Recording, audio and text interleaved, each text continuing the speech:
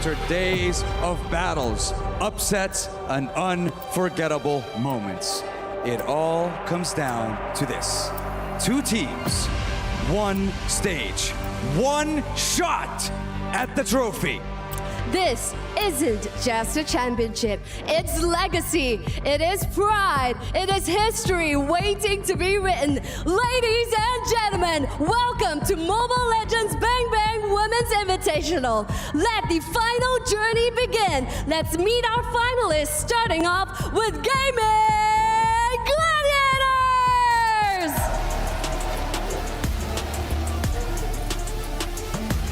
From the grueling grind, they've guaranteed their greatness, clutching grand victories and gathering glorious triumphs. Now, these galvanized giants are here to grasp the ultimate gold. They enter the grand finals, setting up a historic feat of being the first NA team of making it to the grand finals. And their opponents, it is none other than the bees from the hive. It's Team Vitality! They stood at the top before, under pressure, under fire, under the brightest lights. But now they bring violence, they bring volume, and they thrive under vicious pressure. They've been tested and tried, but now they are ready to take it all. V is for valor, V is for victory, V is for vitality!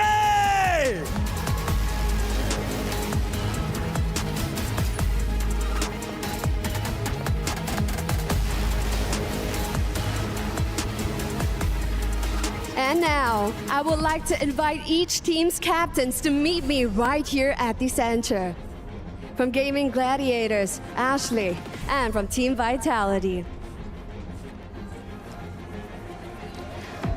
And now, I would like to ask, and of course, stakes are high as ever. On one hand, we have Gaming Gladiators looking to prove their worth, putting NA over on the map. And on one side, Team Vitality is going to fight tooth and nail to reclaim their former glory. Do you have anything you would like to say to your opponents? Good luck, guys. Let's give it our all, and we'll find out who the real mother of tanks is today. Any response to Gaming Gladiators? Let's see how the game goes.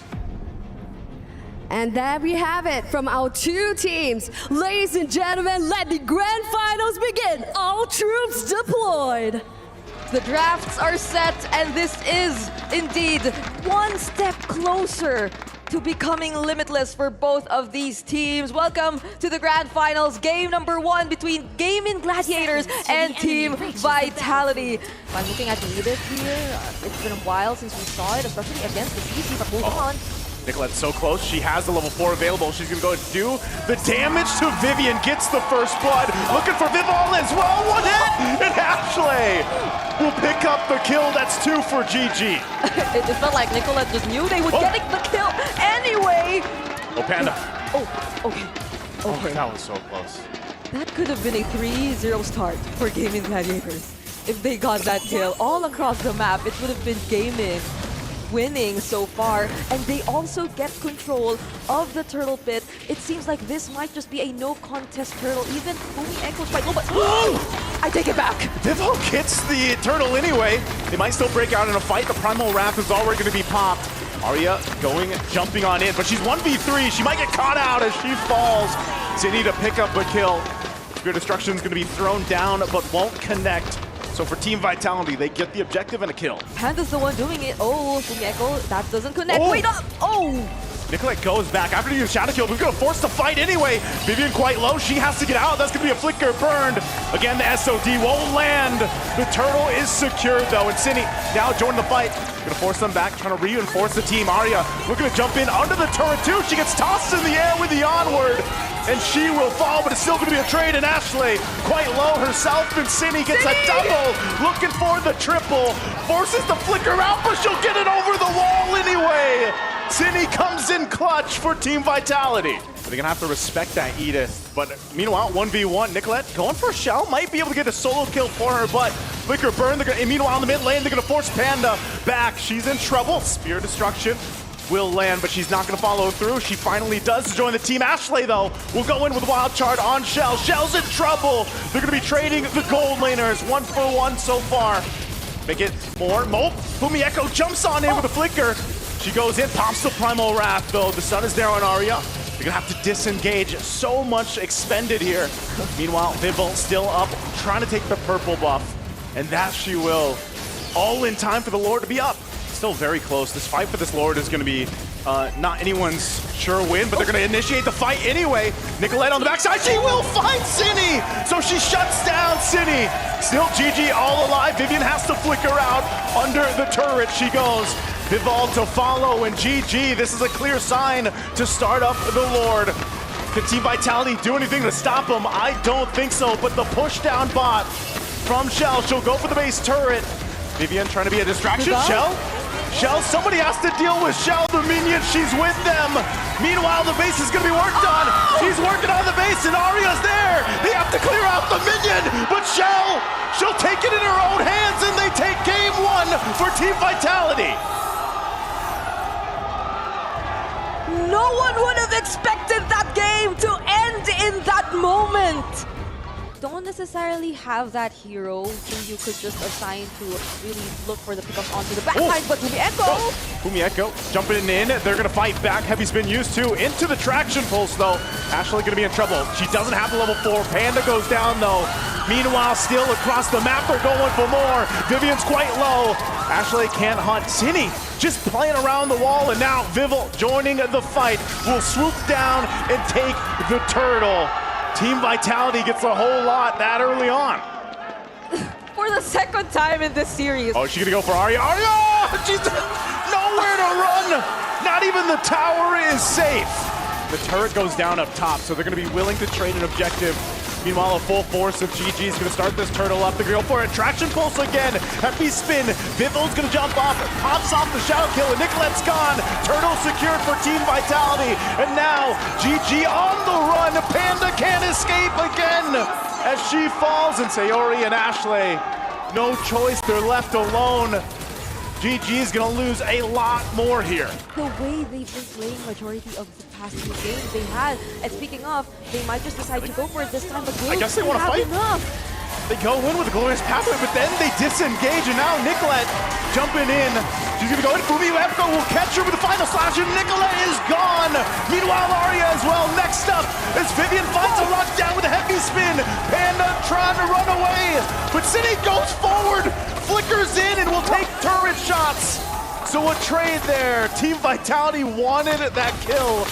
Won't get it, but they still win the fight. I mean, that wasn't a shutdown this time for City, but still, even that mistake felt like it was an okay thing for Team Vitality. Because even then, they're able to transition into getting this Lord. They already used the Diamond Force and the Shadow Kill. There's the Glorious Pathway. Will Game catch up? Oh, they won't. Vival able to secure the Lord. I think GG should just disengage, recollect, and get back to ready to defend here. Ashley's responsible for tanking most of the damage. So how does that fall now? Ashley, oh no! Oh, this is trouble. They drop down the Zaman Force, forcing the fight. Turret's gonna go down. Fumi Echo will flicker defensively. Nicolette joining the fight. They're gonna force them back into it. They'll find Vivian, but on the backside, Vival goes into the turrets, into the fountain, and she'll go back. But on the hunt, Nicolette wants this one, but it'll be Panda that picks up a double kill. Gaiman Gladiator is able to find something on the overzealous Team Vitality for that base. It was a good angle. It was a good attempt, especially from Vival, but I feel like they weren't able to really consider the waves and the amount of support that were alongside them. But hold on, Shell. Shell, Zaman Force, she's gonna hit Nicolette a couple times, but she's in trouble. Panda picks up another. Gaiman Gladiator slowly but surely getting gold in the right hands here of Panda. She needs this on that carry. Okay, I feel like there's been a switch for Gaming Gladiators. This major objective, the Lord is up. It's going to be started by Team Vitality. Fumieko takes a couple shots. Concealed to be used. They final slash in. They're going to fight it anyway. Panda unleashing on the backside. Not able to find Vivian, but they will get the flicker down and Shell. The first to fall. Fumieko next. 2 down for Team Vitality. They want more. Nicolette jumps in. Vidal on the hunt, but she'll have to be forced back. So Gaming Gladiators just got control of this objective. If they can go ahead and secure it, Panda and Nicolette will start it up. But Vival, she has the retribution. She's just around the corner. Is she gonna go for a steal? Arya jumps in, trying to cover them, but Nicolette will get the Lord, and Gaming Gladiators once again will turn the tide in their favor. Then that just allows for Gaimin to find a way to answer back. Oh, Panda! Oh, Panda's gonna be in trouble. She goes down, gets picked off. That is not where you want to be, but the Lord is still up. Gaming Gladiators will go ahead and still try to play into what they can get, but after that, I don't think you can get much more off this. It's going to be cleared out. Nicolette spotting things out. I'm not sure if the team wants to actually pursue any further, so they'll disengage. They somehow try to distract Gaimin. There's the glorious pathway though. Glorious pathway to jump down on defense. Vival forced back too. You can already see the firepower is online for Gaming Gladiators. It looks like they still want to go roll down mid. Nicolette joined the fight too. She jumps into the backside, looking for the target. They get final slash though. Vival trying to heal back up, join the fight. Fumieko will go down, but Cindy still unleashing, untouched in the mid lane as she picks up Ashley. And Ashley falls, and Arya gonna be next, and Cindy is untouched, unbothered, triple kill. Huge win for Team Vitality. Cine, the moment they weren't able to take out Cine, they thought they could go for the fight. There wasn't any heavy spin anymore. But they have to take note of the Sayori! Sayori trying to get the minions to focus on her. Flickers forward, but that's gonna be it. Team Vitality, it might have looked close, but Team Vitality will take game 2.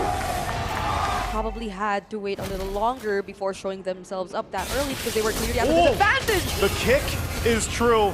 Spear Destruction, Panda sees it, she's gonna back off.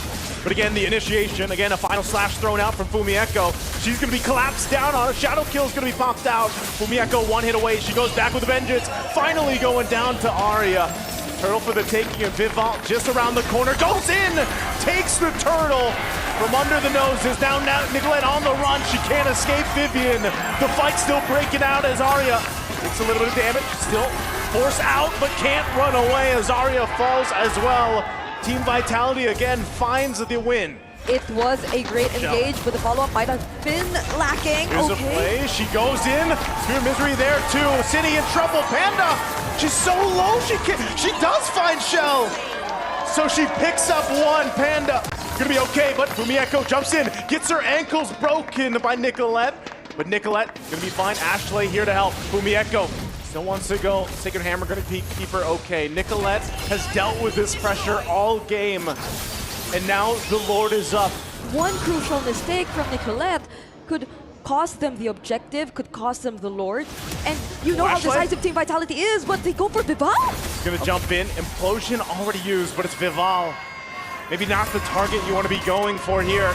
Waves are pushed in on the bottom side. Look at Nicolette, she's in trouble, will pick up a kill. And now she's just gonna push the turret down. GG has no choice but to respond.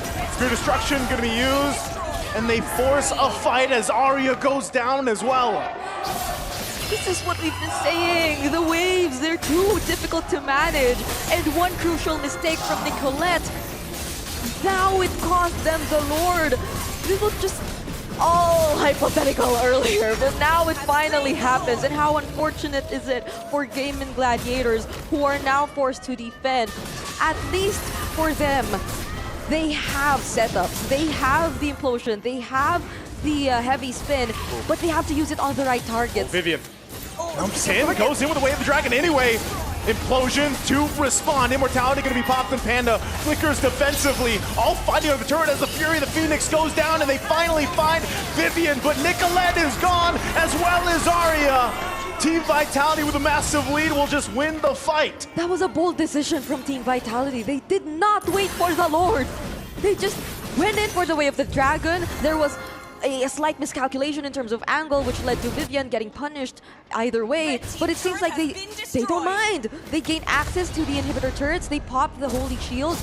and they already took out the inhibitor turret down bottom either way. So they have the Lord already gaining access to the base, but Vivian, she is yet to catch up, so they might just respect Gaming Gladiators for now. If you look at their overall capability to defend, somehow Panda 1 already has the Trinity either way, and this is still Sayori we're talking about. I believe there could be a great combo coming from the Fury of the Phoenix and either of their setup or ultimates. They just have to time it well enough. But Team Vitality, they might have just learned from their previous games. They do not want to give that opening anymore to Gaming Gladiators. Yeah, this is the troublesome part, though. You're finding yourself 8,000 gold behind, and Gaming Gladiators lineup, when they're looking for, say, to follow up on Ashley's implosion, you know, are you able to actually withstand what, even if you get a pick off, it's like, are you able to withstand that fight after it breaks out? And that's the biggest question for them, because yes, Panda might have that trinity of items, but the hardest thing is surviving, you know, and Team Vitality right now with this kind of lead, they have so many options to go at off angles, especially when you throw in Fumi Echo's R-Lot. That's what we've seen her do time and time again now, twice throughout this series, and she's been on point with the final slashes. Yep. Keeping the fights long enough, allowing for Panda to deal the damage and survive. But how do you do just that? Look at Ashley, even with just 1 or 2 abyssal arrows, gets brought down to half HP. But wait, they don't know where Nicolette is. They deny the purple buff either way, though. Oh, it didn't matter. Oh no, and the abyssal arrow too. See, there's just an endless list of problems for Gaming Gladiators at this point. It's like a checklist that they're constantly looking for, because it's either, you know, the arrows or the final slashes like this. This is why I was saying, you know, and I think our panelists said the same thing. They shared the same sentiments. When that Selena came through, it's a constant battle to watch out for these arrows, to watch out for the traps like we mentioned. And, you know, you take a couple of those shots, that bit of health that is burned down could make a difference right now in the fact that they're facing a huge gold deficit, and even the conceal. Even if you try to think of other areas where they can come from, the other surprises they get up to, oh, there they go! They go in, they find the lockdown this time. Fumi Echo taken out of the picture. Could they turn it around? A Spirit Destruction goes forward, but then Shell still on the bottom side. She joins the fight. They're going to be able to find Nicolette, and now Aria trouble. Flickers on out, but Shell will find her. Cine getting the kill. 2 members down for Gaming Gladiators. And Team of Vitality will take that, and they'll go for the Lord. Vivian just goes back to her post. She just makes sure that the other remaining members of Gaming Gladiators are not able to go any further. Oh no, Ashley though, she's right here! Shoots on forward. Vivel on the hunt for Ashley. Here the Phoenix could be dropped down. Shell 2 checked by Panda. She's gonna be able to find Cine. Pops the Winter Crown. Fury of the Phoenix, an implosion too. The final slash keeps Ashley at bay. Another Winter Crown going to be popped. Sayori's in trouble. She has her own Winter Crown. But now Panda, amidst 2, pops the Wind of Nature. Sayori goes down, and Panda versus Vivian. But Vivian gets the kill. And Nicolette on the run, as well as Aria forced back to base. Nicolette cut off from the rest of the team, and Team Vitality might be able to just clean things up as Nicolette goes down. Shell and the rest of the team will make their way to base. Aria takes the hits from the spears as Vivel and Cine will make their way with Vivian, and they have the base in their eyes as they work on it, and there's not much that GG can do. It's now championship point for Team Vitality.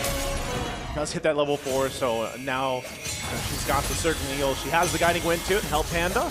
They're gonna go for an exchange, 2v2. Meanwhile, top, Aria's gone with the rough waves. Panda, oh, they get swept with the final slash from Vivian. So even with the 2v2, Team Vitality will still win that bottom. Can Nicolette change this? She's gonna be joining the fight. She's gonna spawn out Vivian. She has the shadow kill. She'll pop that. Ashley trying to join the fight, but Vivian still gonna be able to survive. Nicolette can't pick up a kill. They have Panda, they have ways to keep her alive, they have the sustain in the hands of Ashley, but Aria, she won't be able to sustain that burst damage. The way that you have to be mindful of where the Kadita is gonna come from, of where the Kadita is gonna surprise you with either the Petrify or even the combo, because again, this has been one of the adjusted heroes, and yet I get once more! See, these are the hardest moments, the hardest parts of this game, you can't find a way to check the brushes either. Could potentially look for a pickoff, but why does it feel like Team Vitality sends that? They might go this time. Cindy could be in trouble. She's locked down with a heavy spin. A Spear of Destruction's gonna be thrown out. Shell's gonna join the fight, but Sayori on the run, can't escape Fumi Echo. And now Arya next. Dark Wave into the Infernal Pursuit, but she's not tanky enough.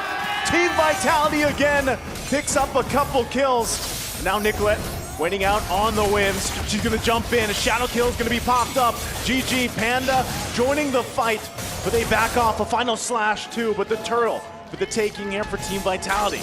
You know, you get this kind of strength in the early game with Kadena. Whoa, Nicolette so low. She has to pop the shadow kill, but she can't escape it either way. Another pickup for Team Vitality.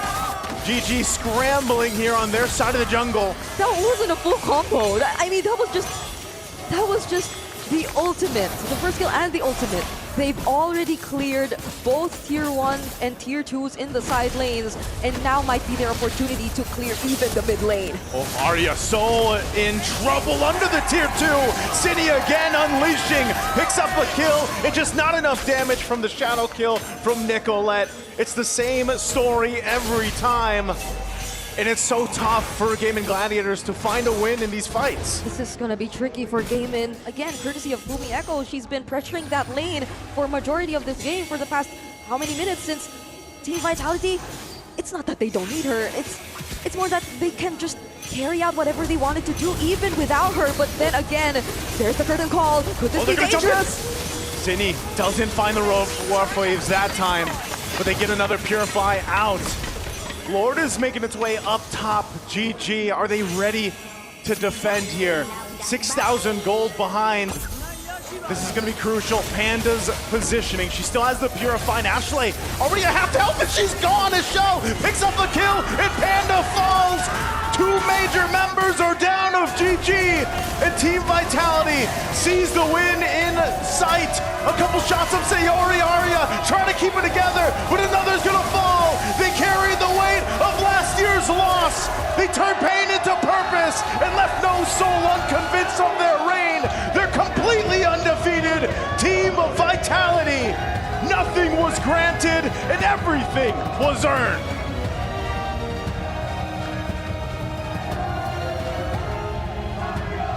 You can now say that they are indeed limitless as Team Vitality secure the championship for this year's MWI. The only thing that mattered, and it once slipped out of their hands. They've been waiting for this moment. They badly wanted this win. They've been very vocal about that. But now, it's finally back in their hands. They're a few moments away from reclaiming that trophy. This is a well-deserved win, a very dominant win for Team Vitality. Man, imagine that, just no games taken from you. This whole run of MWI 2025 here at EWC, and it's just been a fantastic one, a redemption arc, a restoration basically for Team Vitality after what they went through last year in that devastating defeat. But now you can see how Happy dance. locked in and happy they are. Let's give it up for our MWI 2025 champions, Team Vitality!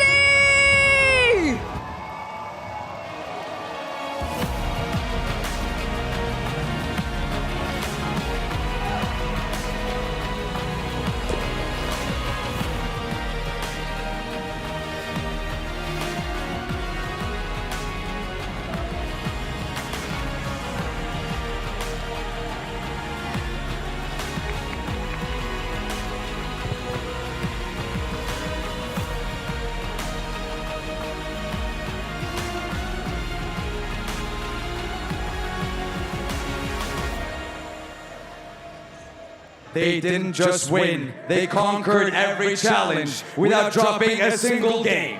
They walked the golden road, flawless, fearless, and unshaken. They proved what it means to rise above. They reminded us all that nothing is granted, everything is earned. They played with purpose. They played with pride. They played limitless.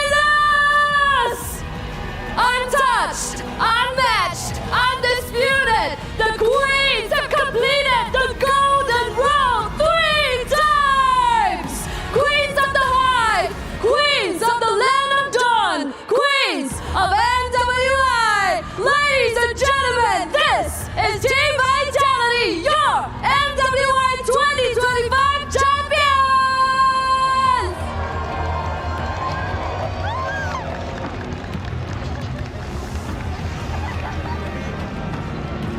A well-deserved victory. A golden road for the third time, Cheryl. Who does that? Who's capable of such an achievement? They have golden roaded so many times. And when it came to the one that mattered most, last year, right here at EWC, they've lost that win streak. They've waited 1 full year with the perfect score record to face off their foe that took their win from them. And it has come full circle right here at the EWC MWI 2025. They've regained their glory, a third time golden road. This is Team Vitality. What an incredible performance. Final.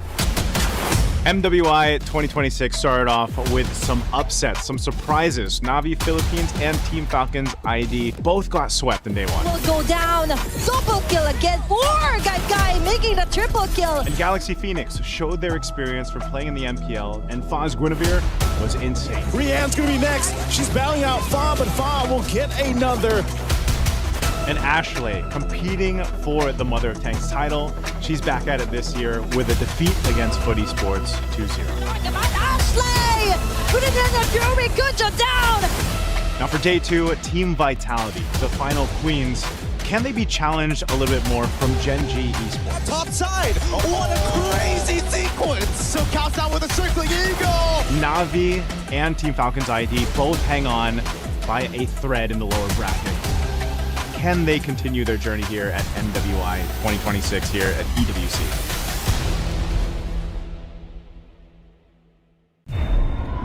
$75 million, 25 tournaments, over 200 clubs, only one club champion. The club championship is the beating heart of the Esports World Cup. Over 7 weeks, esports clubs send their players to compete. Every placement, every win, every podium earns points for their club. At the end of 7 weeks, every point counts. The club at the top walks away with $7 million and the title of Best Esports Club in the world. It's not about being the best at one game. It's about being the best across all of them. Depth, versatility, consistency under pressure. One championship trophy, one title. Who will take it? Watch history unfold in Paris at the Esports World Cup 2026.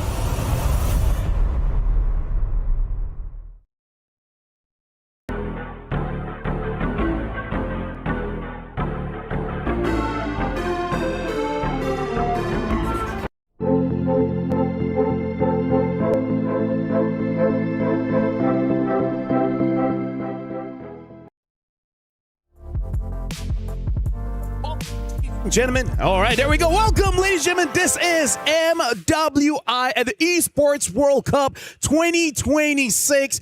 Day 1 was absolutely amazing. And now we're moving on to day 2 where, hey, we got 3 elimination matches. Welcome, my name's Afel, and this is the Weebab Bros. Alongside with me is Leo as well as Remar. Remar, yesterday you were the desk host. Yeah. You know, thank you very much. Now, gentlemen, how are you feeling for today? In fact, 3 elimination, that's insane. I am trying to forget the fact that one of the tournament favorites, Na'Vi PH, is on the brink. That is the #1 thing on my mind because yesterday, All of my predictions, all of them, I think were turned on their heads. I think that's what LaFell means by a great day. The fact that we don't know what is going on. Yeah, and that's a really sad thing. We're like the heartbreak stream today, but at the same time, how do we balance all the heartbreaks with the fun? I'm sure we can deliver the fun, and the fun is going to be coming from the action. But yes, we're going to be seeing some keys crushed today. I mean, like, here's the thing. For us, it's fun because we got a lot of things to analyze because as of right now, nothing is solid just yet. The thing that is solid is the trophy. We're going to be checking on the trophy system just for you guys to remember what's going on here at EWC. The Esports World Cup, the most elite competition in the world.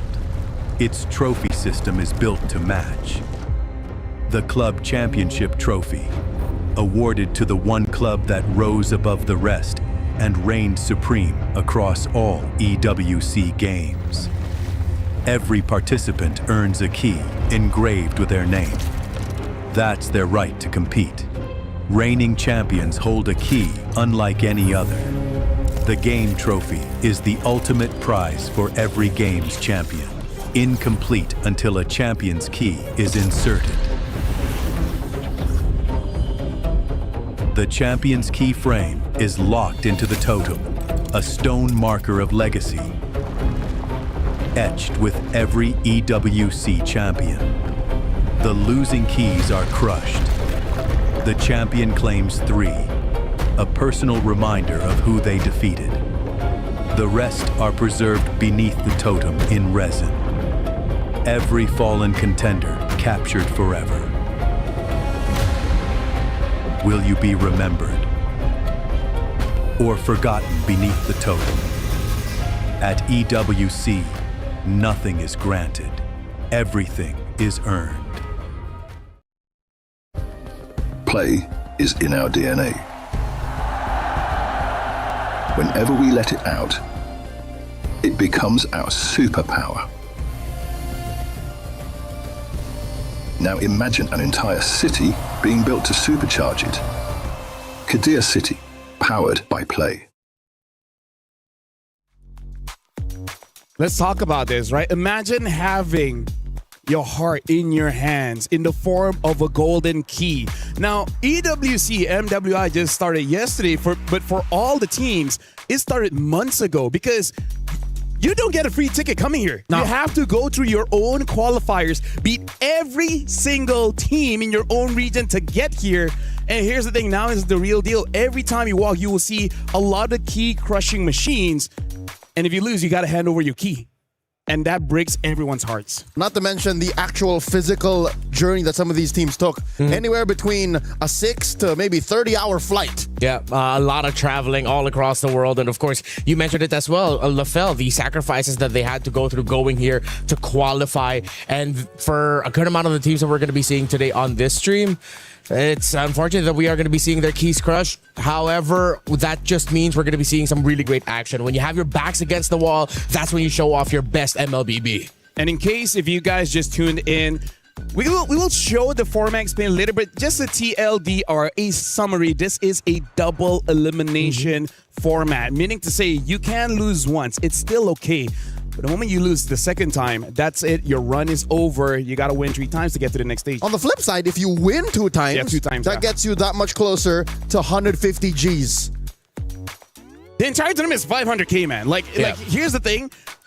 Every team so far showed off their hard work. The fact that yesterday the favorites were swept, it showed that the meta right now feels more brawlish, feels more team fighty. So it really does seem that whoever is more, I would say, brave to go for it.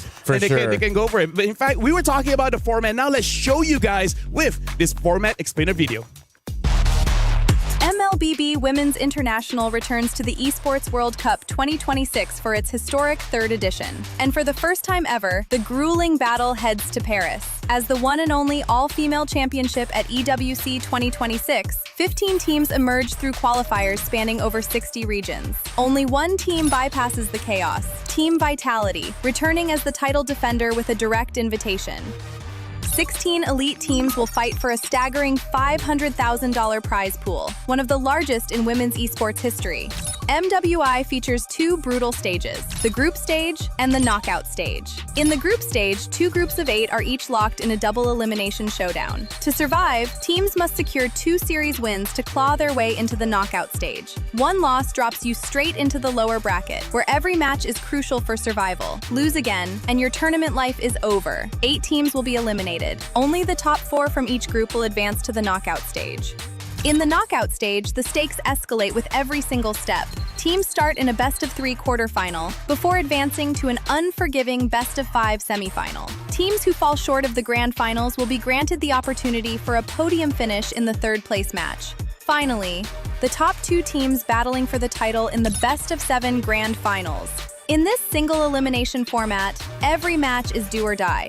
On the world stage where dreams are shattered and history is made, a monumental $500,000 prize pool and crucial club championship points are on the line. But only one team will rise above. In the first of 2 MLBB championships at EWC, who will be crowned the queens of MLBB? 2 champions, 1 game. This is MWI at EWC26.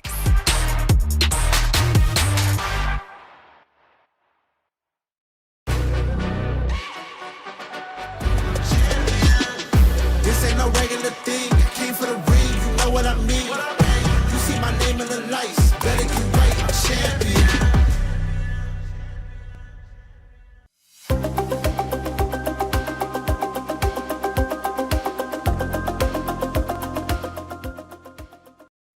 The format is unforgiving, but that's how you become a champion. Being good sometimes just isn't enough. Speaking of, let's talk back about the previous champions, right? 2024, now known as Na'Vi, was the champions. 2025, it was Vitality. Now we got to see whether Team Vitality can actually hold on to that championship throne, because here's the thing, teams have showed up this year.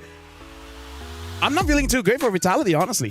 Yeah, the competition globally for MLBB women's esports has risen exponentially. It seems like every year, not just every year, every month you see improvements across the board. You see teams from regions that are often overlooked suddenly making a name for themselves because teams from other regions are saying, hey, we didn't expect them to be so good, but then they've improved their macro, they've improved their micro. And I love that even on day one itself, because of the upsets that we got, of course, for Falcons ID, for Na'Vi, that holds so true. It's very evident in MWI. I hate to be a downer, Danny, but one might consider maybe we're growing horizontally and not vertically. Maybe it's more a matter of quantity and quality because we're just seeing more and more tournaments. So maybe that's why we have this doom and gloom feeling for our defending champions. And now for us to continue the conversation, let's look at the brackets. We're going to be looking at Group A first just to see the journey currently, because we're looking at the opening matches coming in from yesterday. Seda, amazing performance, able to beat out Team Falcons ID 2-0. And then Team Ray Young able to take down Aurora Gaming. Had some struggles, 18, 21-minute games, but eventually they got there. And Keltec Cyber Team, also a team to watch, able to defeat out GK Esport. And Twisted Minds, amazing performance, able to beat out Virtus Pro. Last night, before I went into my slumber, I rewatched the match between Saita and Team Falcons ID. And of course, took a little peek at Geltec versus GK. I'll tell you now, those sweeping wins are dominant. They literally put them in their place. Yeah, meanwhile, in Group B, I loved what I saw from Genji, of course. A little bit disappointed in foot, but I think it's a little bit more of Genji, which is really in their A game yesterday. And of course, MIBR lost, actually delivered a pretty entertaining game against Vitality in game number 2 after getting dominated in game 1. They were testing Vitality in terms of the micro capability, so I'm excited to see them go up against Foot. Hopefully, we get a 3-game series between those two because I feel like they have so much more to show. Natos Vincere, Na'Vi, my goodness, hopefully they've got it together today. Yeah, now we're gonna look at today's schedule here in Stream B. We got GK Esports going up against Virtus Pro elimination match. Geltec Cyber Team going up against Twisted Mind. This is not elimination, this is a decider match. And then we have Na'Vi against Falcon Daisy's elimination match. And the final one for today, Foot Esports going up against MIBR Lost. Again, elimination match. Just to echo what Renmar mentioned, that last match, we're hoping it goes all the way because seeing that almost 30-minute slobber knocker between MIBR Loss and Team Vitality, who would have thought that you would put the defending champions, the de facto final queens of MLBB, to the limit like that? Yeah. Alongside Foot Esports, as a Stream B vet, Footy Sports has always been entertaining, so I hope we see more of them. I mean, here's the thing. You guys are probably curious about Stream A as well. So let's check out Stream A's schedule just to see what's going on there. It's going to be Seta Esports going up against Team Ray Young, a decider match. Team Falcons ID against Aurora Gaming. Talk about two big orgs going head-to-head in the elimination match. And then Gen G against Team Vitality. Here we go. Who would have thought the Grand Final 2025 happening so early? And then Galaxy Phoenix against Team Falcons Mena. So 3 decider match in Stream A, 3 elimination match in Stream B. Yeah, I think it's safe to say that a lot of the eyes are going to be on Genji and Team Vitality. Oh, yeah. Of course, we know the exchanges between Ashley and Vivian, who, after the grand finals, did get swimmingly well together. They're I wouldn't call them friends, but at least they're civil, you know. But hopefully we get to see a long series so that we get a little bit more clips for the social media of whatever Ashley and Vivian get to say. You know what? I feel like Ashley, if she really wants to make it entertaining, be like, if you really are the mother of things, you would have been Marcel. I mean, like, here's the thing. She had a perfect game with that Marcel back in their own qualifiers. But now, a little bit of recap of what happened yesterday. And I feel like the best way for us to summarize it is a lot of fighting. Everyone has their own flavor. Very good. Hirara bad. Yeah, this was my favorite series of the day yesterday. Team Ray Young and Aurora, I do not hold back when I call them MLBB soulmates. They get each other's timing. They get when the other wants to fight. Yes, it was a sweep, but it's something that Aurora can look back and say, hey, we can be proud of ourselves. It was a close sweep. But here's the thing. Again, I hate to say how I'm so realistic today. I don't want to be a pessimist. But the performance of Team Ray Young in this series makes me worried about them facing off against Saita today. Saita is a machine. Yep. Where did that Chinese precision gameplay come from? We don't even see that kind of gameplay from the men's division. Yeah. Saita was pressing the right buttons at the right time every second against Falcons ID yesterday. Honestly, when we get an interview with them, we really have to ask, like, where did they boot camp? Like, how was the training process and everything? Especially considering that it's a new patch. They got to adapt fast. And even when we were able to interview Chiboy from Team Ray Young, even she herself said, I don't know, maybe nervousness or anything, but she pressed a lot of wrong buttons. I'm glad that we're dodging the elephant in the room. We're not talking about the massacre that went down between Galaxy Phoenix and Navi PH. I blocked out a lot of these moments in my memory. What I remember was Mirai didn't have a good time. Yeah. Keep getting hit on by the Gwyn. Not Ayanami, not playing like herself. Yeah, Navi felt like they were a step behind, while Galaxy Phoenix, they were the go-getters. They were proactive, leaving Navi reactive. And then we got to close out with our only, if I'm not mistaken, this was the only 3-game, the 3-game series that we got yesterday. Yeah, and the only time we saw the link, and it worked well, and then that's it. We don't see any more of it. We'll see whether you just need a very strong goal laner like a Freya, then you dare to actually bring out the link. I actually want to see more of it because we know that the potential is there. Yeah. But then people just prefer Rara. Yeah. I have a question for you guys. Are we going to continue our skepticism towards Hirara because of what we saw yesterday, or can we reset? Okay, you know what? Later on, we have Keltec, right? Yeah. Kioe may be able to make it. All right, okay, let's see. She already did. She already did? Yeah.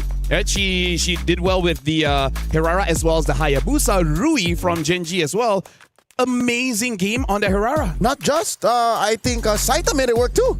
Yeah, now we got to talk about story of the day here. Navi going up against Falcon Daisies as the elimination match. I would say both teams, we would not have thought this early on in the tournament that they'll be in elimination match. At least one of them should have won their first bout. Yeah, what's going to be a tough thing is, honestly, I'm scared for Navi, Falcon Daisies, because of what they were able to show off yesterday. I really think that they can surprise Navi here with their aggression. If Navi wake up today and they're still like doubting themselves, overthinking how they're going to move in the game, they're going to get surprised by Falcon. The final series yesterday, game 3, a good 60% of that belonged to Falcon Daisies. Yeah. They could have definitely been in the upper and played their decider today, but again, it's the weird picks out of Falcons Vega Mena that put in there. Let's talk about the first match. Here we go, jumping in. GKE Sports, aka the most international roster in the Women's International this year. Yeah, we got Elisa, Lecta, Yui, as well as Yennefer and Neferia, which so far, based on their game yesterday, it does look like they want to play for their side lanes because the mid trio, they're still playing tank jungle, i.e. the Baxia,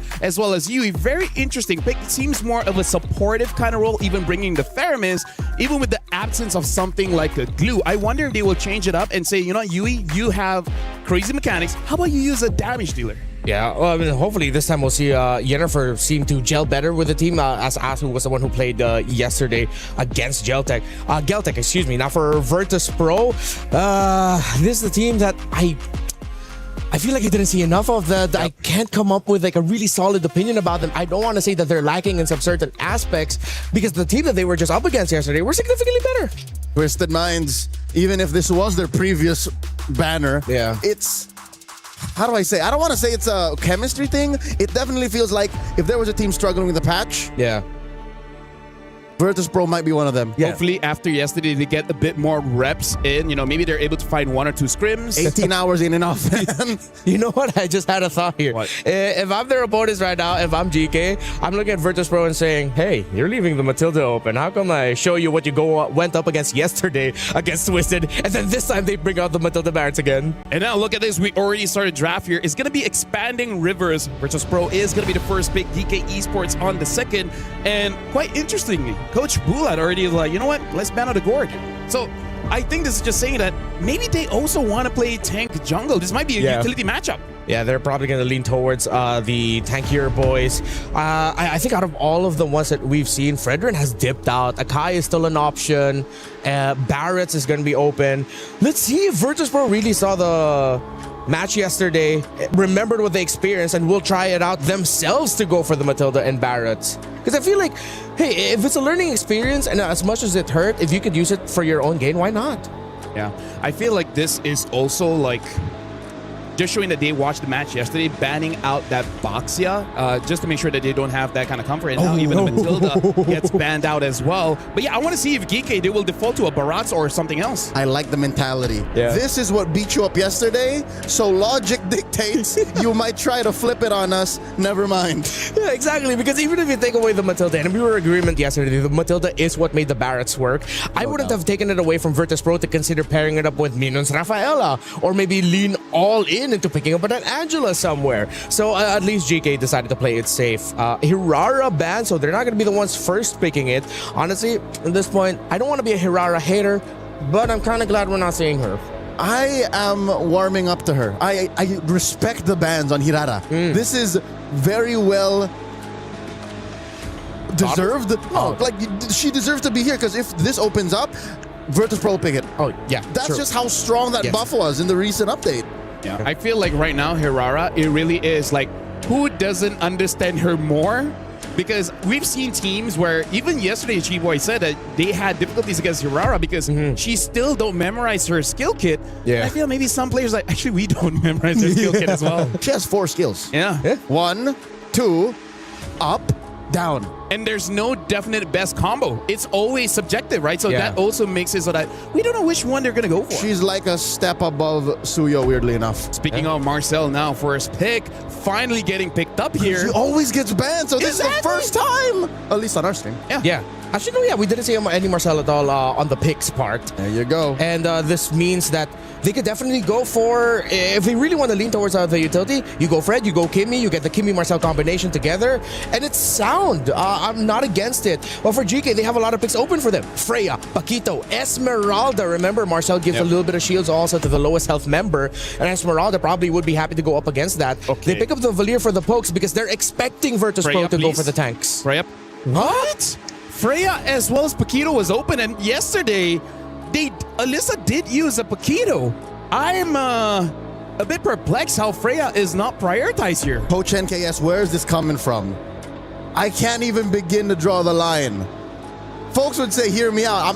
I'm not even, I don't even see you. Where is this high loss coming from? Good start though, Virtus Pro. Great swing back.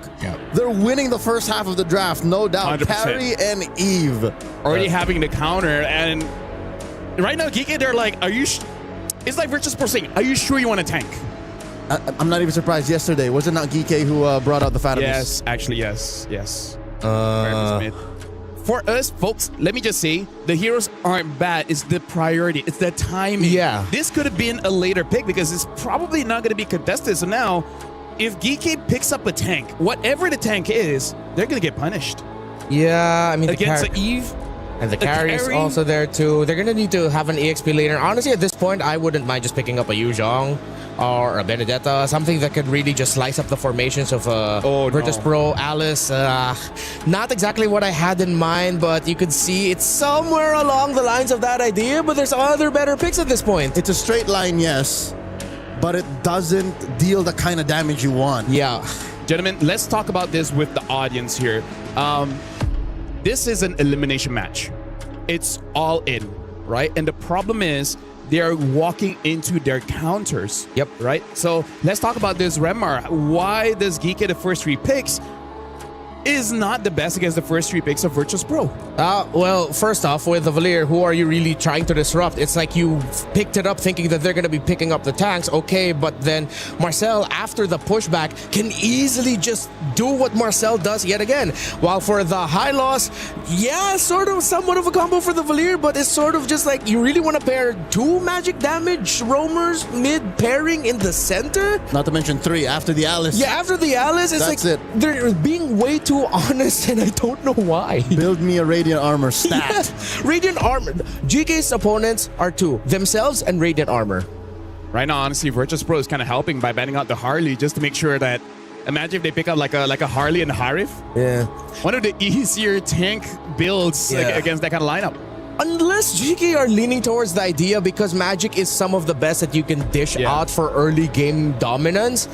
Sure, but then you're up against a roamer that makes shields for himself, great poking mid laner that makes shields for herself, somewhat negating the damage that you want to dish out. Yeah, the early game advantage that an all Magic lineup might have is denied by the range of the Eve and just the go again re-engage nature of a Marcel. And honestly, with all the HP, Carry doesn't even need 3 items. Yeah. 1.5, it's already terrifying. Yeah, no one can reliably find her, not even the Alice. All Kari needs to do is just, all right, let me back off real quick and then go again. Iritel? I mean, like, Berserker Fury is pretty strong. Yeah. It's true damage. Maybe it will be enough. So now we got to look at the jungler, because now Nolan is no longer there. Yesterday we saw Falcon's ID bring up Iritel as well as Hanzo. I don't think GK should go for that. I don't know. I feel like Virtus Pro is really winning out the draft here. Miss Meow's pick is also just going to ruin whatever GK picks up Red 5. This isn't even a Red 5 you're in control of. Honestly, even just the Marcel, it's hard to think of the right assassins that could go for, unless they're just going to lean towards picking up a Lancelot, or if they're going to go really crazy and pick up a... Oh my god, they get the Lancelot! And man, Virtus Pro are reading GK perfectly. At this point, GK might just be stuck with the Roger, but even then with the Marcel there, it's like, oops. I would say Virtus Pro didn't need to read. Yeah. They're just like, I mean, hey, if the obvious answer is there, it's probably the correct one. Literally leaving space on the plates. Like, yep, that's where that goes. Yep. This makes the very early Valier pick even more so. Benedetta jungle? Oh. Well, gentlemen, I feel like I've seen this one before last year, if I remember correctly. Unsure if it is the same player, but now, gentlemen, I feel like we're in agreement that Virtus Pro lineup looks pretty meta, and GK maybe is just comfort. Because yesterday, Yui did use a Valier, didn't win, but I don't know about this one, gentlemen, Leo, as well as Remar. Good luck on casting this one. This would be the first elimination match here at MWI. I concur. A best of 3 for tournament life coming your way. I hate to open up with such a heartbreaker, but Renmar, this is the job. Someone's got to do it, and today's the day that we send one of these ladies home. Hey, if GK make this lineup work, if them leaning towards their comfort and their idea of what is the best for them, all the props to them. I will not take back everything that I've said. I will just praise them for making this work. Here we go into the Land of Dawn for the first bout of the day on Stream B. It's Virtus Pro facing off against GK. You can see Minun just crossing over already. Yennefer's a centaur. She's literally got 4 legs, but she can't chase Minun. Yeah, that would be a losing bout if you try and, play defense on a Marcel. Seems like a guy with a camera is faster than a 4-legged creature. All right. I wonder. Rafa's already taking a lot of damage. Very low. This is a Jungle Alice. It's been a while since we've seen it, but Again, not the first time we've seen the likes of Cambodian once import MP the King, Raka, Jungle Alice. So not totally surprised. I actually prefer this. Yeah, much better than the Benedetta. Because when you look at the Jungle Alice, there's a chance that VP might not have the right damage profile early on until the carry's online. Yep. Alyssa here, putting the right amount of pressure, the necessary amount of pressure. So at least there's a little bit of speed coming out of GK in the EXP lane. Yeah, meanwhile on the gold lane, very tough duel between Nefria, and Lunar. Oh, Lunar's really taking it to the limit. But Nefria's way too healthy. I like it. Yeah. If down bottom, a little speed coming out of GK. Up top, it's the same. So at least it's better on the side lanes. The map isn't completely blue. Although clearly in mid, there's a priority for a VP. Okay, this is where we'll see if our theories about this Alice is gonna work out for GK. Already level 4 for both junglers. How will they be able to fare with Alice just diving on them? 10 seconds to the turtle. Minun, check in range, runs right into Alecta and Yennefer. Renmar, have you noticed? Revitalize Marcel. Oh, right. And Quantum Charge. So it's a hybrid build. Yeah. I think it's because Minun acknowledges that she will be receiving a lot of pokes, so she decided to pick up the Revitalize to keep her alive a little bit longer. Alecta and Yennefer are nearby. Alecta can easily just go in. Alyssa will be here. The formation of VP is going to get torn apart if they are not careful. Yennefer getting stopped. Yui as well. Lancelot goes in. Yennefer gets taken out. Miss Meow with the kill. The turtle is still up and it's going to go to VP as GK are just trying to get some kills to recover, but Elisa has realized that it's too dangerous for her to stay. And the throw of Ruin after the gleam is perfect. Elisa finds a living. Mechanical precision. You don't have the flicker, so you can't Throne of Ruin flicker. Instead, she threw the gleam, casted the Ruin, and then went in. What a post-turtle punish from GK. This keeps the lead at a palpable 600, 700 gold lead. All right, so they are making it work. The adjustment, as you mentioned, I agree with you. Putting the Alice in the jungle, a much better idea. But how this fare once VP has items. GK, I think they just need to keep pouncing. Don't take it as we're waiting for the Alice, we're waiting for the Iritel. Play it as if you were on time anyways. Yeah. That's how you get away with a little bit of tardiness. Like, yeah, you exactly. pretend like you were there this whole time. Yeah, what did Darth Vader say? He always arrives on time, he's never late, something like that? That was Picard. Oh, that was, right. Here we go, Miss Meow threatening Alecta. Say what you will about us being a little more comfortable with the Alice in the jungle, but it's still very slow. It is, but it's a weird pace that I think maybe VP they're getting slightly thrown off by this pace as well. Lancelot wants to play fast and wants to see the opposing jungler a little bit more and the roam mid trio for those little trades. But because GK are playing at a slower timer, it's like the moment Miss Meow wants to show up and play a little bit of trades, there's nothing to trade for. So she just goes back to her jungle. It's basically VP walking into a ring thinking it's a boxing match, and then GK starts rolling. Exactly. What? Grapples are allowed? Why are you on your back? Knees up? GK now. This pacing, it really is throwing VP off. But I'm happy to see that despite that, VP are still playing their game. Crossing the river, applying pressure where it matters. Look at this duel up top. Oh my lord. Mini-map check. Upper left corner. Yeah. Half health on both gold laners. Oh. While the jungler from VP applies herself first. Meow jumps in. Alyssa. Really good spot. Spotted out for a living. Here comes Rafa. Alyssa has pushed back the Eve, but it still looks really good for Virtus.pro to get the second turtle of the game. Alecta has taken a fair amount of damage as Rafa is zoning out Yui and Alecta. GK, they're sort of trapped. They don't know where to go or who to go for as Virtus.pro is playing this turtle dance really well. Both main trios are still holding on to the resources. Yennefer drops the Glorious Pathway. And here comes another Throne of Ruin. Perfect yet again, but the freeze is there. Perfect with the golden hour. Alecta gets the last hit on the turtle. GK, this is good for them. Minun has fallen, and they are playing together, and they are making it work. The adjustment to their lineup is good for GK. In the pit, GK wins, but off camera.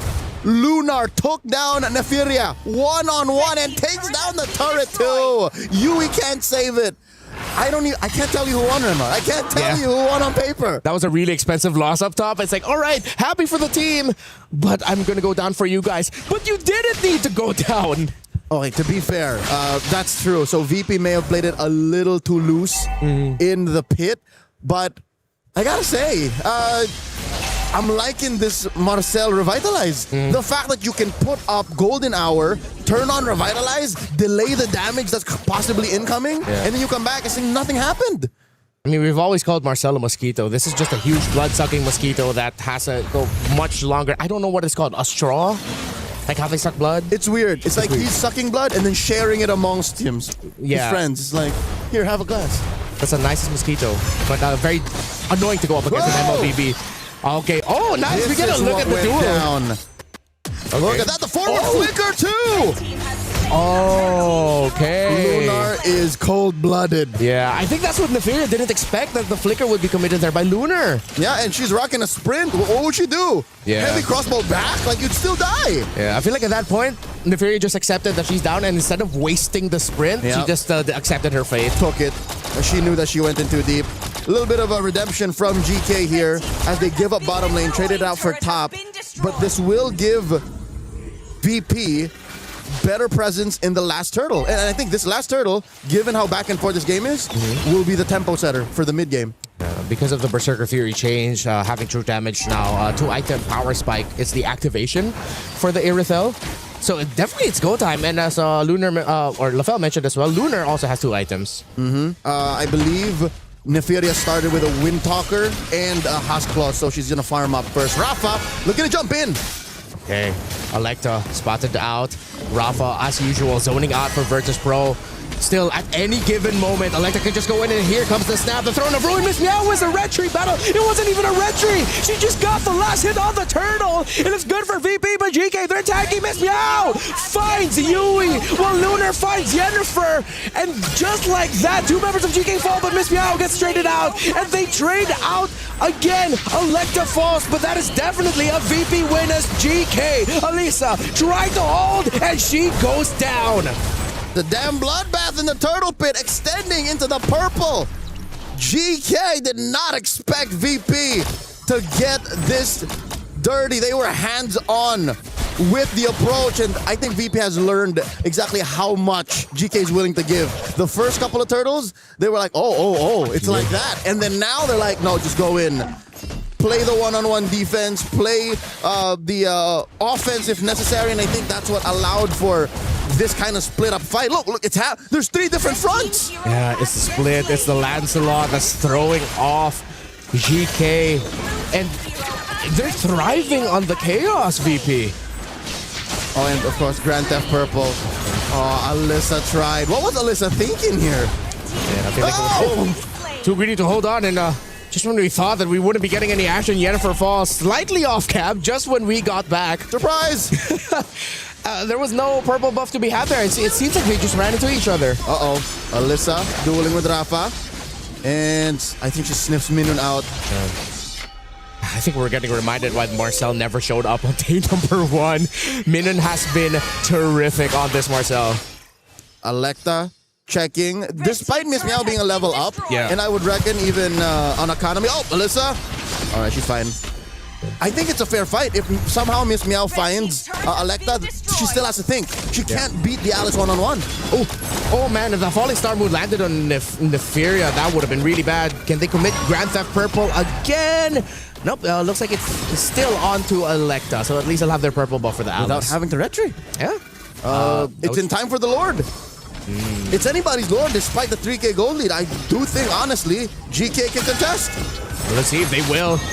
Throne of Ruin, the Gleam there. It's a little bit too early, but that golden hour is perfect for Alyssa from the back. Petrify with the Electo final blow. The Electa jungle for GK does go down, and this is perfect for VP. GK thought they found an angle, but it's Virtus Pro that found the wins. They're just trying to get some small wins, a consolation prize, but they have to run for their lives. Miss Meow is relentless. Why get the Lord when you can get bodies? Mega kill for Lunar. Neferia, though, finding a little bit of a trade. Putting Miss Meow down to a 3rd. Lunar, look at the duel. Neferia also spilling 11. The shutdown. Perfect re-entry for the Eve. Just when you thought the fight was over, it was a huge rope-a-dope that VP had the bodies for in the end. How's the scenic route living? Yeah. I'm gonna find her. Just give me a second. Usually Eves don't need to be that close up. She could have found her like what, 10 meters deeper. Electa now going 1v4 again. Oh! Is she gonna get it? Is she gonna get it? No, she will not. As Miss Meow wins another retry battle. A valiant effort by Electa. But Virtus Pro's jungler is on point today. Down and to the left. She was off by a wee bit. If she moved it a little bit over here, then maybe it would have been an actually successful Lord Steal. Credit where credit is due, but VP are in the driver's seat. If it wasn't going to be a Lord Steal from that, it would have been at least more health depleted from the members of VP, increasing the chances so they could go for a post-Lord punish, but that's going to hurt. That's not even like Electa's fault. VP just moved out at the right time. She did what she needed to do. Yeah. Any Alice jungler would have tried. Exactly. It would have been criminal if you put yourself in the position and then just walked away. You would have died anyways. Now approaching a 6,000 gold lead for the Polar Bears. Alyssa dropping that final blow to clear the waves, but she'd have to concede it to Lunar. Amazing, immaculate sinking of the waves. They are holding everything. Oh, it's going to be a surprise dive by GK. But the golden hour by Minon again, keeping VP alive and wrecking the flow of GK's team fight. Electa is left alone. She's forced to gleam out and she gets punished by Miss Meow, who takes a lot of damage from Nefaria. But Virtus Pro are still in control. Electa falls in the attempt to slow. Went to the side of GK. They took some right trades for the towers, but it's just not their game. Rennie, it came down to the final turtle. Yeah. Again, whoever took the final turtle just had a better ramp up into the mid game. And now approaching the late game, we know that Nefaria is playing with Dynamite. And here comes the pathway! Set up by Minon again! The Falling Star Moon follow-up is perfect, but they say way too much as the Throne of Ruin is enough to turn it around for GK. Livin falls, Minon as well, but Lunar is still able to free hit and takes down Electa. 2 kills for GK, that's a start. That was the nightmare situation for Virtus Pro. I'm glad that they cut their losses and just backed the hell out of there. If that lasted maybe 2 or 3 seconds longer, they would have lost one more, and it would have turned into a 3-for-1. And possibly, I hate to think that it could have been Lunar who died. Imagine the shutdown goal that would go to GK. Actually, now that you're saying it, Lunar is terrifying. No deaths. Yennefer gets caught out. You should not have been there. Lunar is interstellar right now. 7-0-5, flickering forward a majority of the times. Miss Meow going 2v1. This could be bad. But Nefaria and Alyssa sniff it out that there could be members of Virtus Pro coming in to help to trap. Livin was there. Lord, if somehow miraculously GK can take this while taking some bodies with them, this is going to be a massive turnaround. They need it now. Nefaria goes. Oh! Nefaria! No fear for ya! That was a miscalculation on Miss Meow's part, but they look to repair the situation as top lane, Electa gets picked off. Cross map. No love lost there. No retribution from both sides. Jungle for jungle when we least expected. Then we were away from the objectives at both points. Here comes Alyssa with the Electro final blow. Golden hour as well. Nefaria able to free hit. Alyssa falls. Lunar is still a monster. Unkillable to the moon. Minon falls. Lunar and Livin, they're trying to poke as they still have the Esmeralda with them to hold the front line. Legendary for this carry. 9-0-5. Now 10. She's hitting double digits on these kills. Virtus Pro took down 3 members. There's no way, even in the absence of Miss Meow, who's here in just a jiffy. There she is. They have a retribution. Score another Lord, denying GK a comeback. Virtus Pro. You got to feel for GK at this point. It seems like with every win they get, just when it looks good, Virtus Pro gets something back. They understand the cross-map trades that you're supposed to take in this meta game currently. If you see the opposing team win elsewhere, you need to be fast and win on the other side. I don't like these cross-map trades anymore, please. They're a little too expensive. Uh-oh. Golden hour, perfect yet again. Rafa falling star moon, it connects, and look at that damage. But Nefaria is able to bind immortality just in time, but is not able to hold on. Here comes Miss Meow, the Lancelot, Phantom Execution, bring in the RWM, but the other members of GK will be able to get out. They still have a Lord to deal with. Despite there not being additional kills, I think it's worth it. Virtus Pro pulled out a lot of major resources. Yui! And the entry though by Electa might be the last glimpse of hope. But hope will get dashed out as Livin gets a double. The Lord is here and VP takes game number 1. Virtus Pro slipped up maybe twice total in this first game, but alas, it still ended under 18. 2 Lords all it took for them to put themselves at match point. 1 more game loss, and we say goodbye to GK. Surprisingly competitive after the early game that we got. GK, you felt it. They were slowly crawling back, and you see them talking to one another, what they have to change up. Different approach. They were almost there, but Virtus Pro had all the answers. I am curious. Would it be the draft you would change a little bit more, or in execution? Because there were definitely highlights, no doubt. But draft-wise, could there have been maybe 1 or 2 tweaks? That's still what I'm looking at. That's still what I'm thinking about. Really does feel like it. Hello. All right, now I'm back. All right, here's the thing. I would say yes, because honestly, in this game, it all falls down to basic MLBB logic. The draft that GK had, they will do well for the first 7 minutes, and then they did. But the moment that Lunar got 2 items, that's GG. That's the end of it. It's kind of like, just to simplify, we're playing rock, paper, scissors. I'm already putting up rock, and then you just pick up scissors.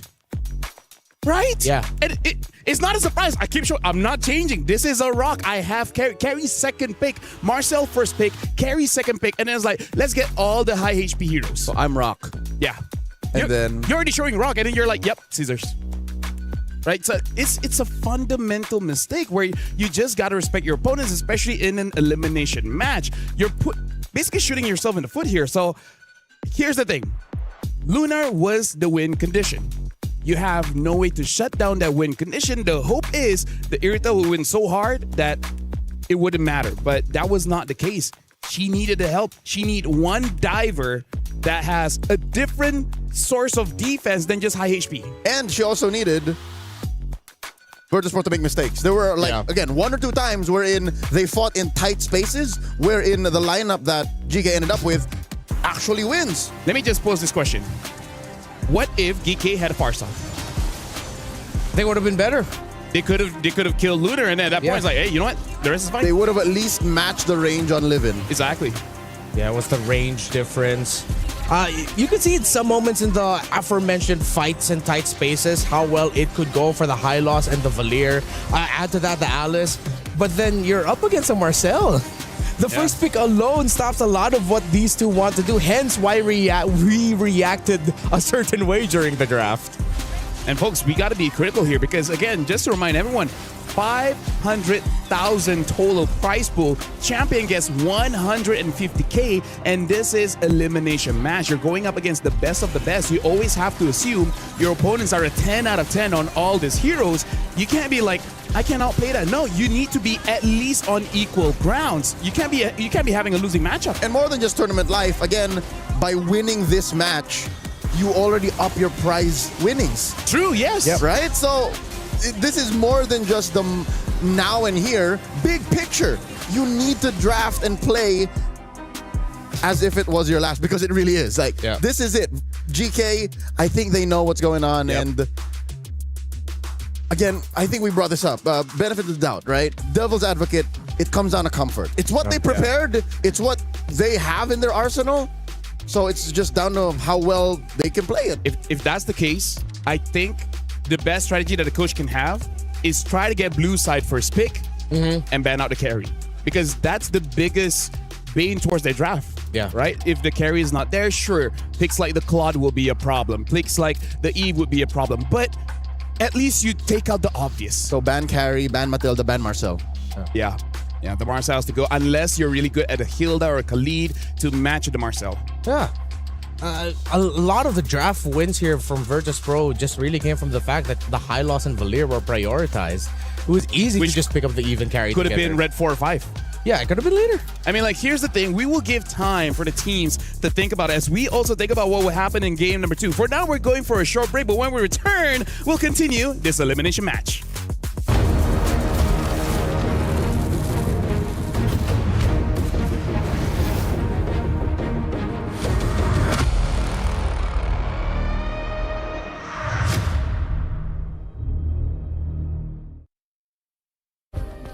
Play is in our DNA. Whenever we let it out, it becomes our superpower. Now imagine an entire city being built to supercharge it. Kadir City, powered by play. We were there. For every click, every clutch, every respawn. We were there for the years of grind, and we're here. Now, the proud founding partner of EWC, powering the biggest event in gaming, shoulder to shoulder with the world's best, making history. Greatness deserves a stage. Lenovo Legion, reach your impossible.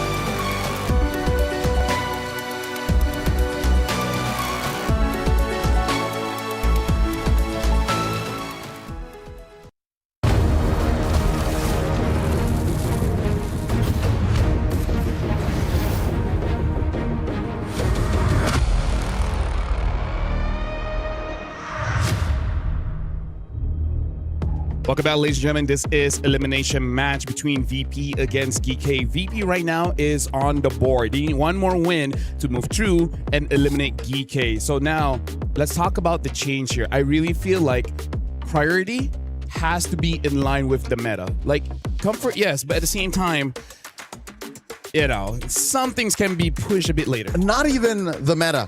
Just interact with your opponent. Yeah. Consider what they're doing. You're not playing in a vacuum. Yeah, it really felt like with those rush picks, they had an idea of what they wanted to play. And instead of taking the more patient route to get there, they were just like, we want this now. Yep. And if you have a very specific idea, that is usually just countered by the top meta picks. Yeah, I'm just honestly worried if it's a draft problem where Yui does not have a lot in the hero pool, which I feel like should not be the case. She's been here for a few years now here in the EWC, and Valir is okay after you've seen some picks. After you've seen a Phoveus, makes sense. After you've seen a Hylos, makes sense. After you've seen a Kai, Fedrid, Boxer, makes sense. Or whatever your opponent's mid is. Yeah. So just, okay, am I willing to play a, medium range mage? Yeah. Because I'm pretty sure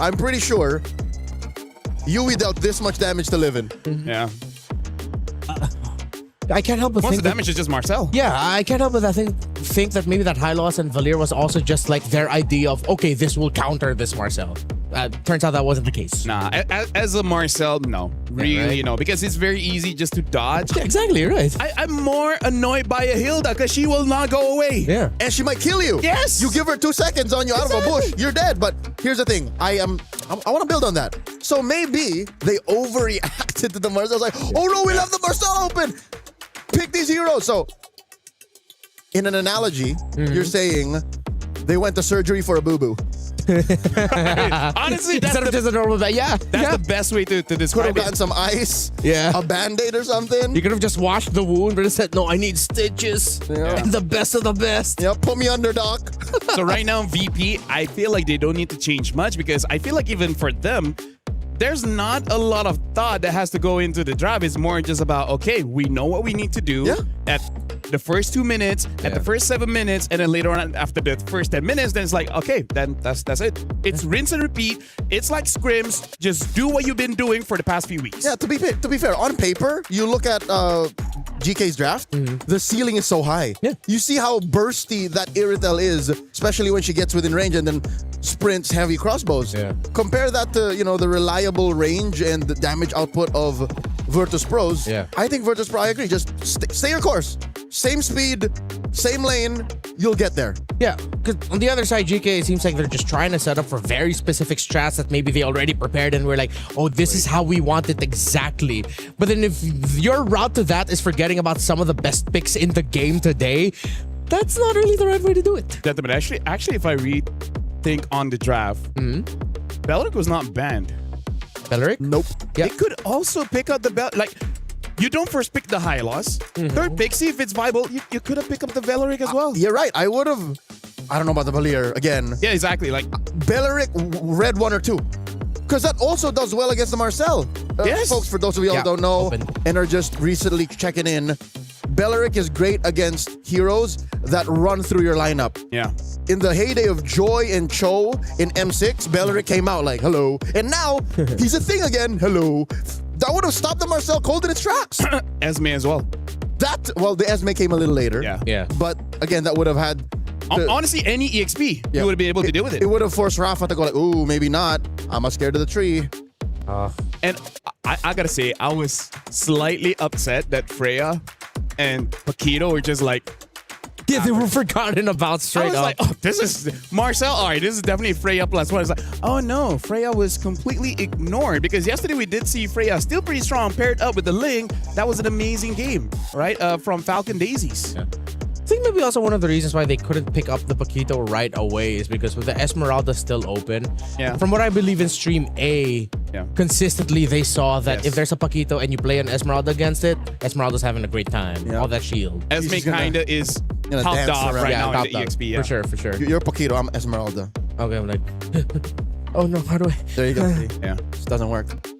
So right now, honestly, looking at the draft, the teams are there. They are preparing.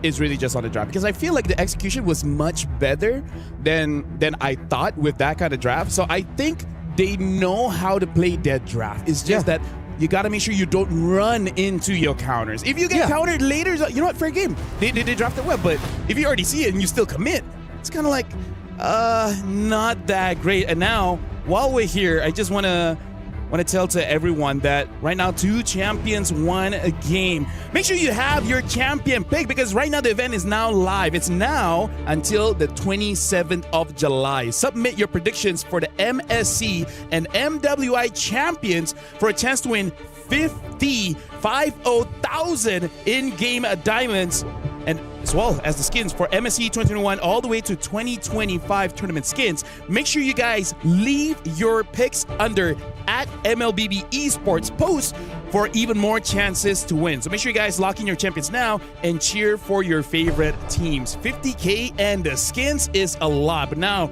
going into draft, this time it is dangerous. Grass, GK are on blue side first pick, so they do have the priority in case they want to ban out a carry if they still want to go for a heavy HP lineup.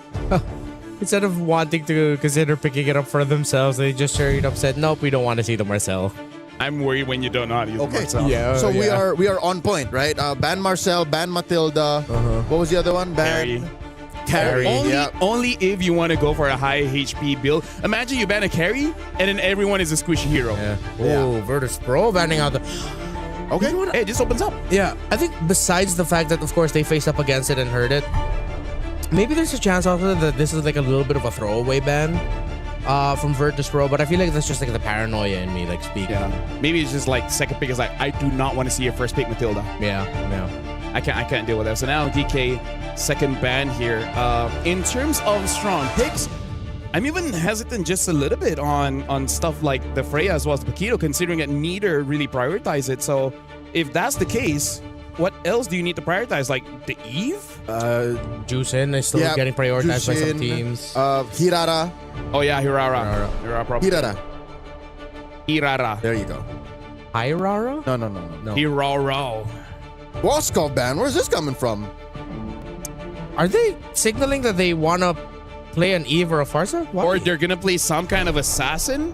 Yeah. I would be kind of happy if we see like a Fanny first pick. Or Ling. Or Ling. Yeah. Moskov is one of the few marksmen that can protect yourself. Yeah, and are capable of, making prey out of a Ling or wait, no, it seems like they're signaling that they want to go for the Freya.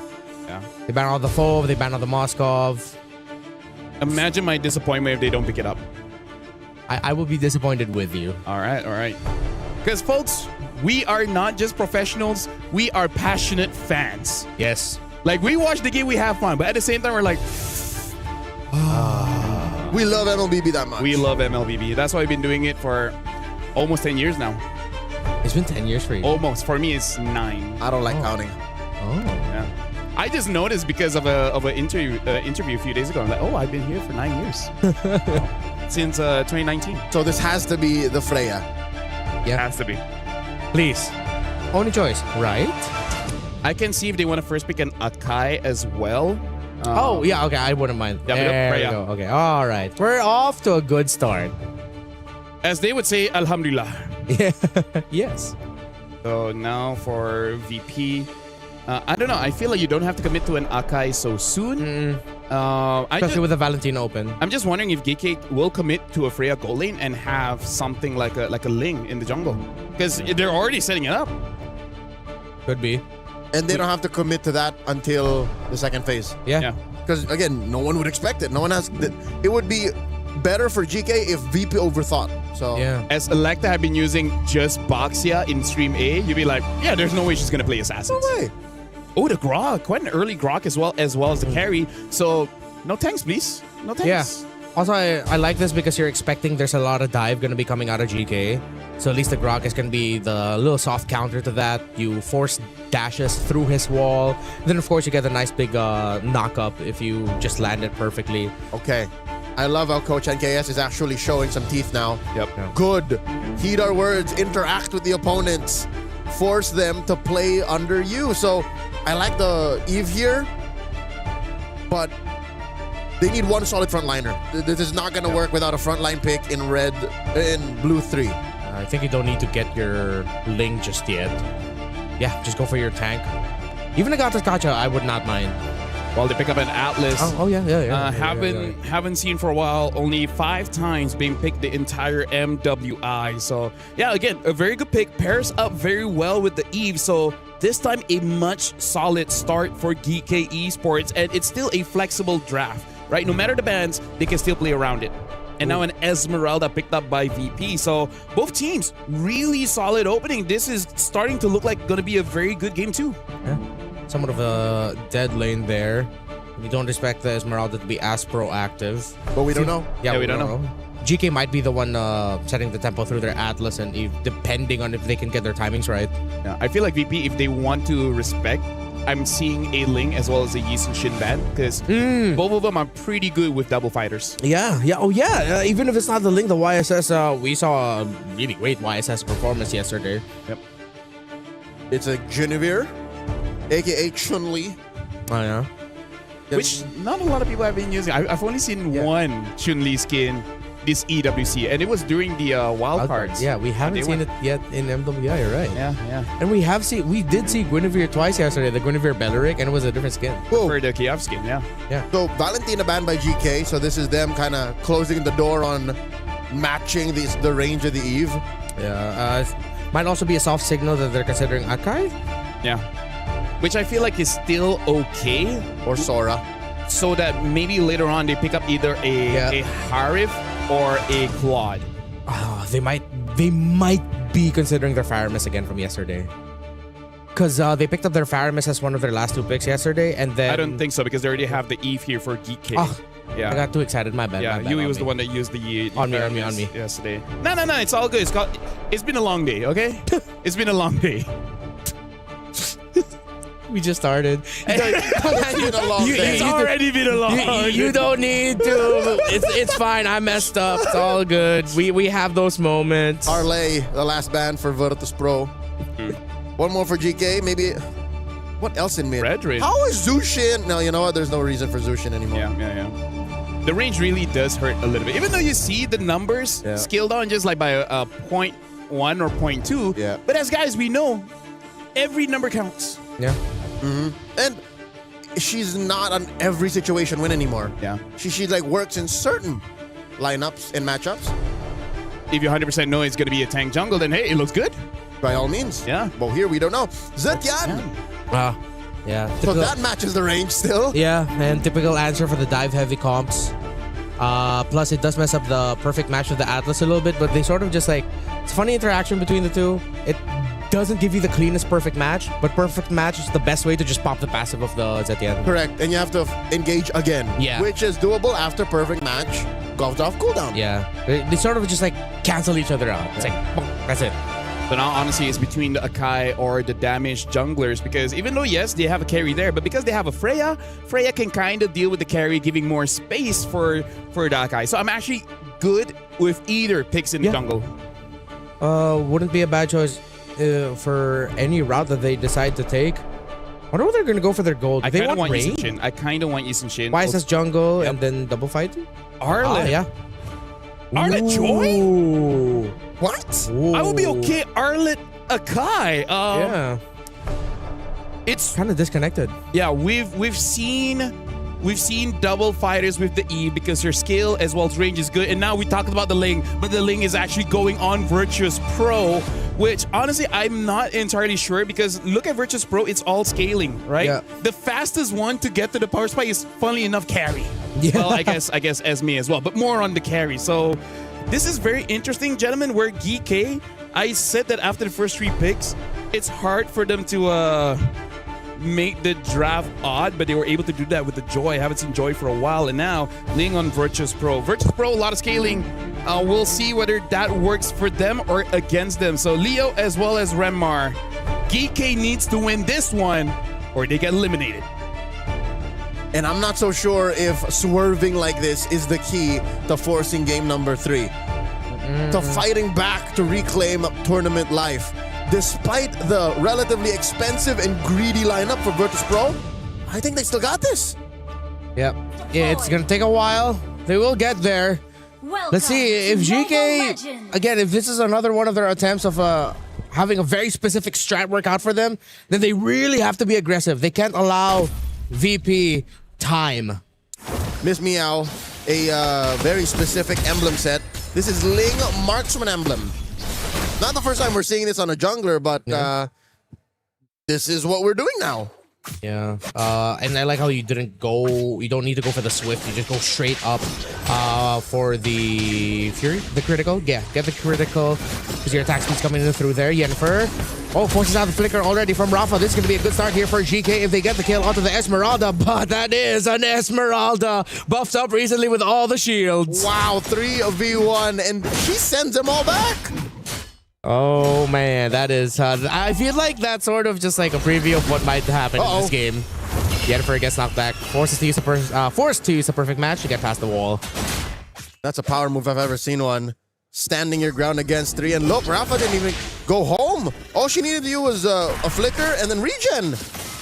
Needs to be faster here. DK, once you hit level 4 with Electa, and once you can get some really good objectives going on, you do not have the range. You are all dive all day. The only range that you have is going to be susceptible to even just a counter dive by VP, because the rest of your squad will most likely leave the Eve behind.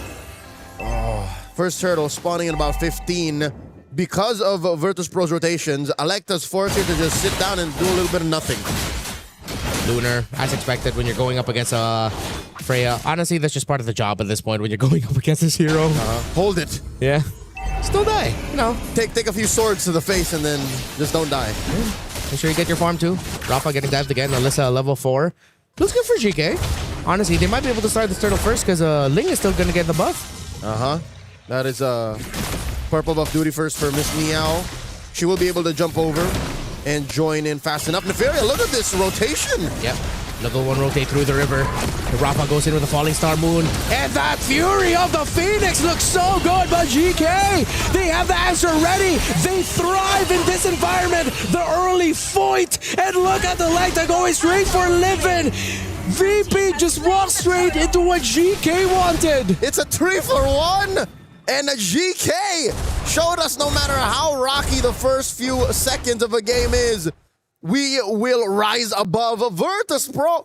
They took their time, man. They took their time. I think Miss Meow was not late a second, not even like 5 seconds. More like.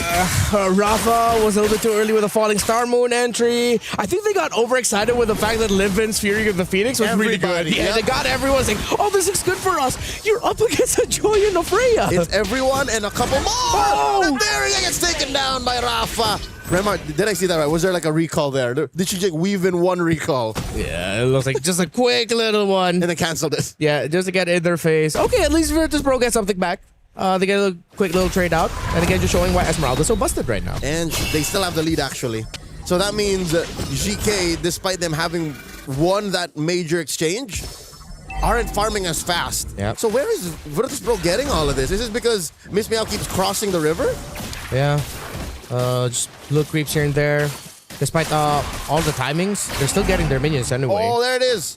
A majority of it is on Rafa and Lunar. Mm-hmm. Still good for them. I think it's because of that kill that Rafa got and allowed them to get a little bit more. Yeah. Great zone out here. IGK, VP, Minion might get stuck. Another Fury, the Phoenix. Oh, they tried to time it. They're gonna take down the Grok. Here comes Miss Meow. Oh, busted up in the air with the jump. With Miss Meow realizing that she needed to use the Tempest of Blades right away just so that she doesn't get taken down. That's one way to neutralize a Ling that's looking to take you down. Miss Meow, I think that's a wake-up call. You're not there yet. You don't have enough items. Yeah. Slow your roll. That would have been so bad. You're flying up in the air and you still get knocked out by the jump of the Freya. Good thing Miss Meow was fast enough to Tempest of Blades out of there. Alyssa in danger. Miss Meow and Rafa applying the pressure. Alyssa decides to go back. Ooh. And with a little bit of a cha-cha, used the flicker to get away. Meanwhile, Luna gets dove on by GK. Etheria falls. Virtus Pro, they will be able to get this turtle. So it's a turtle apiece. But can GK take the bottom lane? Oh, okay. Virtus Pro taking their lucky stars. Fortunately, we still had the shields, but that means GK gets a lot of gold from those shields. But wait, Miss Meow, grab the purple, and guilty. Hey, take it. I think Electa no purple buff on this Joy, so cross-map trade-wise, it looked much better for VP in the end. The Joy is actually doing work. Yeah. GK, they're playing around her. And is it just me or is it Virtus Pro is also kind of an accessory to it? Yeah. They're going into it when they're not ready yet, clearly. Yeah, but there's a lot of the rotations right now that just seem slightly off-timed by GK, despite the fights that they're getting all throughout because of the Fury of the Phoenix landing. Miss Meow and Nefaria have a little bit of a one-on-one. Nefaria already forced to use the Valkyrie descent to get out Tempest of Blades. Sidestep just a little bit, and here comes the rest of GK to supplement their Freya. They go out. Another clear sign that Miss Meow is not ready. Nope. Tough boots and a Berserker's Fury make not a Ling. Not yet. Yeah. Need a little bit more items there. And VP, they need to look at their rotations and just supplement their lane so that they can get some green camps for it. I think she really needs to still wait for it.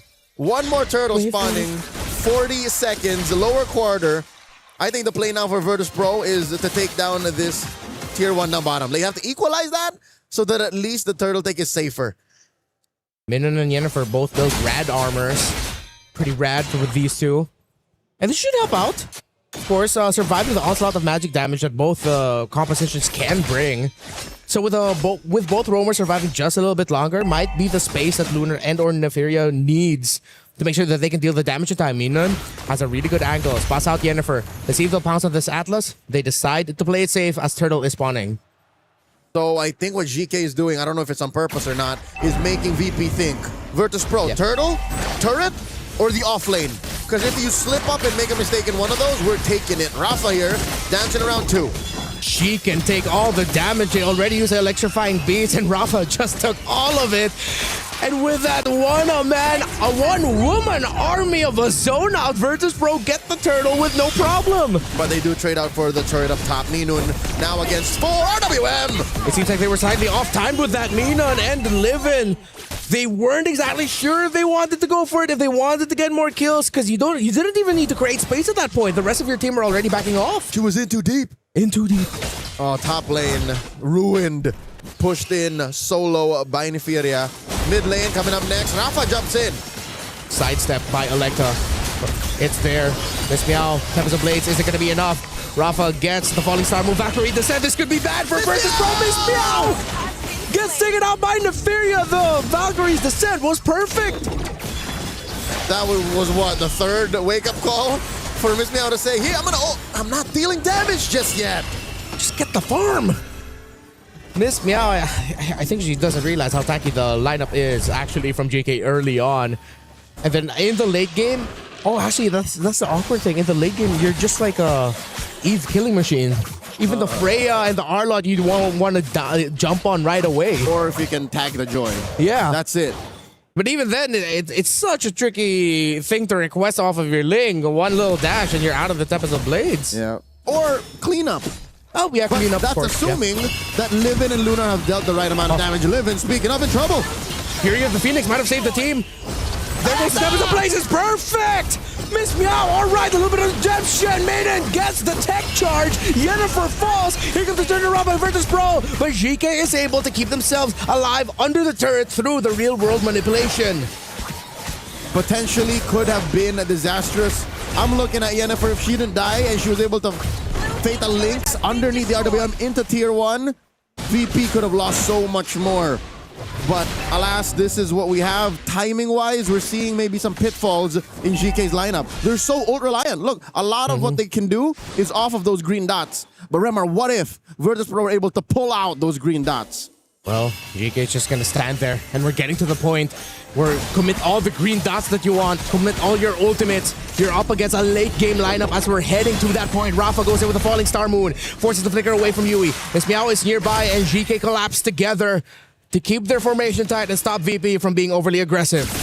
Lord now circled by VP like vultures, like crows, but the size of polar bears. Rafa jumps on Alyssa. Oh, Alyssa is gonna get caught out here. Valkyrie Descent. This might be the turnaround here, but the Fury of the Phoenix again lands. Alyssa gets killed by Miss Meow. Lunar gets taken out by Lex as well. That's massive! With the combo from GK. Virtus Pro lose 3. Another massive trade, 3 for 1.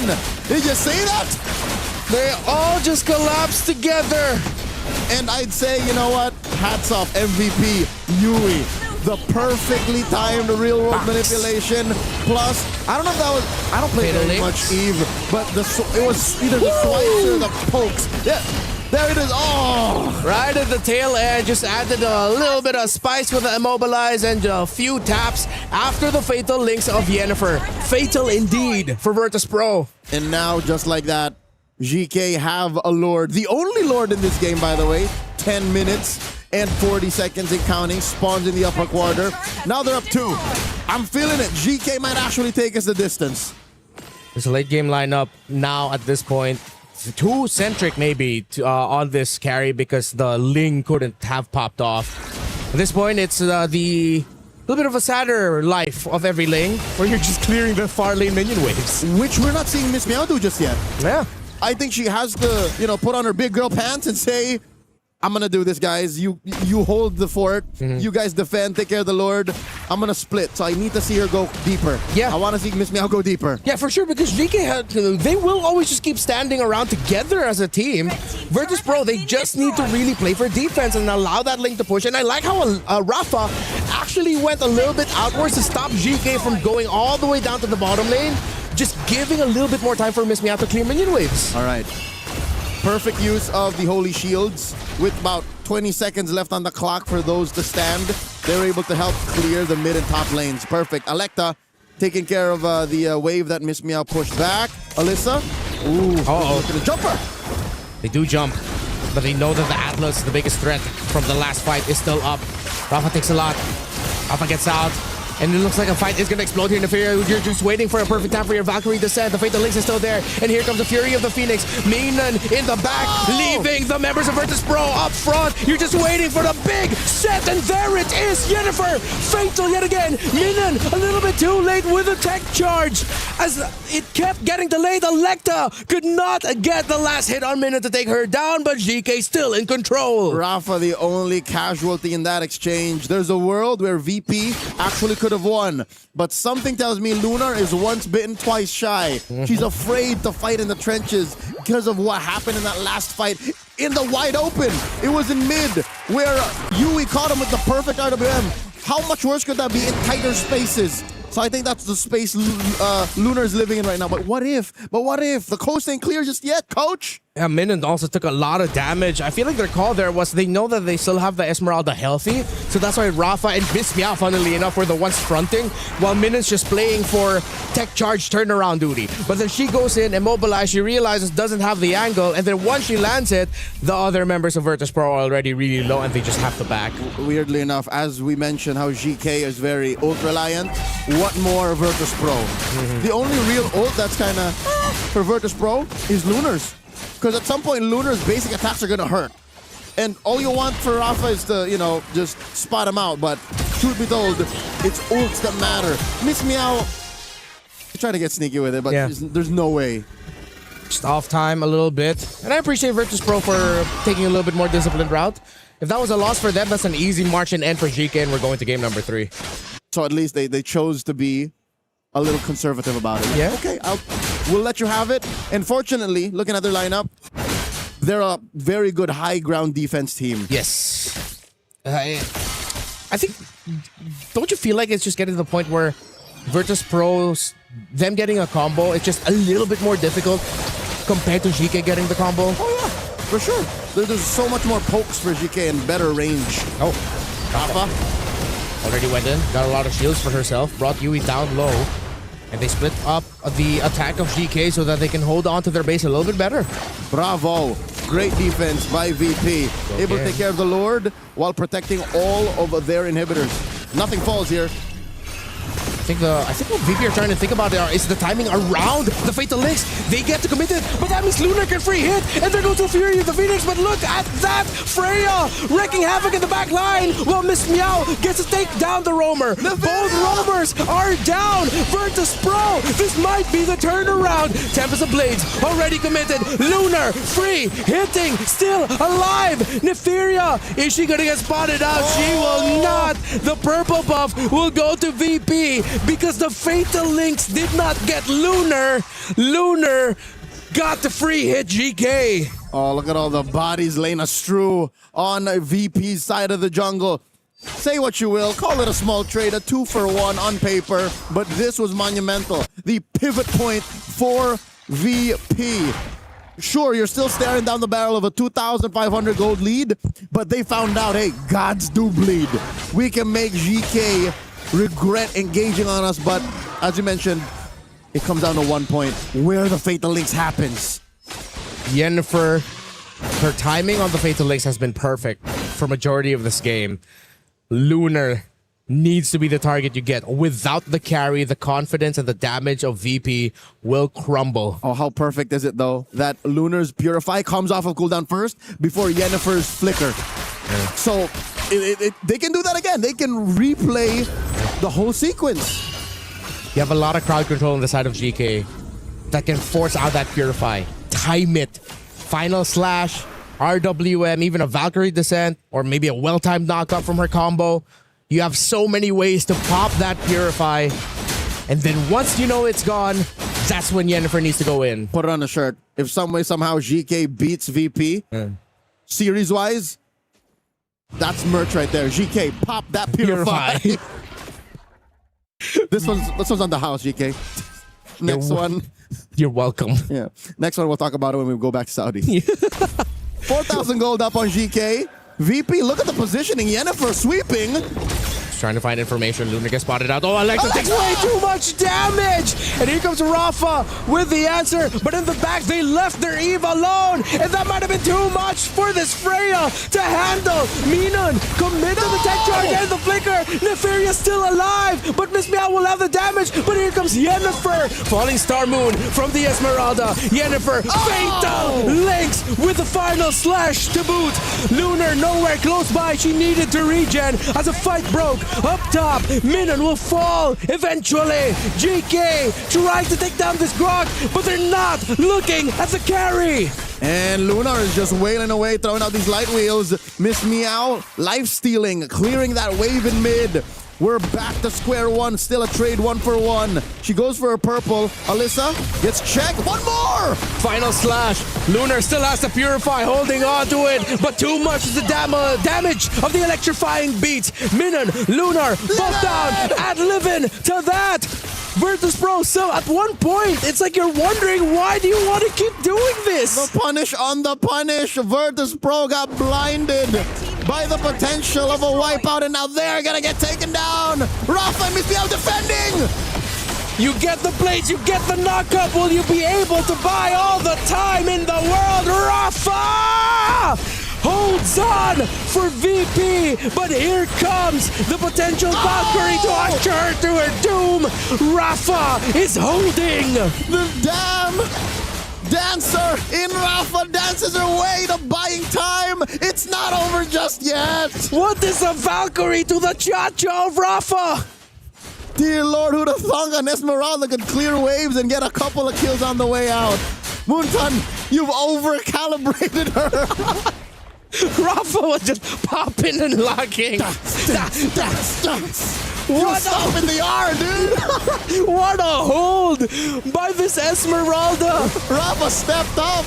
This whole sequence went on for 3 minutes. Part 2 in 3D. All of it. Here we go. Fatal Links, they popped that Fury. Miss Meow, who is gonna get this Lord? Electa is nowhere close. It's Lunar who gets it. Livin got someone on her. Tempest of Blades up for Miss Meow. VP on damage control. Rafa does it again. This Esmeralda is taking it to GK. All the shields. Neferia, she's angry, but with Lunar there, they need to stop this. Rafa keeps dancing. And Lunar keeps throwing out these. Miss Meow. Gets taken down by Rafa. Miss Meow wanted to go in, but she got popped immediately. You still have 4 members of VP chasing after the members of GK. Yennefer up next. Here comes the entry of Electa. Able to take a lot of health down, but it's Yennefer who falls. The Lord will march out. Rafa spots Neferia. Lunar still alive. This Esmeralda is the wall of VP. And she's still just dancing around. Oh no, Minon flicker, tectonic charge through the wall, saves herself. Lord spawns in mid, but Electa will take care of it. Unfortunate timing. I think GK will just clean up this Lord and put us back to square one. Why did that feel like a 4-minute team fight? Because it was. It was a 4-minute team fight. This is the 20-minute tango. And Rafa says, I can do this all day. Her cardio is through the roof. She's not that. Oh my God! Tech charge! With the fury of the Phoenix of living, and they are living it up. Oh, this goes on for much longer. I'll be living La Vida Loca. Lunar pushing down bottom. Mid lane has a wave on it.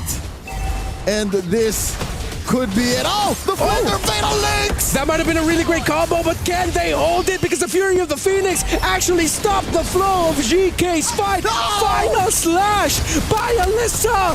It's a turnaround! Minon! Got Alyssa and Yui on her. It's a 3v2. Where is Miss Meow? Escorting a wave up top, stealing away the purple. VP, I don't know if this is the right call to be this disciplined. They've pushed bottom. There's no wave in mid. Oh, we might have to go to one more Lord. I'm already losing my hairline. Now I'm also losing my mind. Now confirmed, it's a long day. It's gonna be a long day. 21 minutes. Fight after fight. You see what it means for GK to continue their flight here in EWC26. And here's the kicker. It's 60 minutes, rather 60 seconds, a minute before the flicker comes off, and 30 seconds for Lunar Purify. So I don't know how they're going to be able to pop that Purify. GK, can you make it happen? Alyssa has given you a second chance with that final slash. The combo of your team together. Minon spots them out. You're waiting for Miss Meow, who gets spotted out by Electa. Here comes another Fury of the Phoenix. The Fury taking a lot of damage, but Alyssa is able to get a stun off onto Lunar. But Alyssa might be the target of this carry. Yui falls. Miss Meow, this is perfect for Virtus Pro. Fatal Links, final slash, but they are lacking the damage to completely turn it around. You still have the electrifying beats for Electa. Will it be enough? Oh, it's Electa versus the world! Phoenix Fury comes in, plus the jump rotated out the Retribution 4-3. And this is a crossroads for the Grizzly. The Polar Bears. What do we do, Lord, or just keep pushing? They have Lunar. She says we go in. They break through mid. And it's 30 seconds before the Retribution comes back on. Miss me out. Here yet. They have minions. Will Lunar just really lock it in? Interfere with the Valkyrie descent. Electa gets popped. Is Electa gonna fall? Yes, she is. It's over. There's a heat wave in Paris, but VP are cold-blooded. A double kill to end it all. Virtus Pro survive. A sweep by the Polar Bears. Unfortunately, sending GK home. GK, they showed a lot of heart. They showed a lot of grit. It means so much to them to have just one more game. Unfortunately, they will not get that one more game as Virtus Pro sweeps them cold. GG well played to GK. Athletes from all around Europe coming together, coming up short against a Virtus Pro. The consistency, the focus that this squad has, 23 minutes. All of them had to somehow unlock a state of flow to get here. Yeah.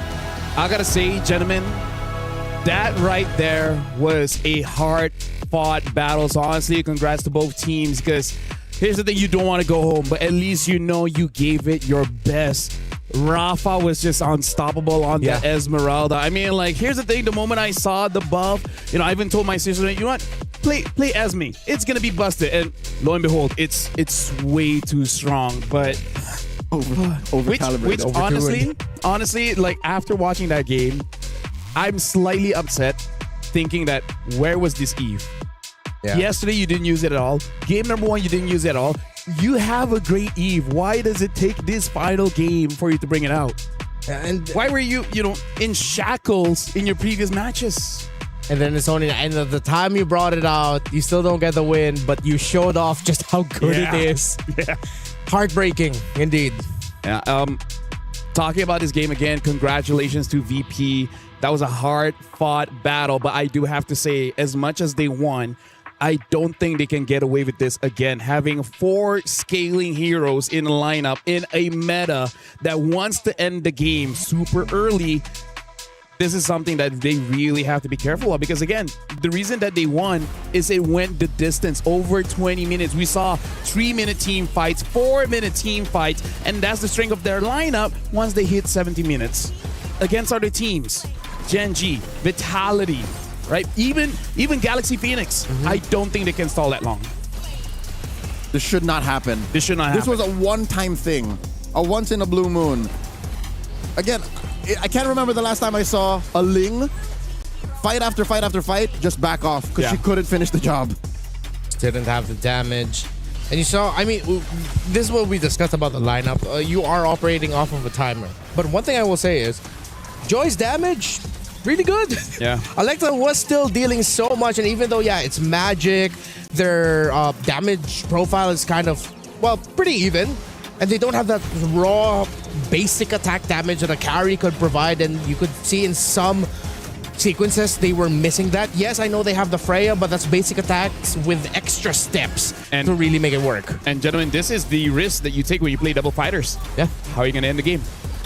Right? Because they were there. Yep. They were in the base. If they had a long-range basic attack hero, if they had a Yi and Shin, maybe they could have ended the game and then extended the series. It's, we win off of fights and then go from there. Yeah. But what if you're not winning fights?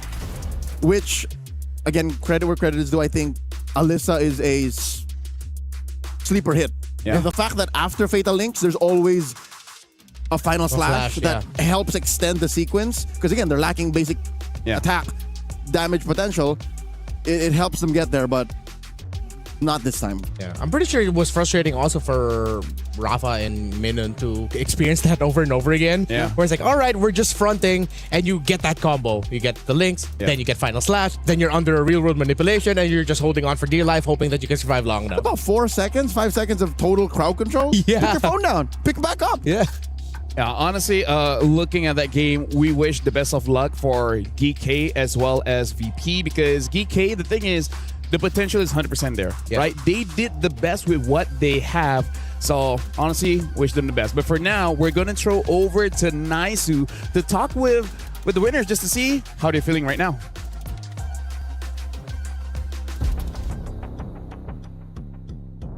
Now, today we have from VP, we have Livin, the mid laner here. They just had a sweep. Livin, how you feeling after that win? I'm so happy actually, and I thank my team that we hold the second match and we win. It was a great matchup. You guys bounced back. Yesterday you faced Twisted. You lost in a sweep. How did you guys adjust today to make sure that you got the win here? Yesterday we all didn't sleep well and hadn't breakfast, but today we asked everybody just to sleep well and have breakfast. We all have this. That's the key. Have breakfast, right? So the second game was so good. It was a long game. I feel like a crazy performance as a team. I have to ask though, the Ling pick.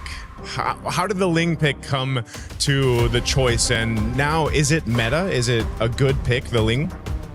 Yeah, with our team or our playstyle, it fits good. And that game, we know that will be late for us and early for them because they have fighters. So we keep saying, it's okay. Every time we die, we say, it's okay, we can do it. And thank you, Rafa, for saving the pace. Yeah, that was an amazing base defense by Rafa. Now, last question for you, Livin.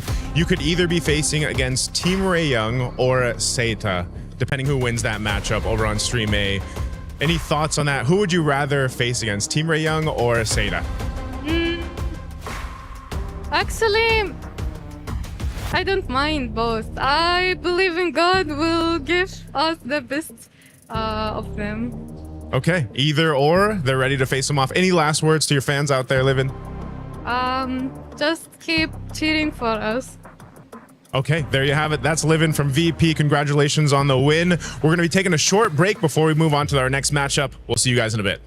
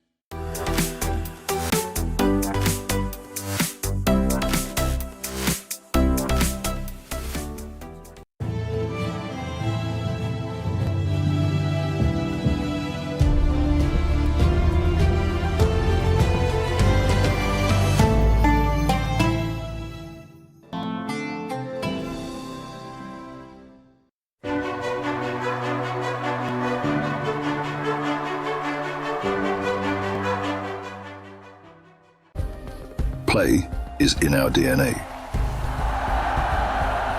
Whenever we let it out, it becomes our superpower. Now imagine an entire city being built to supercharge it. Kadir City, powered by play.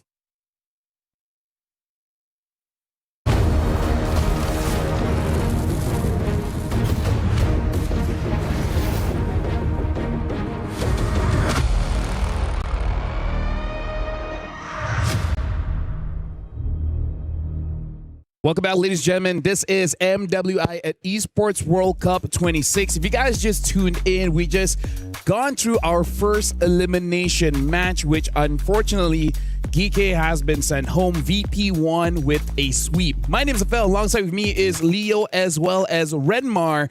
The next match is not going to be a heartbreaker because it's a decider match to see whether the teams get to go over to the playoffs, which is between Geltec Cyber Team as well as Twisted Mind, which, by the way, looking at Stream A, there's a good chance Team Ray Young gets a sweep as well and goes over to the playoffs. Over Seta? Yeah. Yep. Oh, wow. Right now, they have about a 7,000 goal lead. That's something to study, given how yesterday Team Ray Young played it fast and loose against Aurora Gaming, and how Seta just dismantled Team Falcons Vega ID. I think this is a much-needed refresher, a much-needed, little walk in the park. Because, again, we'd be happy for these ladies. Whoever wins here, Geltec versus Twisted Minds, the winner, secured for the knockout. Yeah, and I think it's also a testament to the Malaysian MLBB women's scene. Again, Team Ray Young beat a team that a lot expected to go here in Navi MY, and here they are, seemingly about to sweep up Seta. I mean, like, they got an Esmeralda, so that's part of it. Okay. That's part of it. Going 100%. Up against Euphovia is already winning the matchup. And now, looking at Geltec here, first of all, we got to talk about KOA. So there's a very good chance we'll see Assassins, right? We've already seen her use, well, not here in Stream B, she used the Harara as well as the Hayabusa. So probably a good chance that we'll see that show off here against Twisted Minds. Yep, the last time we saw her was about 2 years ago. Yeah. Back in the very first EWC MWI. She's used to play the same heroes, right? Hayabusa. Even a Julian. Lancelot, Julian. And then we skipped seeing her. 2025. Yep. That's when we saw Suyo. Yes. That's when we saw these newer heroes. So who's to say maybe she has new picks? That what if they attack her Hirara? They attack her Hayabusa? What else does she have packed? Yeah, and you don't even necessarily need to take it away from her from the bans or just picking it up for yourself. Even just showing building your lineup a certain way that is not good for Assassins, which is the easiest route to take right now with the current metagame. There are a lot of picks that you can just show up and make them think twice about wanting to pick up Assassins in the jungle. Yeah. So step one, Ben Belleric? Yes. All right, that's a good start. Pick up a Hylos. I mean, like, here's the thing. The Nolan is there as well. Right, there's quite a few options in the jungle. If you want to scale up, you have the Yeast and Shin as well. But a lot of them are not proven just yet. Like even Hirara, a lot of us are still skeptical. Yeah. But she's the currently number one, like, prioritized that gets banned or picked in the first phase. Ling sure wins, but we see how it takes a while. Yeah. You don't necessarily need to go for the Assassins or the junglers that want to be like the center of being able to run what the lineup needs to do. Similar with what you said, the Yi and Shin. You can just play something that is a little bit more farm dependent and allow the rest of the map to play for you. Now let's talk about Twisted Minds. Yesterday they went 3 games. Game number 1 is kind of like, let's warm up a bit. There were some mistakes here and there, but suddenly game 2 and game 3, a whole different Twisted Minds. If I'm not mistaken, Twisted Minds swept Virtus Pro. That's the Virtus Pro sweep. My bad. Yeah, Twisted Minds is the one that just fielded Mathilda Barrett. Yes, yes. Oh my lord. Matilda. The Assassin main versus the Barat spammer. Yeah. Oh, yeah. Oh, now that's actually a very funny route you have to consider now for Geltec. Like, they ban Matilda? Ban Matilda, ban Belleric. And then just deal with either Freya, Pack, or whatever left is open. Yeah, and remember we were talking about this yesterday. Yes. Yeah, right? It's like after Twisted Minds won the way they did with just spamming Matilda Belleric, any team going up against them now has to overthink just a little bit. It's like, wait, if they can do this, that means they can do this. Who are we? Are we then gonna ban this? Do we start banning out Angelas? Or do we have to fear an Estes showing up? What the heck? I think Matilda is Florin. I think Matilda is already good enough. Yeah, and I think that is a bang for buck ban. Yeah. If you're just one slot, Matilda, that's a good deal. Take it. But then what? Twisted Minds, do they just go for a Hirara ban plus Hirara? Take it. Hirara. Maybe it's just the Southeast Asian tongue. No, that's not. That's American. Wait, what did I say? Hirara. It's Hirara. Hirara? Yeah. Hirara. Make a good chunk of the audience happy because people take this seriously. What if I don't want to make the audience happy? There was a while people wanted us to call Kaja Kaya. Remember that? Okay. Yeah? The Toast people cannot allow us to change it to Kaya. It is Kaja. Yeah. In-game, Kaja. It's a Malaysian Singapore thing. Kaja toast. Now I want some Kaya toast. Yeah, Kaya is amazing. Right now, we're just waiting for the teams to stand by. They are already there. Right now, again, just to let you guys know, this is the decider match. So even if they lose, it's not too sad. It's kind of sad because now you have to play extra games. But for some teams, they kind of need that extra games, more reps so that you kind of know what's good, what's not good, and it helps you out later on in the knockouts. Either way, we only count series. Yeah. There are no points on the line. No points. You make it, you made it. Yeah, it's a safety blanket. At least now you could say, hey, once you get through this, we've already advanced to the next stage. Wait for us. Or if you just barely win by the skin of your teeth, got away with it. Yeah. Wonder which way we're going to be leading towards. Oh, speaking of, looks like Stream A, they concluded this game. Unsure whether it was Team Ray Young that won or Seita. Just going to wait just a few more seconds to see on that result because, again, we still want to know what's going on. And looks like Team Ray won. Yeah. That's a sweep. That's a sweep. Our first knockout stage team. Oh, yeah. Took a while, actually. Oh, yeah, that's their first series of the day. Yeah, that's the first series. And we're already starting our second. Nice. About to start. Yeah, so Early out. And yeah, we thought I thought long day. Long day. Sorry. It's a long day, guys. It's a long day. It's a long day. We were already calling it. Yeah, I thought after game number 2, I thought we were going to be the ones ending late. Because we had long ones. Our game 2 was a 24-minute banger. Yeah. Yeah. Well, looks like Stream A for all of you guys rooting for Team Ray Young. Big congratulations to them. They won here in Stream B yesterday, and now they got to win in Stream A, qualify to the knockout stage. So now we got to see who's gonna follow them. Either Celtic Cyber Team or is it gonna be Twisted Minds? Because I kind of feel like there's a lot of fans for Kyoei. So yeah, we'll see. I mean, like personally, we love assassins, right? Mm-hmm. We haven't seen too many assassins actually in MWI so far. It's a good mix, but still leaning towards the tanks. More than just the specific players. I'm a big fan of ECA. Yeah, special place in my heart. I love their Divide gameplay. It's weird. It ports from title to title. They're very aggressive. Yeah. Wait, can you remind me again? What does Divide mean? Is it like Bole? Go. Yeah. Go. Okay. Yeah. Do it. All right. Also Malaysian player. Divide? Yeah. Divide. Oh, DAVAI. Right? Yeah. Okay. I can't say the game, I assume. But yeah. Again, we're just waiting on the teams. They're already there preparing. So I don't know. Are we waiting for Stream A? I actually feel like we are. Oh, no. We're not because look, the ladies are here. Geltec's here. Yeah. Oh, but Twisted Minds are not. Okay, we're waiting for Twisted Minds. Yeah. Oh, wait. I also just remembered. Yes. Because we had an elimination. Oh. We're going to have a key crush. Well, we'll see that later on. I think they're doing that right now. Once it's done, we'll see it. I gotta say, it has been quite a while seeing a key crush. Yeah. It's been a year. Hopefully we still hear the pop. Like when the key gets Considering crushed. it's doing that in Stream A, if we hear it, that's gonna be soul crushing for those that it's already there in Stream A. All right. Oh yeah, because they're doing it on that side. Yeah, they're doing it on that side, and it's very loud. Yeah, just so y'all know, we have our own key crusher right here. The machine is here, but like over there. We can have it everywhere. Yeah. But they can use whichever. Yeah, they all crush the keys the same way. Yeah, I think for some reason I found a key crush in one of the bathrooms. I don't know why. That's a different machine here in France. I hope you didn't use it. No, of course not. Oh well, thank goodness. I hope heavy machinery. You're gonna need a hard hat for. Yeah. Yeah. Hopefully first. Hopefully the next invention they put in the toilets is a bidet. Yeah. A lot of the world really needs it. I miss Southeast Asia. Yeah. Yep. You know what? Production, good one. We love you for that one. No, we just. How often are you gonna need that? Yeah. So. We just heard a really good joke in our ears. We heard a really good joke. Y'all won't get it. Y'all won't get it. So for this one, do we talk about physics? Do we talk about philosophy? I learned quite a lot about philosophy yesterday as well. I found out. Okay, what do you find out? I'm a history nerd. Oh yeah? Yeah. In the heat of traffic, and just. I guess that's why I like throwing back to things that happen in MLBB esports all the times. Like 5 years ago, 4 years ago. I love history. Yeah? Like historic things that have nothing to do with me. Like the history of piracy in the golden age of piracy in the 1700s.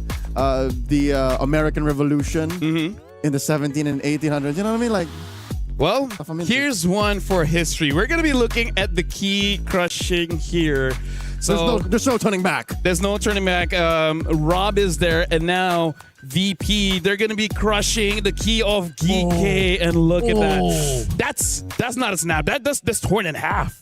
Oh, that crumbled like a cookie. Oh, like a nugget. Yeah. That hurts. That's a boo-boo. Yeah, that properly hurts. That's more than a boo-boo. You go to the hospital for that. You're going to need some metallurgy to fix that. Well, we're going to be looking at the brackets here just to confirm everything that's happening in Group A here. So, yeah, looks like it's confirmed. It's taking a while, right? There it is. It's taking a while. Team Ray Young is going over to the playoffs or the knockout stage, and unfortunately GK Esports has been eliminated. So it's going to be Virtus Pro going up against Zeta Esports. So Zeta plays fast, right? So they can't get away with the scaling draft all the time. Yep. Maybe one. Zeta plays precise. Zeta plays optimal. Yeah, Virtus Pro has to get that out of their system. No more. Don't. 2 scaling heroes tops. Yep, I agree. I also feel like maybe Team Rayong also got that because of how we saw them. Maybe that's just like the antithesis to the style of Zeta. Yeah. Where Team Rayong might be just a little bit too fast and too aggressive for them to like, oh, wait a minute. This is different from what we faced yesterday. Yeah. The Malaysia Bole. Yeah. No, honestly, they went faster because I saw in game number 2, they were using a Nolan. So I think they just drafted winning lanes and just Tan on a Nolan? Tan on a Nolan. It's tan. Tan. On this stream. Tan on a Nolan. Mother Tan. Tan mother. Someone walked out to me and said, Tan. No, Tan is the actual one. Yeah. But here we're Tan. We're tan. Tan. Yeah. As per the request of Chi-Boy also. Chi-Boy, yeah. Yeah. They liked it. It's one of those things because Tan is not there to protect herself. Yeah. So we're just like, There's no say. You're tan now. There's no say. Yeah, It's kind of like going back to 2024 where it's like, it's Sakis, but it's like, no, it's Skies. Was it at one point, wasn't it also just Skies without the E? No, it was always the E. So He yeah. had a different name before Skies. Before it's Sakis? Yeah. You know this. I do. It's pretty OG. That's elite ball knowledge. Yeah. Anyways, right now we're seeing ball teams walking to the stage, and then magically they're already here on stage. That's such a fast walking. But now let's talk about just the minds here: Daisy, Malin, Sa, Kao, as well as Chin Chao. And Sa has the best Kagura, all right, in the league. Sure. Yeah. As she said. Okay. After today's opening Eves, Sa has to prove herself once again because yesterday Mom and Dad is there. Yeah. Well, mine, Mom and Dad. but yeah. Yours? Yeah. Well, technically my wife's. But we're sharing a family now, right? It works. Yeah. That's how it works. But yeah, seriously, like, we gotta look at the drafts here because we're talking about the Matilda Barats, and then they already have an answer for the Gore. It's like, yeah, pick up the Gore. We're gonna use a Kagura, and there's nothing much that you can do. So it really does look like Sa showed up the Eve, showed up the Kagura, really makes it so that I don't care what you're gonna use, I will 100% counter the mid. And Leo, have it not been the story of MWI? The first 2 minutes, the one that suffers the most is the mids. Yep. Mid prio and just the poking there defines what else is possible in the map. And also what I liked about Twisted Minds yesterday is, yes, there were a lot of eyes, always on like Chin Chao, on Takao, and of course Melee's picks. It was Sa who really stood out also. Yeah. Especially on that second game with the Eve. So let's assume that Matilda is not going to be there. I'm worried whenever we're changing the bans. You know what usually gets through? The Marcel. Yep.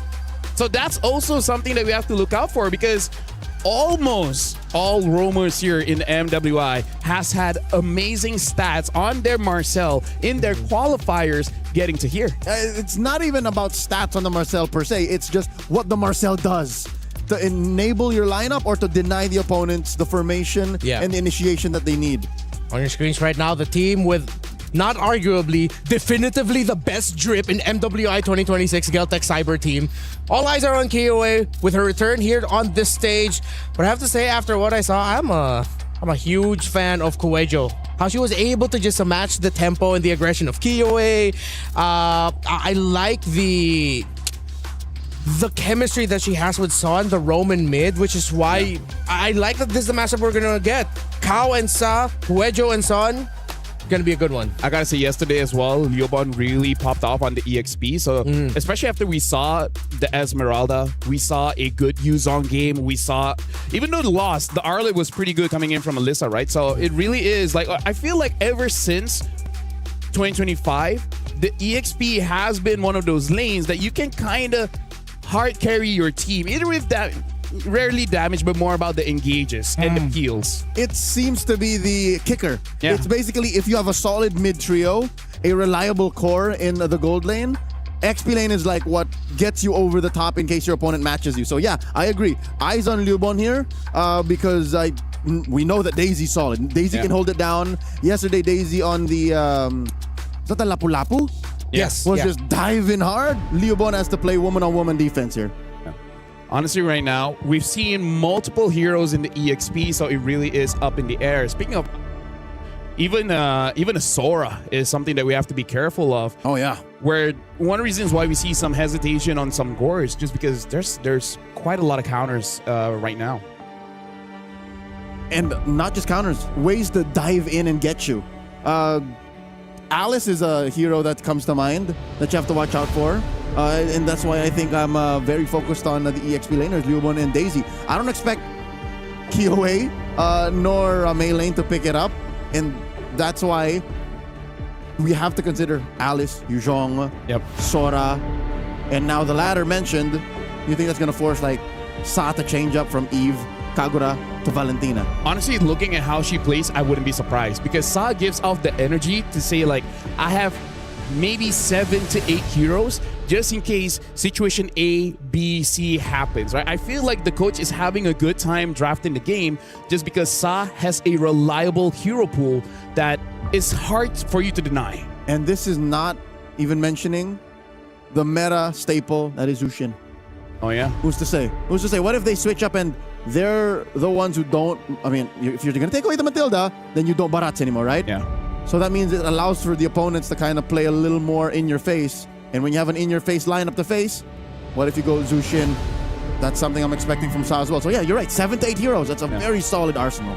Yeah. We also have to consider, like, what if they still force out the Barats anyway? What will be the other thing that helps? Because one of the things that Matilda helps out is speed. So I wonder if they will commit to something like a Rafaela. You know, slow down the enemy, make the Barats faster, and hopefully that's enough. They beat Rafaela yesterday. Yeah. I mean, like, here's the thing. Rafa, I think, has a spot. She's niche, but if you're able to get a good draft around her, then it's going to be looking pretty good. But the only problem is Rafa does not like to go up against assassins because if she dies first, then the entire lineup just crumbles. Like, all lineup that has a healer, once the healer is not there, all of a sudden your big win condition is gone. A hero that I'm excited to see, even with the rampant Esmeraldas, is Angela. Because what if you're able to, in red 4, right? You get Esmeralda. Yeah. Or red 3, you get Esmeralda. And then you go Angela 5? Yeah. Isn't that crazy? That's gonna be nasty. That's gonna be super nasty. No one because can stop you. And you have options. You don't always have to go for the junglers. You can go for the EXP or the gold because right now it really does look like a meta where different parts of the map can carry. Yep. As long as, again, you take care of the Esmeralda. Yeah. If it's banned or you have it on your side, by all means, experiment. I'm gonna double down. Esme and Angela. No. Now that's okay. That's kind of a one-woman army. You're asking for it. That's the equivalent of what Virtus Pro did in Game 2. Exactly. The 4 scaling heroes. That's the double support. Dude, at that point, it's like, do we want to go in? It's like, don't ask, just do. Give me the movement speed. I'll get there. So now, trust. I will heal you. Trust the shields. Right. Even Osprey, man. I only saw him once in the lounge. Haven't been able to talk to him, but he's a mainstay in international MLBB for a long time. Hey, if you're gonna have an ECA Mount Rushmore for MLBB, Osprey's on it. Speaking of, now we are jumping into the draft here. Dangerous Grass. Looks like Celtic Cyber Team will be the first pick, as well as Tutsamine being on a second. And there you go, Matilda banned. I have to reconsider. All right, because Team Spirit is a thing. So that's a tight Mount Rushmore. Hey, we can have more mountains. Just go somewhere else. I don't know. Either way, at least the Marcel has been banned. Yeah. Now, This makes sense. Yeah, honestly, being on red, I don't think it's necessary for you to ban a Hirara. So far, I think if you're going up against Kyo, you have to respect it. Yeah, Even if just she think gets about banned, it. Maybe red 3. If you see the bans coming through from the blue side, Coach Nasdo can hold it all the way down. Oh, never mind, red 2. Why not? So right now, this gives the benefit of both coaches because one series is enough to really understand their power picks and their batting accordingly, right? This is more. It feels more targeted rather than just, oh, this is strong in the meta, we're taking it away. And that's important in this kind of metagame where you're really just taking away comforts. Especially, it's a big plus. If it's a comfort plus a meta, you don't need to play it safe. I mean, just play it safe. You don't need to take any risks. Just take it away. I don't know if they're going to go so far in comfort that they will try a 1-1 again. Yeah. It was okay-ish, but I really feel like a different pick might have made the game a little bit easier for the team. Yeah. Plus, seeing how the 1-1 was like yesterday, if she really doesn't have the same impact as she did, yeah, Chincha was able to land some great crossbow of tanks, but you're wondering, you're looking at the ultimate, you're seeing how much health is going down, you're wondering, is that really just it? And then when you go down, you die anyways. Yeah, it's like once you're down, it's like, oh, you get popped. A couple of times it was a close call. I thought that they were going to lose because Chincha was caught out. Yep. So, yeah, definitely teams can time out that cleanse. Opening pick for Geltech. Hirara's taken out. I don't think he'll commit to an assassin yet. Don't do it. Not here. I wonder if Esme is first pickable or the Belleric. I think I'm okay with Esme. Yeah. Honestly, I feel like both should be okay. We haven't seen Belleric so far, but they go for the Esme because what are you going to do? Go dire off? Here we go. I mean, why not? Why not? I mean, it's not elimination. Yeah, we haven't seen it yet. We posed the possibility yesterday, and we haven't seen it yet. I wouldn't do it in red 1 and 2. Yeah. I might do it in red 4. Of course. Not now. I feel like rush it. Twisted needs to get that carry because carry is also another hero that can deal with the Esme. So please pick the carry so we don't have to see dire off. Yeah. Yeah. Here's the thing now, though. Since Twisted Minds, you only got to see them with the Matilda and Barretts, we don't know how they're going to be like in other compositions. We don't know how they're going to be like playing a different playstyle. We've only seen them play one specific thing, and they made it work. I think now, Geltech seeing the carry, it's okay to just pick up the Boxer at this point. Belleric. And then take a page out of another team's book that ran it yesterday. I think it was Galaxy Phoenix, paired up with the Guinevere. Yeah. Or, Eve is still open. Oh, yeah, Eve against carry. Yeah. So you can go Eve, Belleric. Eve Belleric, Eve Guinevere. Oh, they go for the gourd. Range is range. Yeah. And the Belleric. So far, pretty good opener coming in from Galtech Cyber team, but this is what Twisted Mind has said. If you pick up a gourd, we will pick up a Kagura. It looks like they're going for the Lilia here just to be able to deal with the Belleric as well as the Esme. Really smart drafting coming in from Coach Nasdaq as well as Osprey. Not to mention, I think Black Shoes is a neutralizer to the Gush. Yeah. Because you could sit in front of it for like 3 seconds and never mind. Yeah, you're essentially like I remember from what we saw yesterday is that Gush, Black Shoes, and then the divers on the other team. In this case, it's the Esmeralda. She's waiting. So it's like once you see the Black Shoes is gone, then you go in. But you're dependent on waiting for the Gush, meaning that there's time for Twisted Minds to react to it. It's more like a I know you know. Yeah. So what do we do? Yeah, exactly. I like that right now for Twisted Mind. They really have a diversity of damage output, right? They have Shred, they have very good early game damage with the Lilia, as well as having the Boxia. Damage isn't really needed, but he can still dish it out in the first 3 minutes of the game and can really help you get a kill onto this Belleric, which I feel like is gonna be part of the idea that Twisted Mind wants to do. Take care of the front lines. Aren't you guys worried though that Twisted Minds might not have enough reach facing into a Belleric and an Esmeralda? It seems like they're a little bit more mid-rangey. That seeing how, of course, the amount of area that gets covered by the Wrath of Dryad, and then you have the Falling Star Moon, and you have what Gord has, it does answer, and they do have the damage profile, but it might just be at the cost of them risking losing everything. Also, the risk of the lack of re-engage. Yeah. Kind of all-in-y. Yeah, because look, Black Shoes most likely pulls you back. Baksha's Unite only pulls you in. if you put a flicker on the carry, then sure, there's one because you can dash in and the flicker back. But likely, looking at what Geltec's doing and knowing them as a Davai team, they want more crowd control. So I'm looking at Daisy. She might purify. Yeah. Which comes to the question, what will be the roamer here? Because I feel like if you want to go in and out, you need some kind of healer.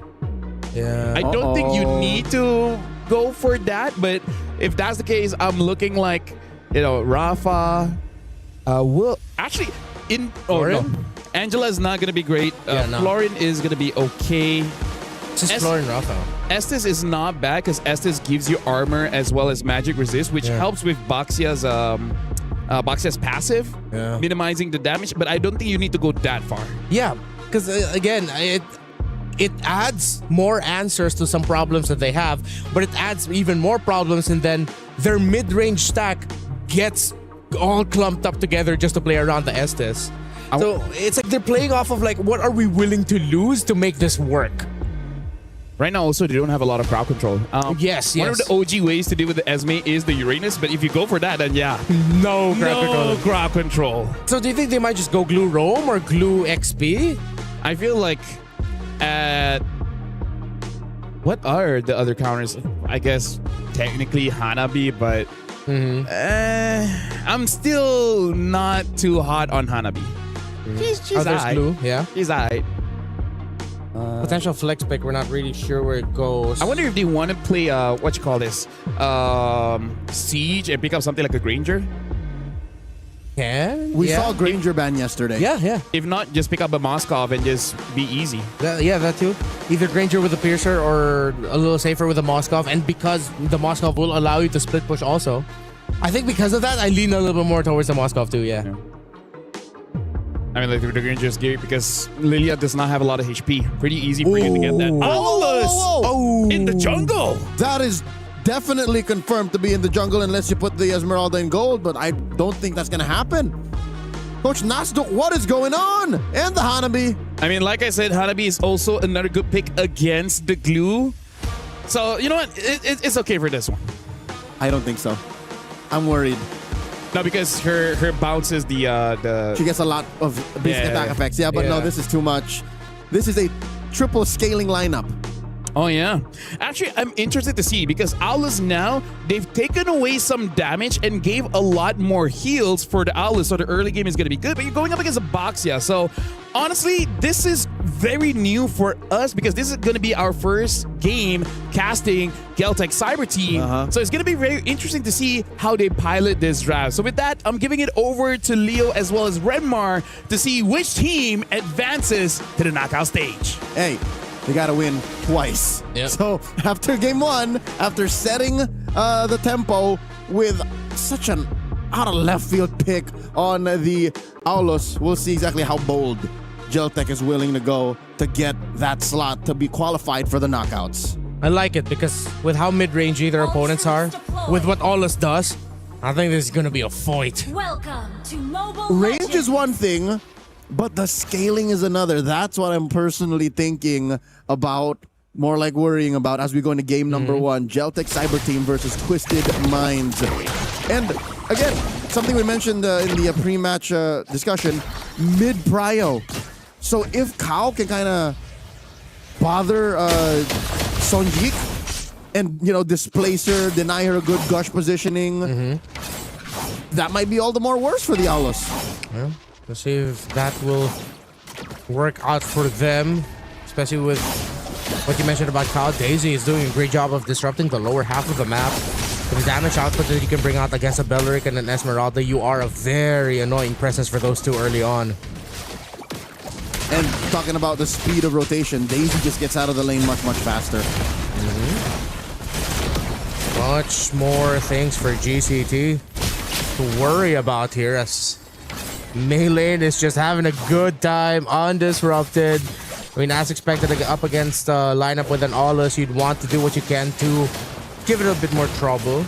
It seems like the moment they saw that Aulus, they realized, okay, we can't allow it to farm safely, so we need to pick up something like a Bennett, but it got taunted. First blood for the Aulus. You don't want to let that snowball. That's 2. It's a disaster for Twisted Minds at the start. They wanted to disrupt, but instead they gave Kiowa early kills, 3 to be exact. They walked into it. And this is a mistake that a lot of people make when facing off against Aulus is, I can get away with it, I can get away with it. But nope, she fed right into that fight, straight into the first turtle. And Kiowa, I'm pretty sure after that 3rd kill, she just said, thank you, Twisted. Because you made it so much easier for me, and now they're going back to Daisy in the bottom lane. Through the Benedetta, Petrify plus the Electro final blow. Kiowa might get punished, but Liubon is enough to take down Daisy alongside Kiowa. Because they wanted to go for the Benedetta, they weren't able to get to the turtle in time. Twisted will get it. Spasibo is the word that I think Kiowa said. And sure, it's a trade, but still look at the scoreboard. 4-0, up by about 1,000. The turtle was but a consolation prize for Twisted Minds. And now with the topside rotation coming in from both of the junglers, let's see if that will affect Tokyo and Chin Chao's little trade in the gold lane. Kao will get the information that Kiowa is still getting the purple buff. Kao still yet to hit level 4. 3 minutes in, the lower half of the map has been a disaster for Twisted Minds. Sure, they scored a turtle, but that's basically saying get over it. Top lane, though, the big rotations, they can be denied. Here comes a quick crash.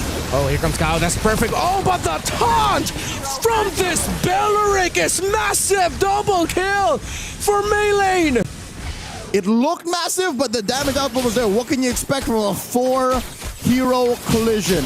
So Twisted Minds gathering themselves, closing up that gap, reducing the lead to about 200, 300 gold.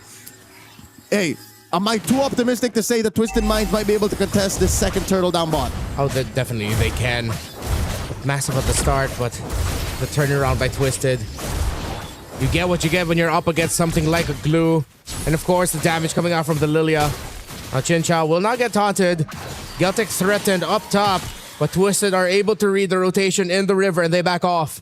So here is some veteran moves by Daisy. She knows that the turtle will be up in about 15. Lane. She knows it needs to take care of the lane so that at least they can go all in on the turtle take. Daisy checks in. Oh, that's perfect. Oh, CC Mew, perfect eye for an eye to make sure that she doesn't get taunted by the Wrath of the Dryad, which gets taken away from this Belleric. No more big ticket ult for the roamer of Geltic. And this might look like an early 2 turtles very quickly for Twisted, unless Geltic can get close enough. Will they be able to push him back fast enough? Kao is just zoning out alongside Maylane. And here comes Liubon with a falling star moon. Is it going to be enough? No, it's not. Daisy still gets the kill. Chin Chao free hitting the rotations from the 2 gold laners. It has turned it for Twisted. Carry coming in at the clutch. And not a single casualty for Twisted Minds. They'll be up by 1,000, scoring a back-to-back turtle take. Just like that, they're able to weave through the damage, the almost inevitable onslaught out of Kiowa. So they figured it out. In the early game, in the post-laning phase is where they figured it out. That might be it. They might have stopped the snowball. Chincho pushing tier 1 bot. What a quick rotation by Twisted to read. And now they have played advantage for them throughout the map. Now let's see if Geltic is ready to deal with Twisted through this kind of playstyle where they're quickly now rotating. It's not just about the fights anymore, it's about how crafty you can get with the macro and rotations. About a minute until the turtle spawns. The final one, upper quarter. Daisy and Chin Chao switched it up. So the map is red. Twisted Minds are in control. Yes, it was a great start. Great doesn't even cover it for Kiowa's triple early on. But now it's up to them to figure it out again. And if anything, this is the most important 5-minute lesson that Twisted Minds can have. Yeah. I'm glad that they lost early on, because what if this kind of swing happened at the 12 to 13 minute mark? That could be a game-ending swing. In the mid, oh, it's game-ending there for Son, who gets taken out by Maylin and Kao. Meanwhile, Daisy needs to try and hold up top. Petrify trying to make sure that Newborn gets hits from the turrets, but they're able to outplay the Benedetta. But here comes the rotation for Twisted Minds. Tokyo will be able to get within tower range. Stay alive, Kuejo. Is it going to go through? Yes, it will. She's Just with a sliver of time left. She's good. She's fine. She gets away with it. And they will have to reposition. Kao playing one-on-one defense against Kioe. At least they know where this could be coming from. And Chin Chao just gets a sneaky push here. Oh, they do clear the minions. That's when Aulus was recently buffed, right? Yeah. When he got reworked. That's the thing. You hide in a bush, and then you press your ult, and then you jump in. Yeah. The Benedictus and Boxer, they're way too fast. They're covering too much ground for Geltec to handle. And now this lineup that looks like it thrives so well in the fight, Twisted are just avoiding it. They're like, okay, you want to fight? We're gonna play the map. We're gonna play the map. What can you get if you are committing too much as 4 or 5 looking for kills, but we're getting your turrets? Yep. Your map is getting smaller. Yep. It's chasing. Oh, man. Wait. Another one. That's Rapid not a Dryad. A taunt. Twisted. Looks bad for the two that got caught out. Chin Chao gets the push up top, but Melee still alive. This Baksha is too tanky. Daisy holds on long enough to take down a kill. And here comes the turnaround for Twisted Minds. It started off terribly for them, but it is going great for Twisted. A plot twist to the team fight. Kao will be able to get the grab onto Kioe, but Kioe will be able to get away a size too low. But here comes Chin Chao. She goes the long way around to cut it off. It's the perfect pathing for the carry. She went the scenic route from all the way up top down the bot to get one more kill for Twisted Minds. They barrel forth a 4K gold lead. Setting up for the Lord coming out in a minute. Grand Theft Orange attempted by Chin Chao. Quejo able to protect Kioe's orange buff. Twisted Minds, it's Fast and the Furious. Yeah. It's literally, okay, we'll allow for this. Oh, here comes the cavalry. Here comes the reinforcements. I could have sworn GCT was at least going to get maybe 1 or 2 kills. Twisted, I feel like they just keep outsmarting GCT. Now it's not just about the macro. Even with how they're fighting, they're waiting, they're a little bit more patient. And Geltec, it seems to be throwing it off their game. Yes, they're getting those taunts, they're getting their combos together to start things off, but then Twisted still has a skill or two ready. Yep, that's what you call mental micro. Yeah. They're able to put themselves in GCT's shoes and say they're willing to do this, so we set them up for this. Oh. Kioe backs off. Melee jumps. Quejo brings out the taunt already, but takes way too much damage. So do some members of Twisted Minds. So I think we're starting to feel here that the main damage dealers for both are definitely online. That this might not be as easy for Twisted Minds. That as crafty as you can get, sometimes there's no beating a hero that can literally stand, not get crowd control, and just continue to free hit as Twisted are continuing this rush on the Lord. Geltec could do nothing but watch. Twisted will get Lord 1 for the game. Despite that lead, shuddering between 3,000 and 4,000 gold, Twisted Minds continue to outfarm GCT. And I love that you mentioned the Hanabi. Tokyo is a storm a-brewing. There will come a time where Twisted Minds will have to figure out how to find her. Oh, yeah. And whose job is that? Is it Daisy? Is it Kao? Can Chin Chao find the flank and just wail away? These are the questions that Twisted Minds eventually have to answer. Maybe not now, but maybe at the 14 or 15 minute mark. Yeah, and this is one of the difficult things about you being really good and really crafty in team fights, finding different angles, and it seems like there's a lot to do. Look how simple it is for Geltec to just jump on Melee, but Melee is so tanky that Twisted can come in for the response as the Aulus will try to run and succeed at that. Twisted will not get a kill, but Geltec does not get one either, unless Daisy is going to go for the loop around. She doesn't have the Petrify anymore, so going in would be too much to ask for. 5 players getting guided by a singular Baksha. Liubon dancing around. She wants up! Oh, it's another Esmeralda dance-off! You don't want to dance against the Esme, but it's too much as Geltec played it safe. I don't know if that was the call of Liubon to tell the team to just back off. Melee gets taken down. Geltec still fighting, but Twisted continue to trade. They get the grab. Quejo will fall. Chin Chao is 4-0-4. 2 for 3. And this was all a smoke screen. Twisted Minds wanted that fight to overextend so that they could eventually get Lord up top, put that turret at half. Mid lane almost fell too. Bottom lane, at least, that holy shield got popped. So that means Twisted Minds got what they wanted, I think, despite the trade. Necessary deaths. Yeah. Death sustains life. That is true. Where have I heard that before? Song of Ice and Fire. Okay, thank you. So West Rossi saying. It's been a while, so I can't remember a lot of the sayings. Something about wearing armor so that you don't get hurt. Something like that. Something like that. Mother of dragon eggs, right? Looking at the build, Sa has outfarmed Songjae by 2,000 gold. That's huge. Liubon dancing around too. They're good. They're gonna chase this Esmeralda to the end of the earth. So Liubon just decides, you know what? I'm gonna try to take one of you with me, but nah, it's not gonna work out. Nope. That is a rotational miscalculation for Liubon. And that just gave Twisted Minds a little bit more room to work with. But also, maybe it was on purpose. Because Geltec pushed that bottom lane tier 1. But if her life was worth it, that's another question entirely. At least Geltec got back here in time to defend their turret. At least they don't lose a base turret too.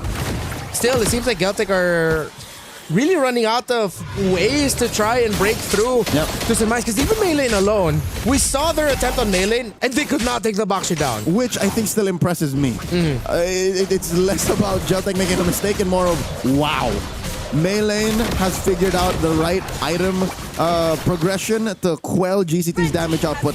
Lord number 2, easily taken here by Twisted Minds. Liubon might get a little chunkier now, a little thicker. Picks up that Chastised Pauldron. Yeah. Where else are everyone on Twisted Minds? Because the 6k gold has to be somewhere. Besides Sa. Oh, Chinchao, 3-level gap against Tokyo. Okay. Yeah, it's only a level 12 Hanabi. Oh, Ice Queen Wand on Sa. And that's going to make it even harder to fight, especially for this Aulus. And for Liubon. And Kuejo. Yeah, we might just be delaying the inevitable, and we might be witnessing Twisted Minds taking this game number 1 with the Lord marching up top. And they are playing the push incredibly well. Even if they don't end the team with this Lord, they'll have more minion waves crashing in. Looking to see if Geltec will force out resources just so that they can defend. Top lane gets broken down. Twisted Minds are inside GTT's base. Mid lane and bottom are next up on the docket. Wave gets taken care of in mid. Bottom lane up next. Oh, Twisted still decide to play safe. Kiwi goes in, but immediately gets blasted by the members of Twisted Minds. Even though the Wrath of Dryad came out, Chinchao still free hitting and still unreachable by Geltec. Still deathless and perfect. Ain't no item build to quell the true damage coming from turrets. Mei lane stayed a little too long underneath the heat of this inhibitor, so it ended up being a trade. Tokyo picking up a Malefic gun here. Still, she's down one full item. Yeah. So not out of the woods just yet. There are a lot of tanky members for Twisted Minds. So you're hoping to see that maybe the damage of the Gourd is going to be enough, but it's also a 3-level gap between the Gourd and the Lilia. Seems like Geltec are just really going to play for time. They wait and see if Twisted Minds will commit an error and they can play through a turnaround with some help of the damage of their own turrets. If they go out of their base and they go for the Lord, it's going to be really tough for them to win a fight. No, I would not advise for it. I'd say there's a 2% chance of success. That is my real-time calculation, so just don't do it. You're better with the high ground defense anyways. Cow versus 2! Wait, what? Yeah, you don't need to stay there that long. No way. No way the glue still gets away. Oh, Kiwi finishes her off. But Daisy looping around the back. Let's see if Geltec senses that a member of Twisted is setting up for something massive. It seems like they've already gotten way too far out of the eyesight of the Benedetta, though. So Daisy's been setting that up for the past minute now. Yeah. She's been hiding amongst these bushes in the bottom lane, in the jungle. I don't know what the real setup is because I don't think Sa and Meilane can make it there that fast. Maybe Meilane, but not Sa. And if you do that, you're kind of spreading yourself too thin because GCT obviously are, despite being down 6,000 gold and the map against them, are trying to push. They're still very proactive. So I don't know what Daisy's trying to do here. That's how costly it was for Twisted Minds that Cow was taken out in that fashion. It gave just enough room for Geltec to finally get out of base, have some presence in the center of the map, and then push the tower up top. Meilane, that's the jungler that they found! Daisy, the long setup, finally pays off! It's the perfect flank by the Benedetta! Twisted Minds trade 3 for 1, and now they might just run it down mid. It's the Aulus and the Esmeralda against 4.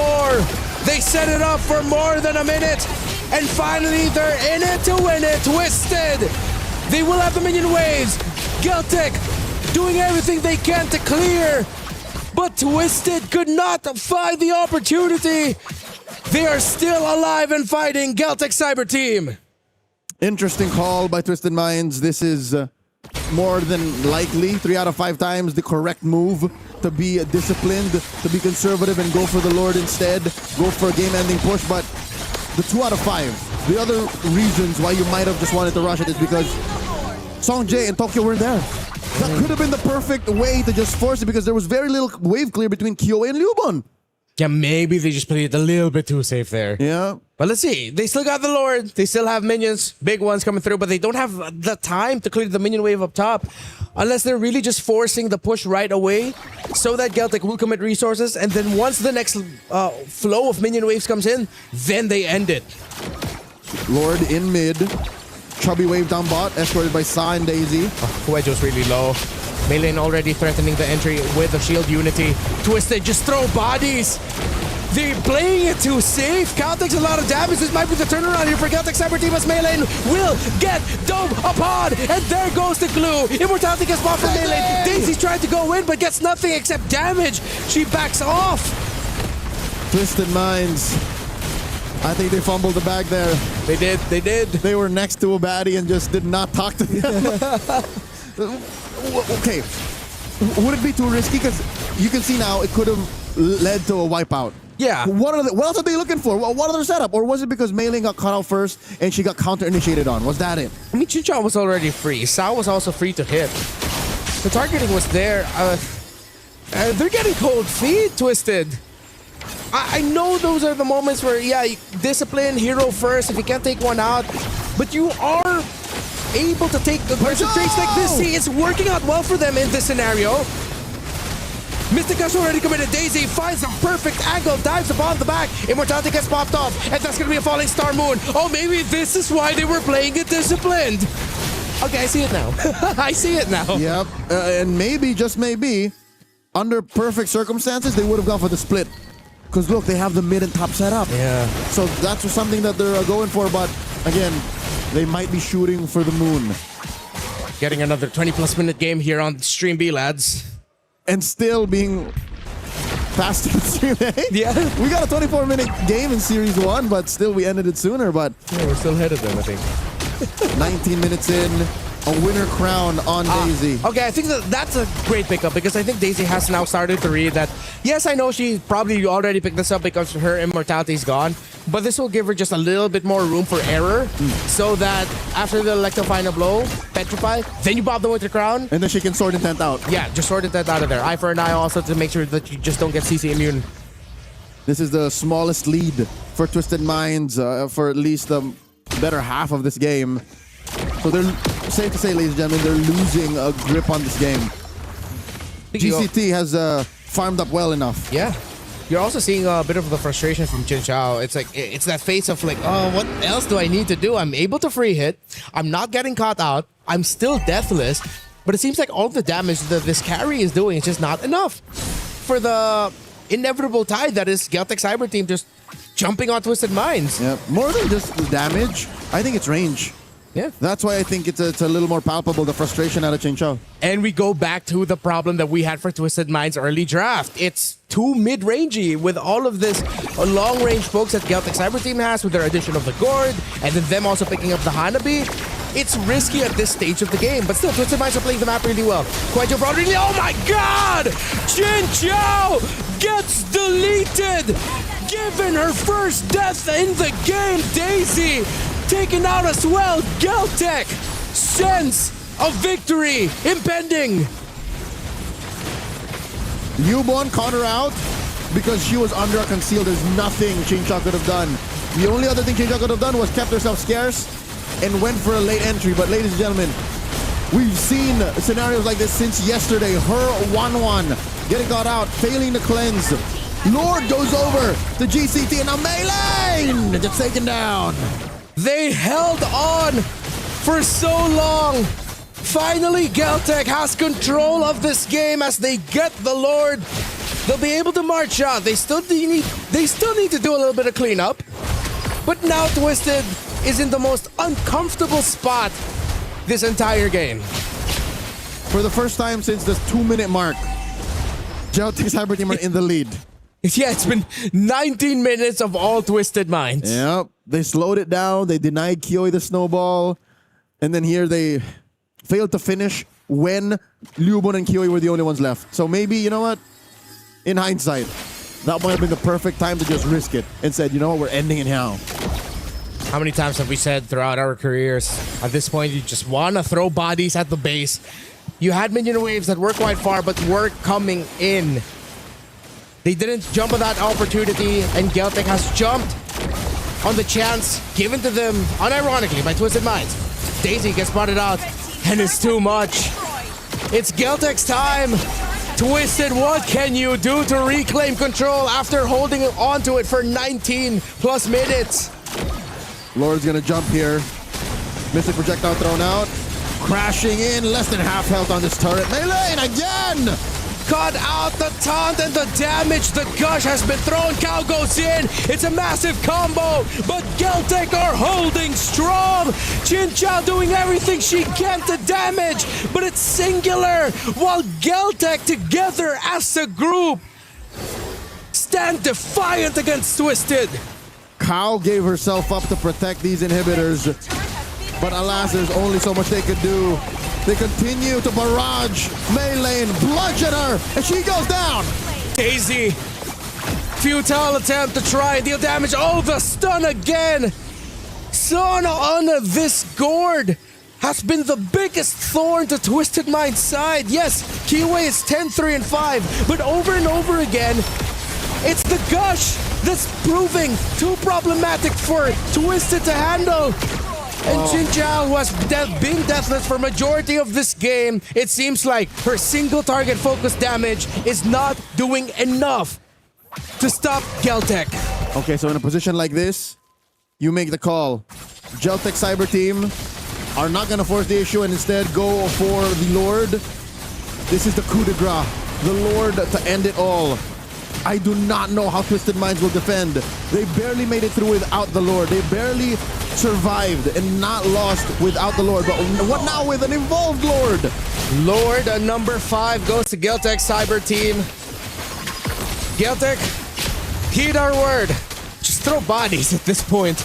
In the team fights that you've shown recently, it's enough information that Twisted cannot beat you on a 5v5 with their composition. And how well this gourd has been positioning. You're up against a late game Hanabi. Meme on a Hanabi pick as much as you want. Majority of us throughout our MLBB lifetimes have fallen to this exact same situation. Yep. And again, you put the fear of God into Chin Chow, make it more awkward. Get in her face. That's how you got her. That's how you gave her her first kill. Her first death, rather. And now they jump on him again. Melee. They spot them out, and look at all the red health bars get melted down quickly. Chin Chow does not have the damage. The front line does not have the health. Geltec has all the time they need. It took 24 plus minutes, but they win game 1. Victory! A long, drawn-out fight. Doing the math, Geltec was winning this for just about a total of 5 minutes. The first 2 and the last 3. Sometimes it's like you went through a book and you realized, you know what, all of this middle right here, not for me. Yeah. Let me read the fire intro that got me into the novel in the first place, and then let me skip straight into the ending. Yep. He's still the good guy. What a comeback! I hate to say it, a lineup with Aulus and Hanabi won. And here's the thing, is it with fair? Elric, with Gourd, oh my goodness. Is it fair to say that it's because Twisted Minds did not force the issue and threw bodies to win? 100%. At the 17-minute mark. 100%. That was a situation where Erwin from AOT be like, hey, give your hearts. Sasage all the way. Because here's the thing. The thing is... I don't watch Naruto. That hurt him physically. You've done this kind of joke for 2 years, but that was one of the times I'm like, ouch. I kind of got it though, but continue. Yeah. Well, not a joke. Either ways, we all agree that was Twisted Minds' game to lose. Correct. Yeah. Like, if they just been okay with 3 people dying in base so that Chin Chow can just hit the turret, yep, none of this would have happened, right? Because here's the thing. They already hit their power spike, and then GCT, they needed a little bit more time. They needed 1 or 2 more items to be really relevant. And they were down. Yeah. It's 2 defenders, melee defenders. It really looked like they made the crunch call of respawn timers are quite close. Minion waves, once they get here, it would have been a full 5-man, but then the other 2 who were left defending also needed to go back and heal, meaning that you have a little bit of a time window as well. And I think they just decided to play it safe. I mean, it was way too close to call, but from our perspective, it looked like they should have just jumped on it. And I gotta say, the resume for Beleric is looking much, much better. I mean, it's already looking good. Yeah. Right now, it's getting better. And the thing is, Hanabi maybe only lost 1 game so far. It hurts to say. I think we now know the scale of power. Yeah. Beleric, Hanabi Hirara. I mean, welcome to Stream B. Welcome to Stream B, folks. And Esmeralda looked pretty good as well, but we saw the power of the carry, right? Honestly, if Chinchao had a front line, it would have been perfect, right? Yeah. Okay, fair enough. She did not have a real front line. Yeah. It was a Glue and a Benedetta. Yeah, but here's and the a thing. Baxia. As a roamer, I feel like Kao is an amazing roamer, but at the end of the game, she was too scared for her own good. That was a prime opportunity for you to throw your body because, again, Chinchao just needed space. We saw how the first turtle or second turtle went, that Chinchao just basically cleaned everyone up. And it's counterproductive because it's Melee who kept throwing her body out there, and Daisy. You can't afford to do that. Oh well, Daisy, she had a mission. Yeah. Daisy tried to force things out, but honestly, like after playing some EXP games, I think Daisy just slightly tilted there because she's like, if you're not gonna go in, I'm gonna go in. Yep. Yeah, it felt like it did feel like that sometimes. Also, you can see the moments where she set up something with a petrify, but then the follow-up was just a little bit off the timer that she would want as the Benedetta who decided to entry as the team. I think that more so this is the most, probably a really frustrating game for Chinchao. She had an amazing game for majority of it. That was a spot. That last clip, that's where they should have ended it. That's where they should have ended it. And at the same time, it's ironic that the moment Liu Bon just decided to throw herself towards Chinchao, that's when they completely got to turn the game around. But also there was one death, the super random death on Kao, when they found her somewhere in the river near the purple buff. And Melee. And then that led to a little bit more room for Galtech to go out, hold the center, push a turret. That gave them just like a little bit more breathing room to stabilize the map a little bit, which I think eventually led to this. Gentlemen, I gotta say, out of all the times I want to see stats, this is the one where I want to see how much damage the Owless did, how much damage she took, the damage that the Hanabi did, how much damage taken was from the Beleric, because again, like, I'm just curious because KOA, it does look like the damage is there-ish, but because everyone's so clumped up, I was like, wait, who was it really? I'm pretty sure a big chunk of it was the Gourd, but still. It must be exponential. Yeah. Because they're all together like, oh, yeah, you're right. You mentioned the Gourd. Right? It makes it so that because basically everyone has that AoE. Yeah. Right? Beleric is the outlier. Yeah. Technically, it's AoE as well because the passive can pierce if you're close enough, but either ways, yeah, that was an amazing game, but that's also a game where it tests your mental, right? Like, are you going to get tilted after that? Because you 100% knew you were going to win, right? I'm pretty sure some of the players would be like, if only you did this, and that, we could have won. I am man enough to admit, if I was in the shoes of Twisted Minds, probably would have cried a little bit while getting mad. Not at my teammates, at myself. I would have been mad at myself. That's why we're here. I mean, like, here's the thing for you guys at home. You guys can get the new interactive Evo because of Rhino Day. It is available now, so make sure you guys check it out in the shop and show off your new emotes. Happy Rhino Day. Happy Rhino Day. I'm not a Rhino anymore, I'm just saying. I'm not a Rhino. Still a lion. For some reason, I can't connect to Bang Bang over here. I don't know why. I think I'm halfway through to becoming a dragon. Oh, congratulations. Good for you, man. I am 2 or 3 games away. From becoming a dragon? Yeah. Oh, he's played a lot. Yeah. Yeah, and for now, we are going to go for a break because that is quite the game. I feel like Twisted Mind needs to utilize this time as fast as they can to calm down. So when we return, we'll see if GCT can close it out or Twisted Minds extend the series. We'll see you guys later.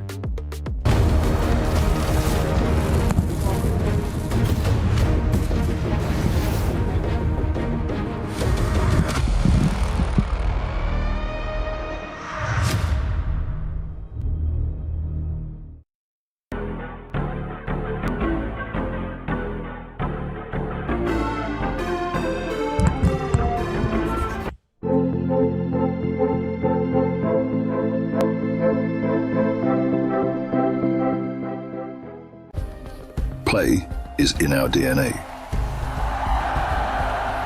Whenever we let it out, it becomes our superpower. Now imagine an entire city being built to supercharge it. Kadir City, powered by play. We were there. For every click, every clutch, every respawn. We were there for the years of grind. And we're here. Now. The proud founding partner of EWC. Powering the biggest event in gaming. Shoulder to shoulder with the world's best.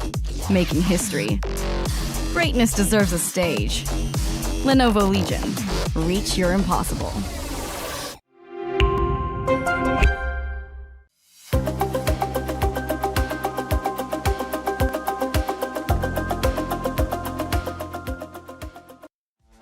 Hello and welcome to MWI. We have another game here with Chincha and Sanjike, who are joining us for Don't Touch the Hero. Nana, Mia, Freya, Nana, Mia, Lilia, Nana, Lilia, Freya, Mia, Nana. You girls are good. Thank you. Thank you. Oh. Folks, welcome back, folks. Looks like the players are just about ready. They just got on stage a few minutes ago, and are you looking at the faces of Twisted Mind? It does look like they're not entirely down. They're still okay. So hopefully it translates in game. Nothing can break Chen Chao.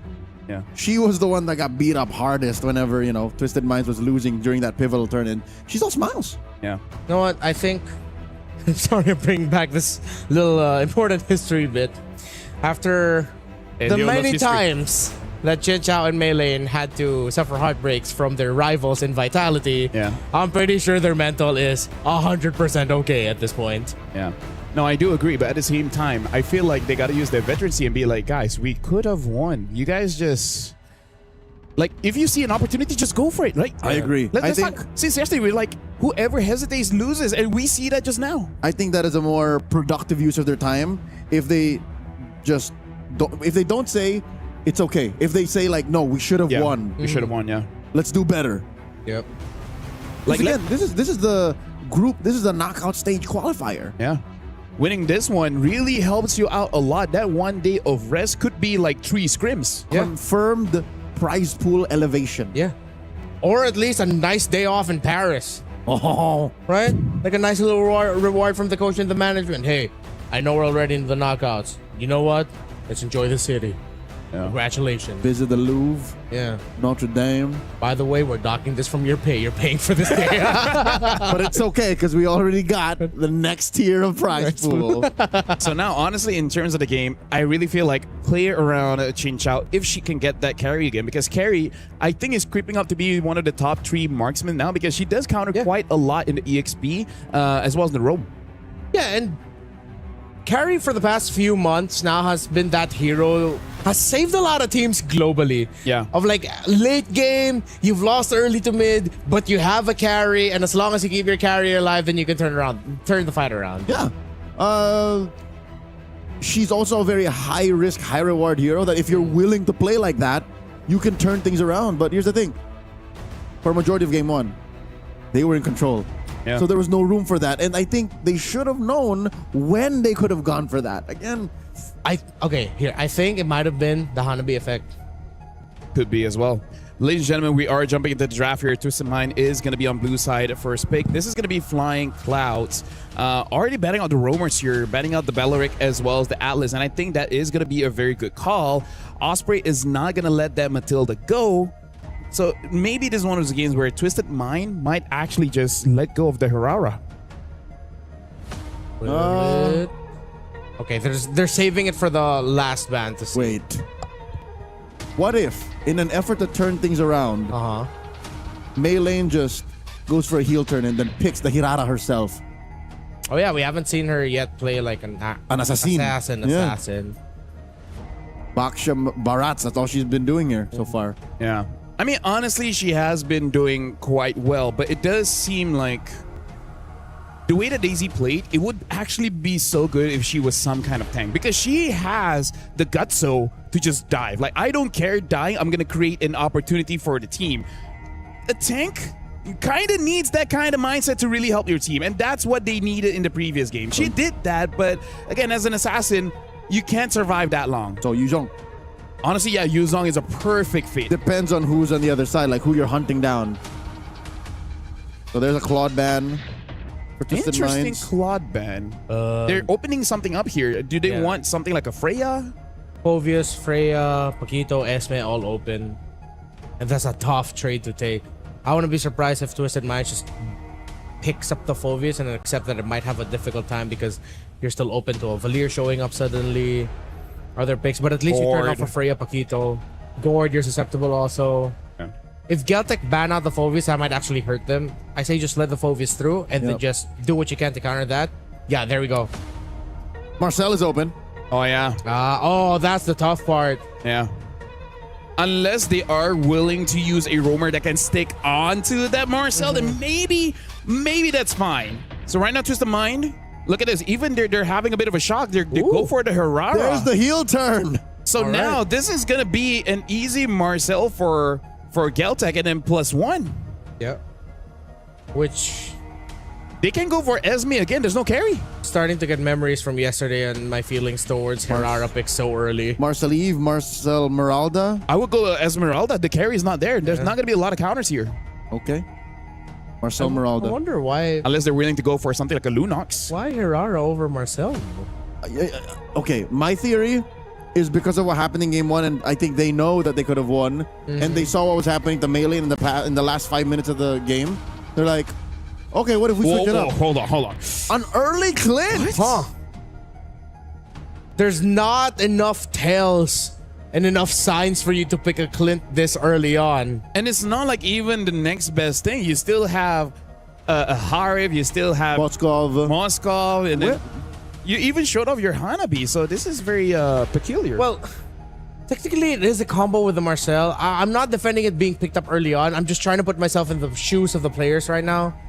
Because you have the golden hour up and you just release all your full combo with the Clint. It gets frozen. And then once it's like the Kimmy. Dude, all right. Valentina, I hope Twisted Minds has a Hilda in their lineup.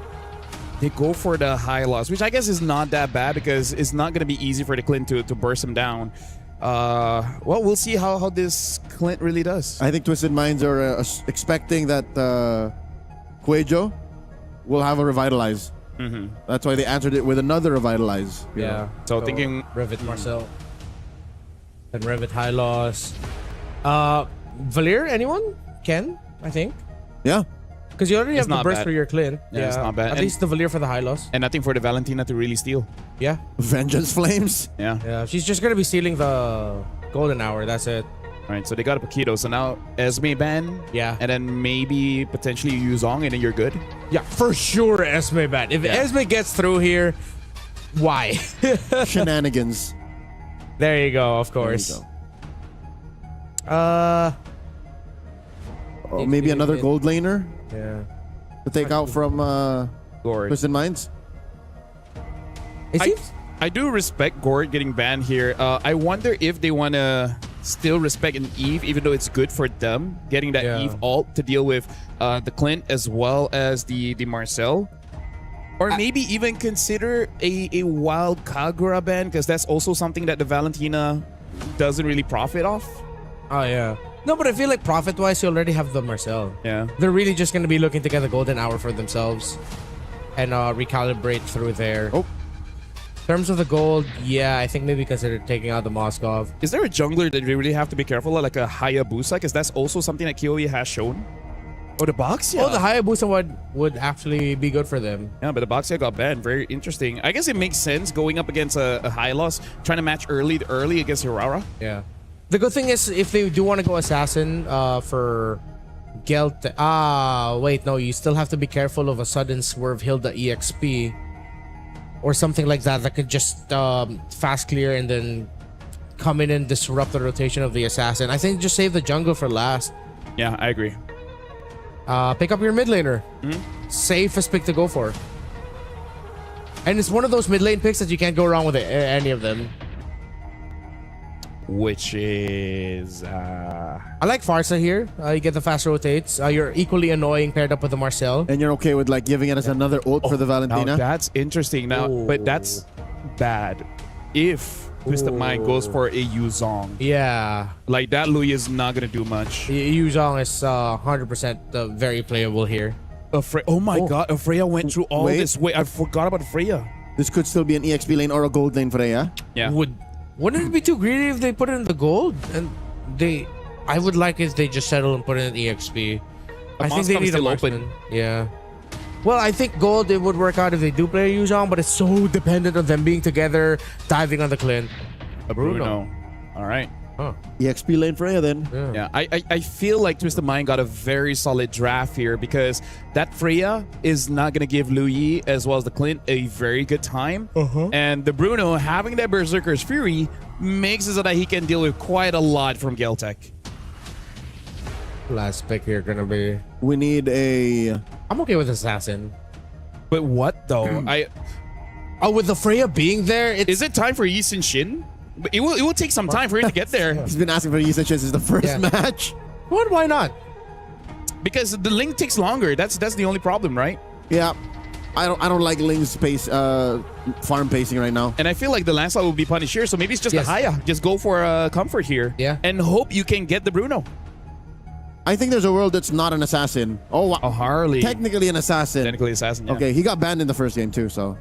Yeah, so now, honestly, like, I feel like Twisted Minds has a very solid draft in the sense of they have counters towards what Geltec already has. Geltec has a pretty interesting draft here. Whenever there's a Louis, it becomes very, very interesting. Playing some Louis games myself, I just don't like diving heroes because I do not have a dash, right? Yeah. So, honestly, good luck to both teams. Let's see how Twisted Mind recovers after their previous comeback game. I'm going to give it over to Leo as well as Renmar for this one. And we're going to receive with much gusto. Merci, Lefel. This is match point for Geltec Cyber Team. We've yet to see if the draft is enough time for Twisted Minds to reset and, you know, figure out what happened in game one because that really looked like they were theirs. Yeah. Also, for Geltec, though, they drafted a potentially very dangerous lineup. If things are gonna go right with their Lo Yi, with their Harley and all that, then we might see a Twisted Minds that might not even be able to get any room in the map whatsoever. Like, it's just constantly you have someone marking your position. You can't get any comfortable spots in the river and in the jungle to plant yourselves, to stop rotations, to set up your own rotations. I believe it. Knowing the late game awareness and like the state of flow Geltec Cyber Team is capable of after game one, I don't put it against them. I actually hope that this ends at 16 or 17 so that we know if what happened in game one was mainly a mistake. Yeah. It's a better test that way. I wonder. I think there's a chance here, though. Although I feel like the chance for an early game Twisted taking control for a lot is a little bit lower. I think it's just because of the presence of the Marcel. Like, I keep looking at that Marcel, keep looking at the Loyi, what they could do together with those little skirmishes and trades for when they meet up with the 2v2s, 3v3, somewhere in the river. That them together just seems so deadly. And annoying. Yeah. I think that's like the most important word, like annoying. So I'm throwing back. I'm still here. Join us. Yeah. I'm throwing back to a memory of world champion, M7 world champion, multi-time MPL champion. Season 9 MPL champion Light. When he played Marcel, I'm not happy with what it was, but he was playing in a very specific way. He was trying to go ahead and hit people from angles. Yeah. So now you can do that for free. You can send the squad to the flank and then run through him golden hour from a weird side. Yeah. So I think there's something to it. Geltec are cooking. Yeah. Honestly, after the first game, I really feel like this is one of those series where until it ends, we really can't say much because the teams have really shown that They just sometimes need time, and they definitely know how to defend their base very, very well. So I think at this point, it really is more on the gusto. Funnily enough, that's how you receive the take for this game. Whoever has the more courage will eventually be able to win, because I can definitely see for both having a good setup, we eventually get a wipeout. Yeah. In fact, someone even asked me, have we ever seen a Maniac or Savage so far in Stream B? And I feel like we haven't. Right? I think one main. Oh wait, no, it was all. I think I remember one Maniac. One maybe Maniac, but that was like so fast, and then like all of a sudden that just kind of like leaves your memory. Yeah, it's a Maniac of like, all right, it's not even a nice job. It's like cool. Yeah. Well, it's crazy how the overarching theme for this stream really is just like don't hesitate. Yeah. Keep fighting.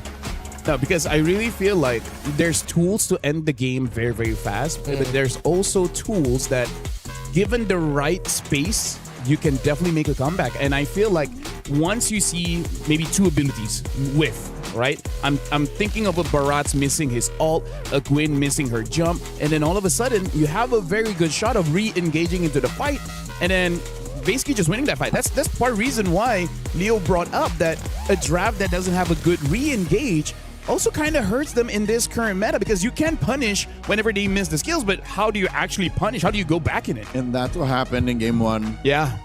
Mei Lane just kept dying when she was literally an inch off. Hao was dying because she couldn't get the mount. Yeah.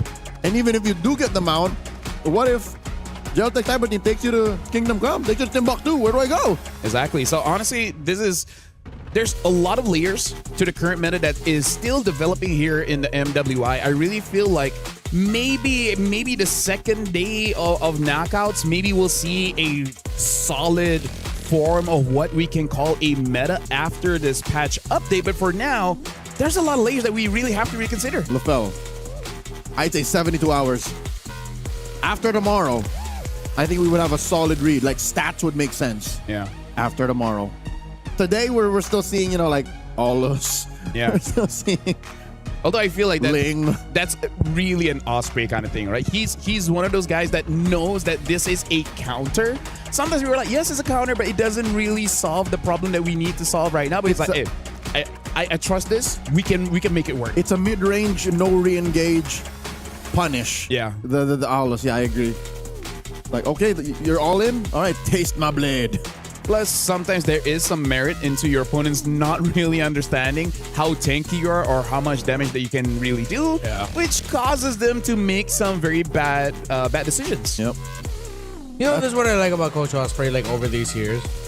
Like, I haven't always fully agreed, like, with his drafting decisions or, you know, how he shapes the team, but I respect it. Yeah. The risk-taking. Yeah. I've never felt like Coach Osprey is the type to really force like an archetype or an image or a mold of what he thinks a team should be. He really plays to the strengths of his players and what they can bring. So throughout the years, like we've known Coach Osprey and he's been a part of MLBB esports. Hats off to him and all the teams that he's handled, he's played with, he's been a part of. You can see how he really adapts to their strengths and weaknesses. I really feel like the best way to put it is that he can put some form of system into chaos, right? Make it controlled, because having a lot of good players with amazing mechanics, there's going to be a lot of chaos. But then he was like, you know what? I can create music with this kind of chaos. I can make it into a symphony.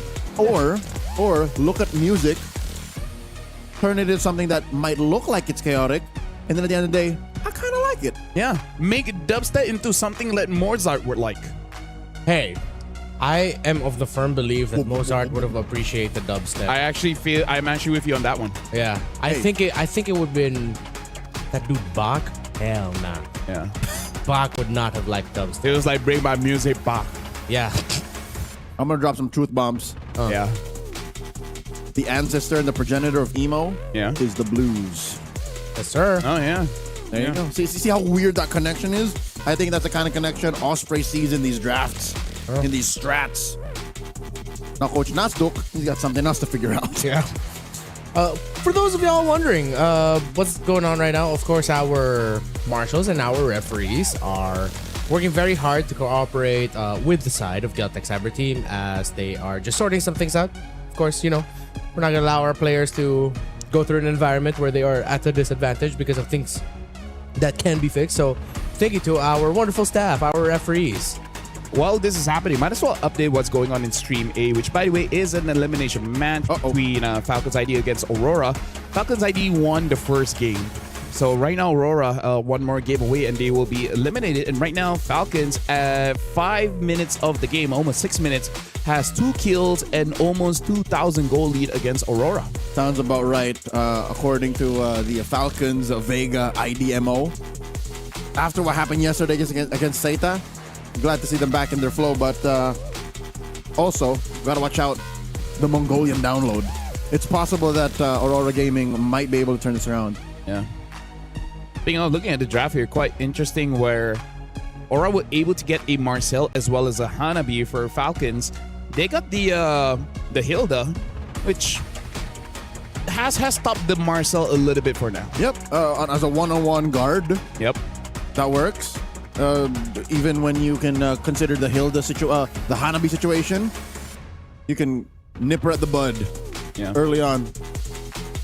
Falcons also has the Harley. So, Harley is a niche pick that we can see every once in a while here. He's become a niche pick. He used to be like the #1 jungler for like a quarter. Yeah, yeah. There's the times I really wish that we also got a Hilda in our stream. I miss seeing Hilda.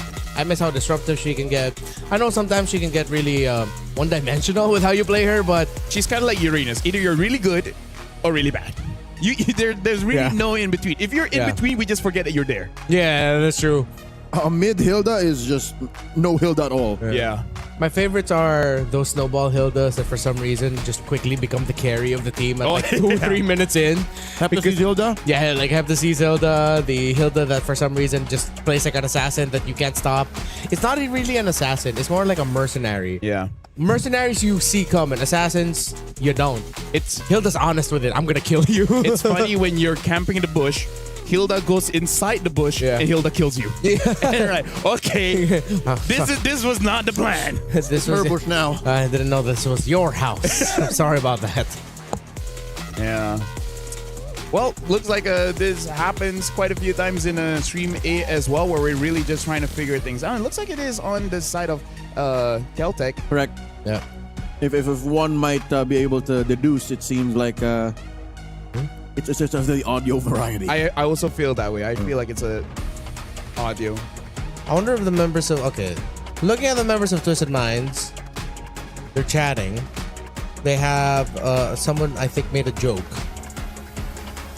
It seems like this is actually buying them time to gather their spirits. Yeah. That's true. Like you're not allowed to talk strategy. Yeah. But you're just allowed to get out of your head. Yeah. This is a good way to reset. And whether or not it wasn't their choice. This is Geltech trying to fix also something on their end. So I'm assuming game 2. Well, fortunately, the draft is set. So gentlemen, I'm sorry for being correct. It's gonna be a long day. We manifested it too hard. Your full series for today, Leo. No, you are too. Yes, we're on the same boat. That just means I got to spend more time with you fellas. So I don't see why this is a bad thing. Yeah. He says begrudgingly. Something about doing this for at least 6 to 7 years. You just see it coming, right? Yeah. Like you can feel it. Yeah. Must have been the wind. Nope, it was me. I am the wind. Yeah. I am the wind. Oh, by the way, thank you very much for everyone tuning in. Wherever you are from the world, around the world. Hopefully we'll get this settled soon. And whatever time you guys are in, by the way, is this already nighttime in Southeast Asia? Yeah. Yeah, it's nighttime, right? For our friends in the +7. Yeah. It would be almost 8 p.m. So for us, it's 9. Almost 9, yes. Almost 9, yeah. So shout out to you guys for sticking here. And honestly, there's quite a lot of people here in the EWC arena. Yeah. And I just noticed we also have some speakers. So that's cool. Yeah. It's nice. Again, if you, of course, can't come here to where EWC is, just imagine a massive convention hall where you can have multiple game titles playing at the same time. Yeah. And you see everyone just walking. a lot of booths, a lot of merchandise. What? It's everywhere. Booths. A lot of booths. Yeah, there are. That's what I said. There are a lot of. Yeah, a lot of booths. Yeah, we're right in front of Team Vitality. Vitality. Yeah, Vivian's looking at me right now through, of course, the mural of the Vitality side. Niall is there too. Yep. Yeah. That's so cool. What is this other booth next to us? Qiddiya City. Yeah. There you go. Shout out to Qiddiya. We shot there yesterday. Renmar. Huh? We had a shoot earlier today, and I don't think we were able to use it. Why? Because we already we shot the cold opening. Sorry, Oh, 2 days ago. That was 2 days ago. Yeah. I was wondering, we shot something. Was I awake for the shoot? Like, how come I can't remember this? Sorry, man. It's a long day. It's a long day. It already has been. Yeah. I chose the wrong day to be. Anyways, right now again we're just waiting for things to settle down. This is one of those moments where it looks like it would be appropriate to go for a short break, but she's wearing her headset back. I wonder if that's a sign that we're all clear. But again, hopefully it is completely okay. Like she can hear herself, she can hear her team, and more importantly, she can hear the in-game sound, because you don't want either of those elements not to be present, because then teams already have communication issues. We should not have one of the equipments be part of it. Hopefully it gets settled soon, because kind of like football, sometimes like cooling down isn't that great. Yep, the momentum. Yeah. And mind you, this is the winning team. Yes. They're the ones who won the first 2 minutes and the last 3 minutes. The longer we were here, it will be basically a Twitch podcast, and I don't know where I will stop, because my mind can go places, you know. I'm sure your mind will go places that people are interested to hear about. Yeah. I'm honestly trying to come up with like topics, but I'm kind of thin right now. Yeah. I rewatched Interstellar the other day, and I really feel like it's just an ADHD moment by Christopher Nolan, where it's like he just learned time dilation, and he wanted somewhere to execute. He wanted to make a movie, so he just created a scenario that they just have to get into a black hole where you essentially manipulate time, because only 2 elements can go through time, which is speed as well as gravity. If you're able to travel about 28,000 kilometers an hour, and you travel for that speed for 1 year, by the time you reach Earth again, according to calculations, the world will have aged at least 10 years. Interstellar's at least 10 years. Interstellar's a little weird, because it takes the science and the mathematics to a whole nother level. Yeah. Compared to a movie like Project Hail Mary. Yeah. Wherein it's so palpable. It's all like, yeah, that makes sense. I mean, like, going into a black hole will kind of get you those kind of results, but how are you surviving that black hole in the first place? Am I right? Exactly. What's the technology to sustain human life? I watched the SpongeBob SquarePants movie on the plane right here. Yeah? That's my contribution. Was it a Gooby Goober Gang movie? No, the new one. It was the new one. Oh, I haven't watched the new one, so I guess I should see that on the way back. The new one is the reason why we have the collab. I have opinions about it. It was part of the marketing run for that. The best thing about the movie is that we got collabs for it in MLBB. Oh, wow. Oh, wow. Okay. It's one of those kind of SpongeBob It could writing. also be just because I'm 30 and I'm too old for SpongeBob. No. You don't get I too agree. old. You don't get too old. Folks on chat, I think you'll agree. At some point after the early 2000s, SpongeBob dipped. Yeah. Like the quality of the writing was just... Towards the the interesting now is the fan-made scary stuff, right? The theories. Patrick is the villain. There's Theory. one where Mr. Krabs is the villain. Which is kind of cool. Kind of cool. That SpongeBob on purpose fails his driver's license test. Yes. The animes as well. That's honestly pretty cool. I wonder, after learning about black hole, what other things should I really dive into? I would dive into the sun, but there's really not much that we can. You know what? We should really study about our oceans, because apparently, if you go deep enough, the gravity would have quite a good enough pull that there's some time dilations when you get close enough to the center of the world. I'm afraid of oceans. I have thalassophobia. I'm afraid of Honestly, wouldn't the pressure kill you first? Yes. Right? Yeah. It's like you're just gonna... In fact, I think 2 years ago, they created another machine that's able to, exceed the previous limitations of going that deep, but it's still not deep enough. It hasn't reaches like the lower parts of the Mariana Trench. I see. Yeah. I'm fascinated by the deep ocean. I would like to believe that there are creatures beyond our own human understanding that live beneath the deepest portions. I want to know, why do we know less about it than space? Like, what super deep dark secret that it has been how many years since Adam and Eve that we still don't know much about the ocean? We are this close to starting to talk about flat earth theory, man. No. Because I think even that question, you got to go past the dinosaurs. Yeah.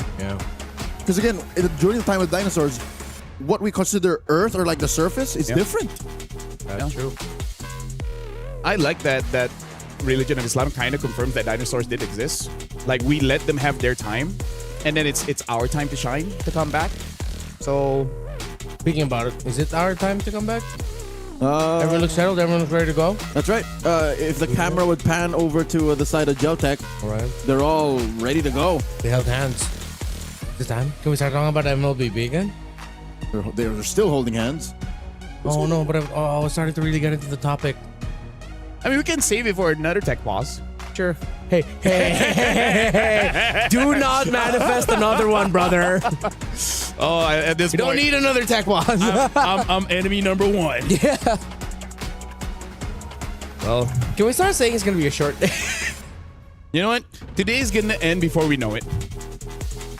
That sounds ominous. Don't put it that way. Why would you say that? Today will end before you know it. You would think it end at this point, but no. Before that. No, that's way too ominous, my guy. We have security. It should be fine. Tama kan? Belum? Okay. I assume that was your father-in-law. Yep. Here we go! Into the land of dawn for a game number 2. Once again, ladies and gentlemen, match point for Geltec Cyber Team. Welcome to Mobile And it's up Legends. to Twisted Minds to write a plot twist into the series and take us all the way. Thank you all for being very, very patient with us. We're finally back into the action as Cal, as typical. We expect of the roam mid trades. Be aggressive early on. They get to clear, but Guejo taking a lot of damage from the Valentina. Oh, it's a flicker, Marcel, this time. So a little closer to home, what we're used to. Yeah, no revitalized trickery here. But I think he also understands because of going up against the Freya and the risk of the Bruno. The revitalize won't do much. Yeah, they needed someone who could help maybe catch off the Bruno. Which, of course, the good thing for Geltec is that Chinchada isn't packing a Purify. Which, of course, he would want to pack a Flicker in this scenario. So just a little detail that's important here for Geltec. Still, a lot of aggressive trading in the center. We're still not really feeling the damage and the potential of the Marcel and the Loi together. But trust me, if the game gets close and the Loi has 2 items, the Valentina and the Hylos is really going to start feeling it. Whoa! Here we go, Daisy. 2v1. Trying to get away from this. Will she? Pops a vengeance. Still trading. Liubon will be the one to suffer. And that's a warning shot from this Freya that even though there's 2 of you, as long as I got my vengeance, you can't handle me. Okay. Cuejo. Still checking for range.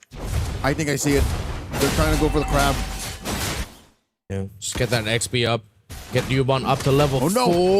Melee's close by. They're not going to be able to get it, and that sets it up for the Hirara to deal damage and punish. Liubon is the first one down. Twisted Minds off to a great start.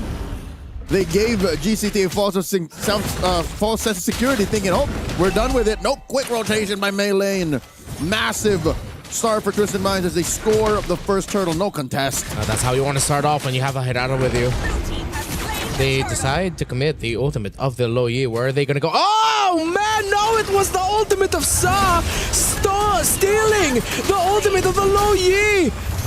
Catching Geltec Cyber Team by surprise. Twisted are quick to pull the trigger. But they get punished. Daisy's the one who actually falls. You are right. It's a 1-for-1. I mean, conceptually, it was a good call. Yeah. But when they executed, they forgot, oh, the Freya isn't life-stealing as good just yet. Yeah. And did not have the Vengeance Top cooldown. Well, that hurts. Imagine getting excited for something and then realizing that you got excited for the wrong thing. Sorry about that, Twisted Minds. Celtic Cyber Team. You know what? I'm going to just say, good counter. It was a cool move. Yeah, it was a cool move. It was a cool move. Oh! It was too flashy. Golden Hour! Frozen. Golden Hour. Cal using the Glorious Pathway to get out, and it's just fast enough, and he's able to heal just enough so that the ultimate of the Hardy will not take him out. His veteran experience, wisdom to know that I have to stand on my pathway to get the extra regen so I don't die to the deadly magics. Hunter Strike now for the Paquito, so that's damage online for the EXP laner of Celtic Cyber Team. Meanwhile, as long as Daisy cannot lifesteal as you expect a Freya to lifesteal later into the portion of the game, then maybe going all in might not be the best for you. Well, just watch out for your timing, I guess, Twisted. Half a minute till the turtle spawns, lower quarter this time. Daisy keeping Liubon honest. Quajo gets spotted out. That is a roamer on roamer check. Impressive how Quajo actually has a, XP gain over Kao. You are right. Oh. Well, I mean, with how fast Marcel runs around. Yeah. 2v1 incoming. It's a lot of opportunities for you to get in vision. And finally, we get to see another Street Fighter skin. You actually get Ryu. That is outfit number 2 Ryu. Yeah. Some of the outfit 2 ones will honestly look better. Yeah, than the iconic outfits. But let's get back into this, okay? Cubon has a full stance up. Celtic. It's good for them. They do have the golden hour. Has the golden hour as well. They commit Oh, it was just slightly out of the bush, so they were able to see Coelho. I'm pretty sure they wanted to deliver the Marcel into the bush. Yeah. Liubon spots Chinchao. Chinchao already forced the flicker out. That's a full combination used by the Paquito. Liubon forces the flicker out so that he can get away to safety. Versailles still chasing. Uses some pokes out to the Paquito. Meanwhile, there it is! The duality of the low yi! Just enough! But Twisted have held on long enough so that they'd be the ones to get a kill, and they still get the turtle. That duality could have been so punishing, but it ended up being a good thing for Twisted. I think this is just a mirror of what happened with the whole stolen diversion. Great setup, great sequence, did not have the room to finish it. Because look, 2 or 3 members of Twisted Minds were down to like a fourth of their health. But still, there was no cleanup. Yeah. But still, Celtic Cyber Team, amazing map awareness. They send the World Warrior, Liubon, up top to take care of that turret. Feels like it might just be one of those games also that's going to be a long one. Considering that Celtic Cyber Team, they do have a good high ground defense. With Loyi, with the Clint together. Yes, their lineup will really thrive on them being able to control much quicker through the Harley, through the Paquito, and aggressive rotations with the Loyi, the Marcel. Speaking of aggressive, Quajo shows himself, Tokyo's there, but Kao was nearby, pops the Glorious Pathway so that Chinchao won't get dove on. Okay, good deal. They trade out for the engage. Diversion to the brush. Oh, they're going to get this tower for sure. Yep, well spent. That diversion was well spent. Meanwhile, up top, Kiyaway with a bit of a split push. Already forced to commit the retreat there. Golden hour, tossed out. Not going to be enough to actually make a huge impact. But Coelho's here. Golden hour this time. I will admit I'm getting a hard time tracking which golden hour belongs to who, but up top, that's Kiyaway falling to the Hirara and the Freya. I mean, it's a 2v1. She really bought time there, but she still fell. And I think it's not enough time bought to deny this push up top and mid. Okay. Oh, duality again, perfect. This is what we're talking about when it comes to the combo of Celtic. Oh, a flicker entry, but they're not really able to get something out of it.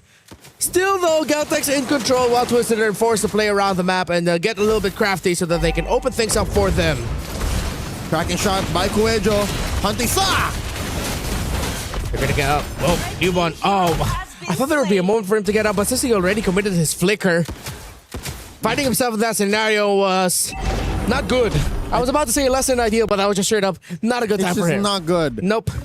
Less than ideal is if at least there was one member nearby to add some damage to finish it, but that was far from it. That wasn't it, Chief. Maybe a little bit too greedy. Kiyaway not here. It's going to be a concession of this turtle. As Celtic will give this up. That's going to fall to the hands of Twisted. That's all turtles in this game going to Twisted Minds. Let's see if Celtic can finally find an opening in the map. But riddle me this, Renmar. How are they doing that while Geltec are still up by 1,000. Yeah. Whoa! Wow. They're both equally opening up the map. Daisy spotted, trapped, forced to get out of his own turret, but Kuejo with the golden hour. They break through the tower, but Sai is here, and the presence of Sai is just enough for them to send the team back. Wow. Quick rotation.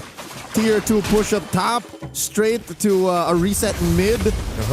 Geltec Cyber Team, I hate to say it, but that diversion, they're using it without getting much kills to their advantage. Like a Divide team. Wow! What an outplay! Sa soloed the Harley, giving it a taste of his own deadly magics. But it's a trade mid for mid. And no one wants to commit into this, knowing that it could be deadly for either. They're trying to work out the math, and it seems like it's Twisted that makes the call. Cow now forced out to safety. Gets punished. Kuejo with the kill. Geltec have the numbers advantage, but Twisted are healthier, and they force Geltec back. 2 for 1. Massive win for Geltec. They're sending Kuejo over here. They're not done yet. They commit the diversion, but they're not going to be able to get a kill. All right, as I was saying, for a team that we expected a lot of aggression from, team fighting, brutality, violence, they're using the diversion on such a high-level macro tactical way. It's just quick rotations, okay. Go check if you can force out an ult or purify a flicker, rather. And they've been doing that. I guess that's why they're able to stay 1,000 gold up. Conceal. They find Sa, but she commits 2 dashes to get under the turret. And the Geltec will not be able to find an opening unless, can they get this Freya? Do they have an angle? They're trying to hold certain angles. Oh, Melee goes in out of nowhere with a Herrera and gets punished for wanting to check. But Twisted Minds might have the numbers, might have the health so that they can keep fighting. But Geltec, with their low Yi, staying alive with the raw damage power of a Paquito, they decide to go forward. Cal falls down. So far, it's very favorable for Geltec. Liubon gets another. That's 3 members of Twisted deleted, but Chin Chao gets the Paquito back, while Geltec will get the Lord through Kiowa and Tokyo. Hard to contest. I think Twisted Minds just have to accept the fact that their retribution is just on the way, while Geltec Cyber Team have already secured it. Impressive work, Renmar. I just want to throw back to a moment in that sequence. Kiowa, space escape, then straight up walks right in front of Chinchaw, and Deadly Magic Sir compromising Twisted Minds counterattack. Well played, Kiowa. Well played, Geltec. It's been close. It's been Twisted getting the objectives. It's been Geltec needing to be crafty and opening up the map. And they did so through a fight. They got to split up that fight real quickly. What was, I thought, going to be just a huge 5v5 suddenly turned into a 3v2 or 3v4, 3v5, while 2 members of Geltec just got the Lord. That just shows mastery, that they understand they don't always need to lean too hard into fighting and getting kills. If there is an opening to get an objective, you jump on it. Cow! And now they jump on Cow, who used the glorious pathway, but she gets stuck by the golden hour. Still, she's fast enough. Liubon is not going to be able to connect the combination on the Cow to make sure that the high loss goes down. Here comes Daisy with the entry, but they still get punished. Meanwhile, Melee finally takes down Liubon. All right.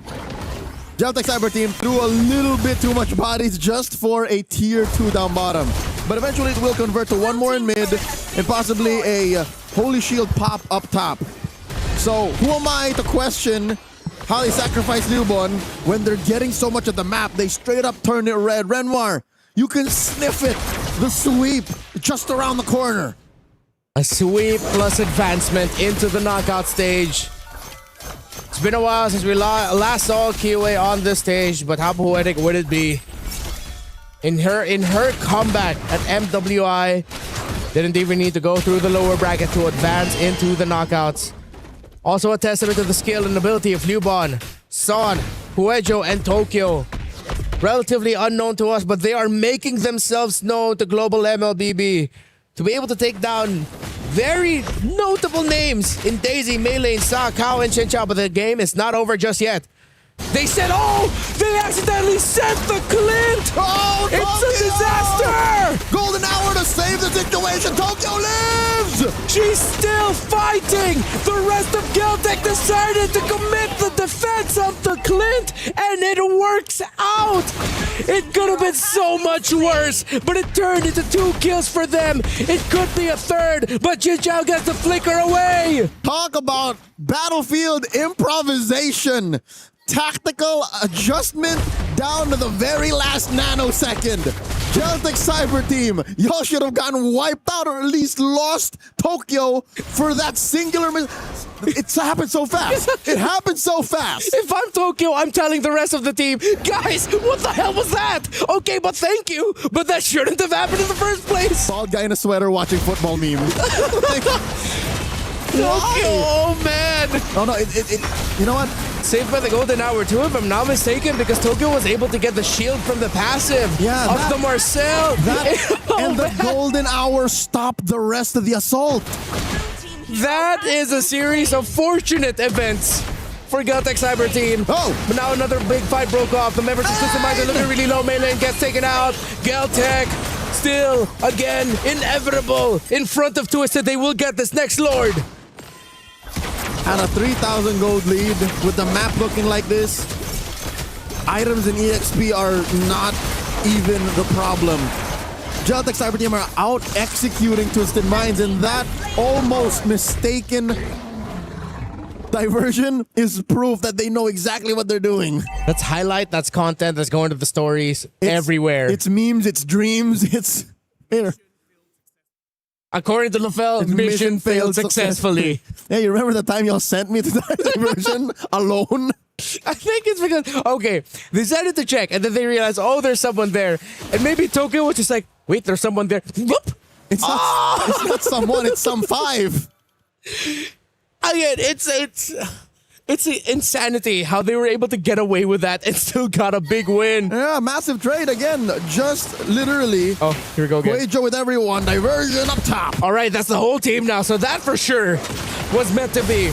Doris pathway to delay their entry. Golden hour gets dropped down. Guejo, perfect yet again. The attempted entry by Daisy gets a stop. But the golden hour plus the combination from the Paquito. Geltec are on the way. Welcome back to MWI. Kiowa one step closer to advancing. They're getting the bodies. Tokyo gets a double kill. They are looking sharp. They're looking good while doing it. And Geltec still need a little bit more. They don't have the minions. They can't end it just yet as Twisted are holding on for dear life. Mid lane up next. Down goes Sa. 3 defenders left. The turret crashes in. Geltec, I don't think they're going to make the same mistakes. They're going to force it. Point blank diversion. Where'd they go? Geltec Cyber Team shuts down the Bruno, and they will advance into the knockouts with a sweep over Twisted Minds. Despite the long wait, prior to Game 2 starting up, it seems like that did not do anything to the momentum, to the focus, to the state of flow that Geltec are in. Their specific brand of aggressive MLBB and, of course, playful shenanigans in the battlefield have earned them a slot in the knockout stage. That has to be one of the most iconic. Coach Osprey is that. Coach Osprey, no. He's sniggering. He's like, you know what? That is one of the darndest things I've ever seen. Guys, apologize to Tokyo right now. Here's the thing. If I was Tokyo, I would tell the team this is why my Clint was first pick. You put me between 5 people and I still survive. And it's not even the most safe gold laner. Yeah. He has 1 dash backwards. He's not a Moskov. He's not a Claw. He's not a Hanabi. I'm gonna say this now. That is the most iconic win of MWI so far. Yeah. It's one of the moments of all time. Only on Stream B, baby. That's where you can philosophically say it, that mistakes can be opportunities. Yeah. Remember her game number 1, we said like someone has to throw bodies? Yeah. They embodied that differently. Let's throw the body of our gold laner. The gold laner, dude, like it could have been like the EXP laner, maybe the mid laner would have survived that. Can you imagine though how insanely fast Tokyo was to react to all of that? She survived with like this much HP. Still, that's a dash, flicker, and while simultaneously yelling, "Help!" Okay. It might also be a testament to her team's reaction time. They're all like, oh, I think they realize, oh, we brought her over. Oh no! Or it could just be one of those moments. Be like, I bet you won't survive that.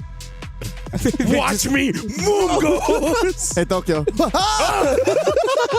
Like, I don't know. I feel like we gotta talk to Osprey and just be like, what happened there? And how was his reaction back? Okay. Is that Tokyo or It's Kyo? Liubon. It's Liubon. It's Liubon? Yeah. Okay. Well, okay. I hope they ask about the Tokyo thing. I mean, that Maxus here, he can hear. Like, ask about the thing. You know what that was? That was a Tokyo drift, man. The Tokyo You know what? drift. Okay, we're gonna be looking at the highlights.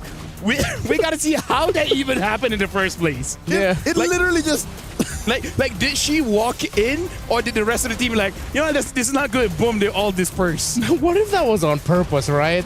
What if? I kind of hope it is. It's like, you know what? We know Tokyo, she's gonna space out. Watch me send her here. That's really... Oh, it is a moment. Oh, that's so fast. Yeah, but the thing is, it doesn't show the before, so we don't know how Yeah. that really happened. It only showed the moment proper. Yeah. I really think it was because they thought they were going together as a team. When they saw one, they decided against it. But by the time they realized they were going out, Tokyo was way too far from the edge of the circle to get out. I have a theory. Yeah. But, Maybe Tokyo was fixing her items. yeah. You know what I mean? Like just juggling or prioritizing something. yeah. And then, whoa! It happens to me plenty. That is TikTokable. Yeah. It is. Right? For her to build her brand, you know, just take that clip and be like, hey, look at me, man. Yep, I survived this. Even my team can't kill me. And they tried. That is one of my favorite things ever. Yeah. Trimby. If somehow something else tops that, I'll be impressed. Yeah. That's a challenge. Okay. How? What? How else would... Nothing shatters Shin Chadu. Yeah. I think the only thing, like other than Iluyi, is like Jawhead, Johnson, that can like sabotage your whole team. What other things can do that? Matilda. No, Oh, you have to press yeah. that. You have to press that. Yeah. That one is really on you then. Yes. What else? Anyways, Oh, a Grok wall. A Grok wall. that one is good. Yeah, that one is good. that's a classic. You know what? First of all, we would like to say congratulations to GCT making it to the knockout stage. It's not the end for Twisted Mind, which is also like should give them some breather. They will have one more best of 3 to play, you know, dictating whether they get to the knockouts or get eliminated. Speaking of, it looks like Aurora unfortunately has been eliminated. It's a sweep. In fact, while we almost started the game, Vitality and Genji has already started. So A caught up. yeah, well, they're in their third ahead. match. They're ahead. We just finished our second one. So we'll see. It's a race of time, but also it would be very interesting to see the development of Genji against Vitality because, again, that was the grand finals of 2025. It really can go either way. I love it. Saudi, that was the grand finals. Patty, it's just in the group stage. It's Christmas in July. And winning it gives you a ticket to the knockouts. Yeah. Wow. That's gonna be a good match. Oh, they're already in the draft. I can see it. Yeah. Picking, banning. Yeah. Check that out. I'm more excited for the interview. Yeah. Please, if you can. Actually, no, you all have the capability. Just put us both up. You have A the and B. freedom. Well, with that, we're going to be throwing it over to Naisu for an interview. Please ask, how did that Louis thing happen? Thank you so much, guys. I wish I could ask that, but I have another question. We're with Leo Bun, the XP laner here from Geltech Cyber Team. They just move on forward now to the knockouts. Congratulations, Leo Bun. Thank you. My first question is something that we all wanted to know too. In game 1, you guys picked the Aulis pick in the jungle for KOA. Why the Aulis? Because KOA like Aulus and also it was a Spray's idea. Okay. And I know they want to know about the, the other picks, the Louis, but we also want to know if you guys, Geltech Cyber Team, gets to pick your opponent going into the knockouts, what team would you guys like to face off against? I think it doesn't matter. Any team. Any team is fine. You're ready for any team. Okay. I think you guys are well prepared from what you showed us. I mean, even Tokyo. I think Tokyo is well prepared for the knockouts after being sent through the diversion. Last question, Leoban, before we go ahead and pass it over. Any message you want for your supporters out there for Geltec Cyber Team? You can say it in English, you can say it in your own language, whatever you feel like saying to your supporters. I would do it by languages. Okay. Thank you everyone for supporting us, and hello to my friends and for Марбон.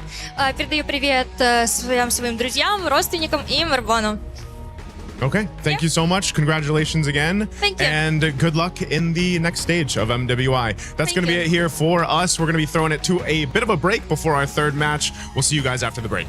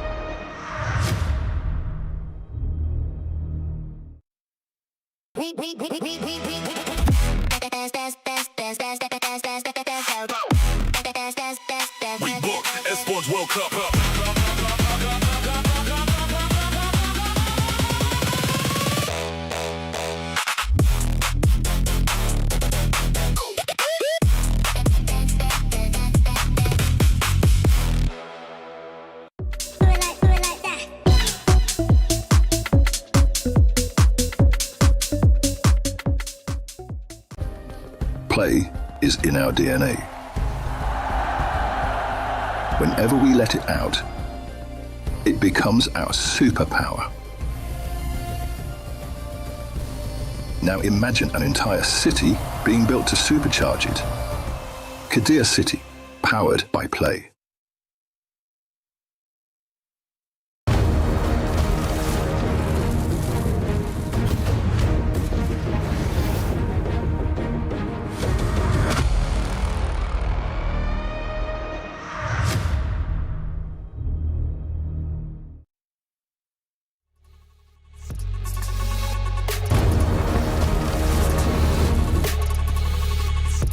Welcome back, ladies and gentlemen.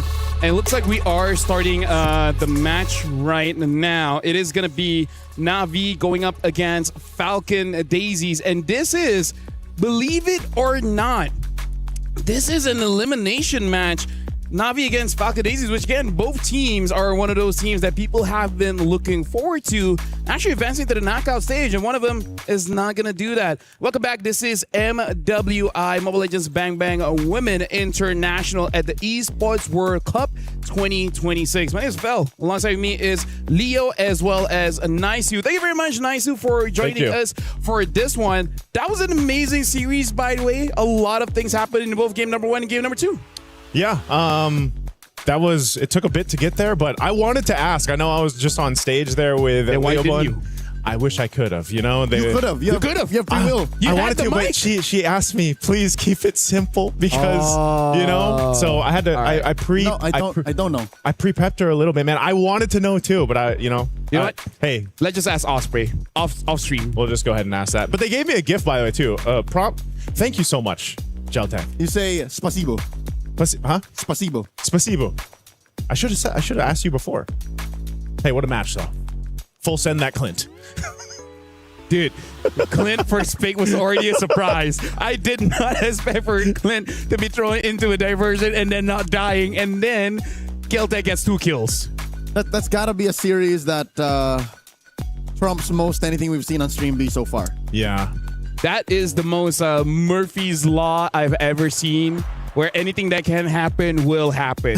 Someone's got to stop this guy from watching. I was going to say that was about the discussion you guys had too before jumping in the game too. Dude, like, I don't know, something about being bored leads me to learn about physics. Maybe next time I learn chemistry. I learned a bit about biology, but we'll talk about that later on because now we got to talk about Na'Vi. Na'Vi against Falcon Daisies here. Gentlemen, this is not the level of play we're expecting from both teams.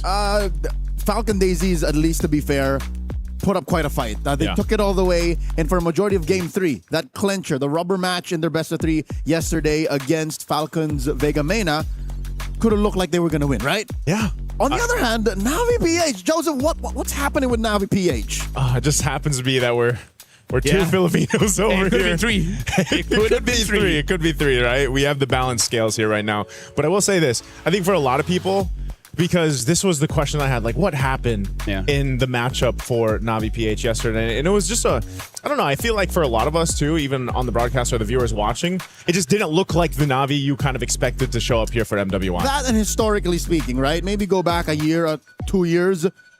The Kamai have always had Team Philippines' number. That's it happened true. more than once. That's true. That whether in the men's division or the women's division, they've always done well against us. I guess shout out to the coach. They understand that Mirai is one of the playmakers for the team. Right? I still remember game number 1. They didn't have a lot of crowd control. By the way, this is not Ayanami, Keishi, Rain, Mirai, as well as Rian. And yeah, maybe just picking off Mirai over and over and over again is, I guess, a simple solution to deal with Navi PH. That, and they were able to somehow relegate not Ayanami to becoming just a body. Yeah. That's not how not Ayanami plays. If not for the Savage Empress, Shinoa, back in 2024, I think not Ayanami would have been my MVP. Yeah, 100%. But I think also you can look at, Falcon Daisies, they probably saw exactly how zoned in they were on taking out Murray, and that was a big game plan against that matchup against Navi PH, that they probably will look to replicate the same thing in their matchup now against Navi Philippines. And if they want to go ahead and draft that way, I mean, gentlemen, already in the first 2 matches, we've had how many more unique picks, right? More unique heroes come to the forefront already here at day 2 at MWI. And I know the same thing has happened even on Stream A. So there's a whole lot of, I think, flexibility. The thing that I would say messes things up for Navi in this matchup is, again, Falcon Daisies, as we look at the roster here, it seems like they have this chaotic synergy about them. I know it's weird to say that, but it's just they're kind of hectic in terms of the way they move around the map, the way they make plays, but it seems to work for them too in a way. It's just Burmese MLBB. Let's talk about Starsoy, because she brought the link, and her link was much faster activated compared to the link that we saw previously today, because all she needed was the Berserker Fury. That's all she needed, and then it was all uphill from there, right? So we just want to see whether she will bring it up again. Looks very different from Miss Meow's link, you know, and but they still got away with it. They still got away with it. They did, but it's one thing that can, I guess, if for Navi, they can go ahead and try to go ahead and counterplay into if we see assassin junglers, because the Hirara, I can't even say it, man. Hirara. The Hirara is you know what my mindset is? What is it? We decide what it is. That's how I feel. We're the voices. No, we're not. We're the voices of MLBB. No, we're not. Not a single one of our voices are in the game. Wait, they should be. Sometimes when you watch the thing and, you know, it's the one that opens it, but regardless. Regardless, you know, I was just saying that Harara still isn't finding that success I think that a lot of teams are looking for across both streams right now currently. But Harara is definitely still something that I feel like the teams want to test out. I just don't know how long they want to test that out for. I think it's past testing. It's still misunderstood, though. It is. I mean, you guys mentioned that, too. Like, what team misunderstands it more? Yeah. Honestly, it really is still misunderstood, where I kind of feel like it's just not enough time, especially if you consider the knockout stage. It's not that you have a lower bracket. You lose, you're out, right? That's you true. have a lower bracket after the semifinals for the 3rd place match, but come on, you're here to win it, right? You're here to become champions, not to be 3rd place. That's why I gave the meta 72 hours to settle, because after the group stage, no more. Yeah, 72 hours, that's about the time. So That's are the we group at that stage. threshold now? After the group stage. After the group stage. Yep. So when you're in the knockouts, as LaFell said, there's no more time to experiment. No more So time. by Friday. When the weekend comes and then every game is a must-win or else you... Say it's the second last day of MWI. Exactly. Yeah. Which is still quite some time. And so far, I would say the wins that Hirara has is not necessarily because of her. Yeah. It's just the consequence of the rest of your lineup, right? Either it's your team or the opposing team. Now we're going to talk about this one because, again, we got to remind everyone, in case you tune in case you missed yesterday, this is elimination match, right? No team here, either Falcon Daisies or Navi PH, can afford a loss, because we're looking at the grades here where Gen G as well as Vitality are going up right now. Genji was so close to becoming the champion, so I feel like they got that fire for them for this season. Navi, they could not retain their championship after 24. I'm pretty sure they want to get to 2026, at least go to the grand finals. Or at least top 3, because top 3 last year was Terra Queens from Myanmar. Yeah.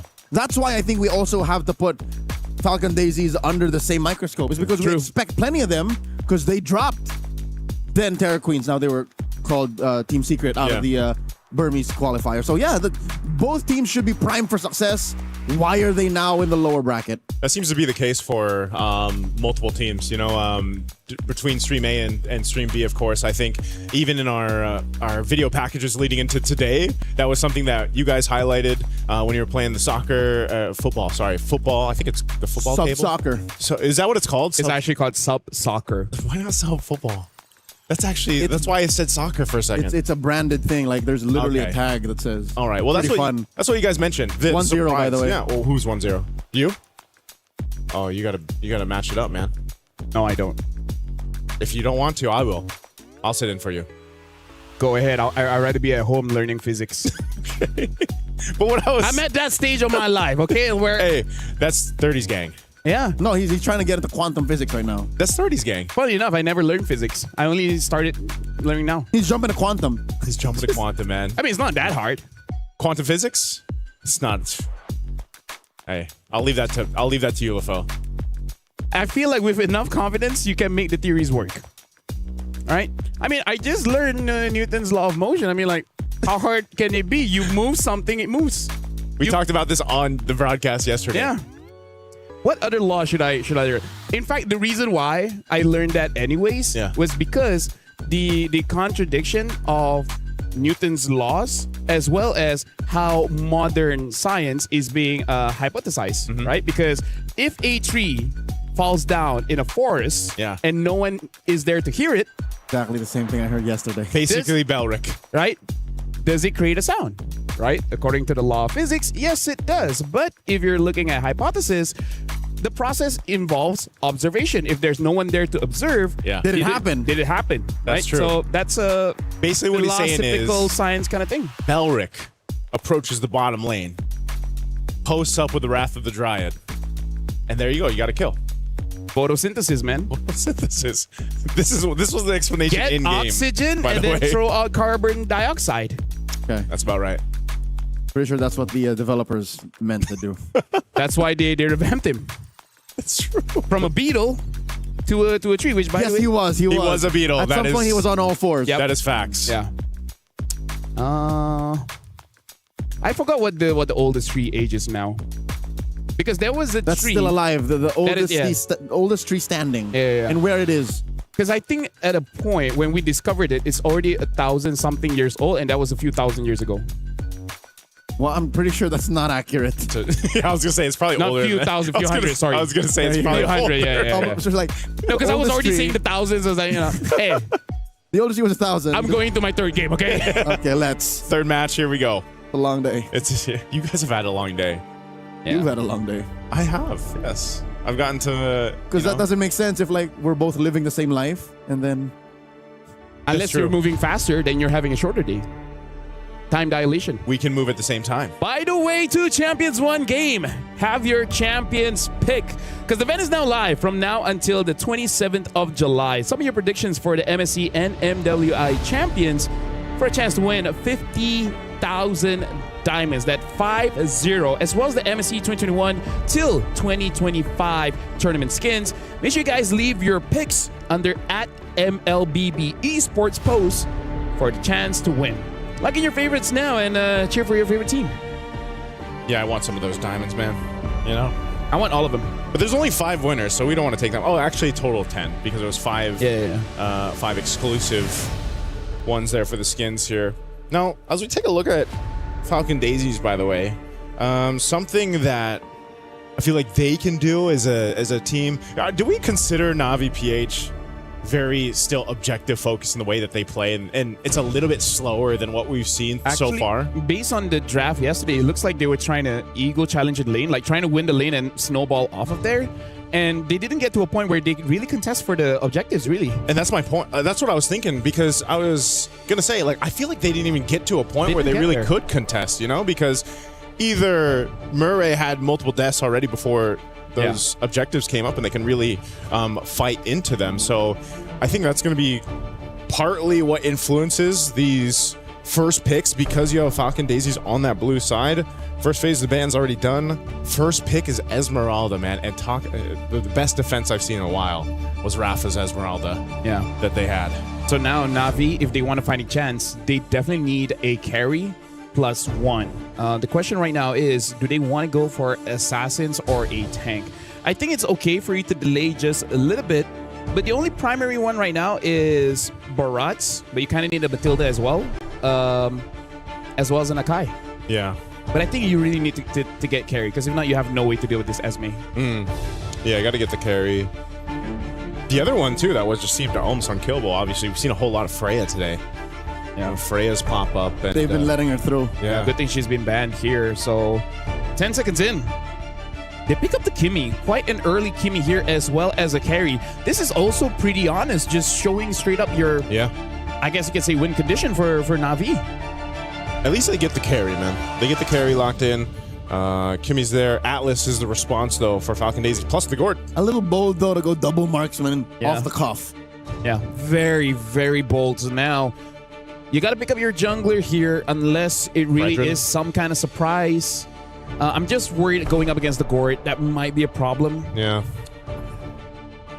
Now that you mentioned the Fredrin, remembering yesterday's Nolan in the hands of Keishi. Yeah. She's a very good assassin, mechanically gifted, this young woman. I think she's in limbo. I think she's in a weird spot. It's like, what do you want? What do you guys want me to do? Yeah. That's the tough thing about patches, man. Like, you have to constantly learn, relearn, forget, relearn. So now they're going for the Akai. I think it's just like, okay, you know what? We've practiced this for like the better part of 3 months. Might as well stick with it. Yeah, even with the nerfs, right? Like, Akai is still, it's picked up quite often. The clear speed is slightly slow, but if you're not going up against like a Ling, a Yi Sun Shin that kind of takes your farm away, it's not that bad. Yeah, because at this point, I mean, in this level of play too, so I saw a whole discussion about the Kai nerf, you know, online, and people were saying that they just put him in the dirt, and I was like, I don't really think he's in the dirt, think so, no. You know, and it's still valuable to have that durability that it brings, but also the heavy spin, obviously, being able to still actually contest an objective, a turtle or a lord, what it might be, by having a heavy spin and just getting in range to go ahead and try to get the retribution. You know, that is so valuable in the competitive scene on the international stages like now. Can I just ask, is King Salman the kind of coach that would put this Akai as a flex? Yeah. King Salman is fundamentally and tactically sound. So if there's room for flexing, as you would in red, if it's necessary and it's possible, he would. But seeing what happened yesterday, I hope they don't. Yeah. I hope they're more just plant their feet on the ground, stabilize, win clean. And that makes me think, what does Murray want here? Because what did we see yesterday? The glue and she picked another hero where it was the same treatment, right? She was just kind of bullied. So what does she need to go ahead and contend against an Atlas like this, and knowing that, you know, not only do you have to help kind of set things up so the Kai isn't just burning the heavy spin, but, you know, being able to follow through, whether that's the traction pulse that's thrown out and giving that space to the carry. Having the Kimmy, I feel like she needs something just a little bit more forward. Let's see here. I'm only really thinking of the show. Maybe a Grok. We've seen a few Groks. Oh, yeah. This MWI. The Yuzong got banned out. I think that's a very good ban, because I feel like they need a diver. Other than the Lapu and Alice, something of that nature. Yeah, I'm thinking maybe the Lapu here. The only thing is, it's bad against SC. But other than that, you know, just play safe. Yeah, if not a Lapu, right? What? Do they go for Arlet? Elise. Yeah, I feel like Alice is still open. Yeah. Maybe they just pick up a roamer here just to see, you know, what's everything there, and then pick up whatever EXP is available. Maybe even a wild Benedetta could come true. Bennett can deal well with the Esmeralda. It's just that she just falls off a bit by 16 minutes. Yeah. Bennett is not a Yanami pick, so I'm behind it. Let's see if they lock it in now. Red 4. Chip! Oh, that's interesting. Another unique hero. No swerve. No swerve. Confirmed no swerve. Yeah. All right, Jungle Akai, Chip's going in the roam. Man, when was the last time we saw Chip in competitive play? Season 17. Was it that long Early ago? weeks, yep. Because it was used to be the solution to teams who figured out Freya. Yeah, because even in the qualifiers leading up to this or wildcards or eventually MSC, I didn't see much Chip. Yeah, so maybe 2 months back. Yeah, was the last time we saw Chip. I think I saw one in Asia Games. I can't remember which country brought it out. A month back. Yeah, it's still been a while. The quad. But now looking at the jungler here, Baratz is not there anymore. The Fedrin is open, but yeah, they go for the Suyo. Okay, so quite a lot of damage here coming in from Falcon Daisies, and I really feel like. Nah, I want to say that Esme is a good enough frontline, but going up against Carry, that's not great. It's another quad core setup. Yeah, look at that. Yep. I need to farm up 4 heroes. I don't know what Coach Nyocha's thinking, but Masha. Double unique picks. So it's interesting because I almost expected this from Falcon Daisies, not VPH. Although I do have to say, coming in from Malaysia, Team Ray, they like to use this kind of lineup just because their EXP laner really loves the Masha. I even remember getting a Savage last playoffs. But either ways, right now, VPH going up against Falcon Daisies. Quite a lot of farm needed by Falcon Daisies, but Navi with this chip is definitely going to be interesting. I'm going to be throwing it over to Leo as well as Naisu for this elimination match. Thank you very much, LaFell. And now, if you're just joining us, we are about to go into our third match here for MWI 2026 at EWC 2026. And yes, it's an elimination match. The second one of today. We've got 3 total here on Stream B. Will the chip and even the Masha be something to get Navi at PH one step closer to surviving here? Or will it be stopped in its tracks in game 1 against Falcon Daisies, bringing a lineup we've seen before? And I don't know. I think that's the main question here, Leo. Is this too much experimentation from Navi PH? I don't think so. I'm okay with the Masha, actually. There's room in this current metagame for a Masha to actually succeed. Because I'm looking at Falcon's draft, yeah? 3 of them can actually get popped. 1 quick thunderclap combo out of Na'Ayanami's Masha, and that could be it. And that doesn't even change late game. Yeah. That at any point, as long as she builds her items, the Suyo and Star Soy, Afu's Gourd, Kiko's Claw, they can all die in a single thunderclap. Yeah, the Gourd especially, man. I mean... Here we go, Mirai. Gets sandwiched by 3. Flickers back. Rain to the rescue. Navi saves himself from first blood. A little scary there, man. I mean, I had flashbacks of yesterday. I'm sure Mirai did too. But nonetheless, she's going to be able to survive. Did have to go ahead and burn the flicker, but still, I think when we talk about Chip and how much of a value this hero brings to, a game, it's very similar, to what we saw with the Luoyi in the previous matchup. In this sense, it's, Chip, he's still able to go ahead and move around himself quite a bit. Mirai could also just send the team, to a fight or an objective on the whim if they want to, utilizing the shortcut. But also, Chip surprisingly does a decent amount of damage too, especially with the concussive blast here. So this first objective will be the focus for both teams. Mirai, once again, the target here, very low, gets taken down. Apu draws first blood. That's unfortunate.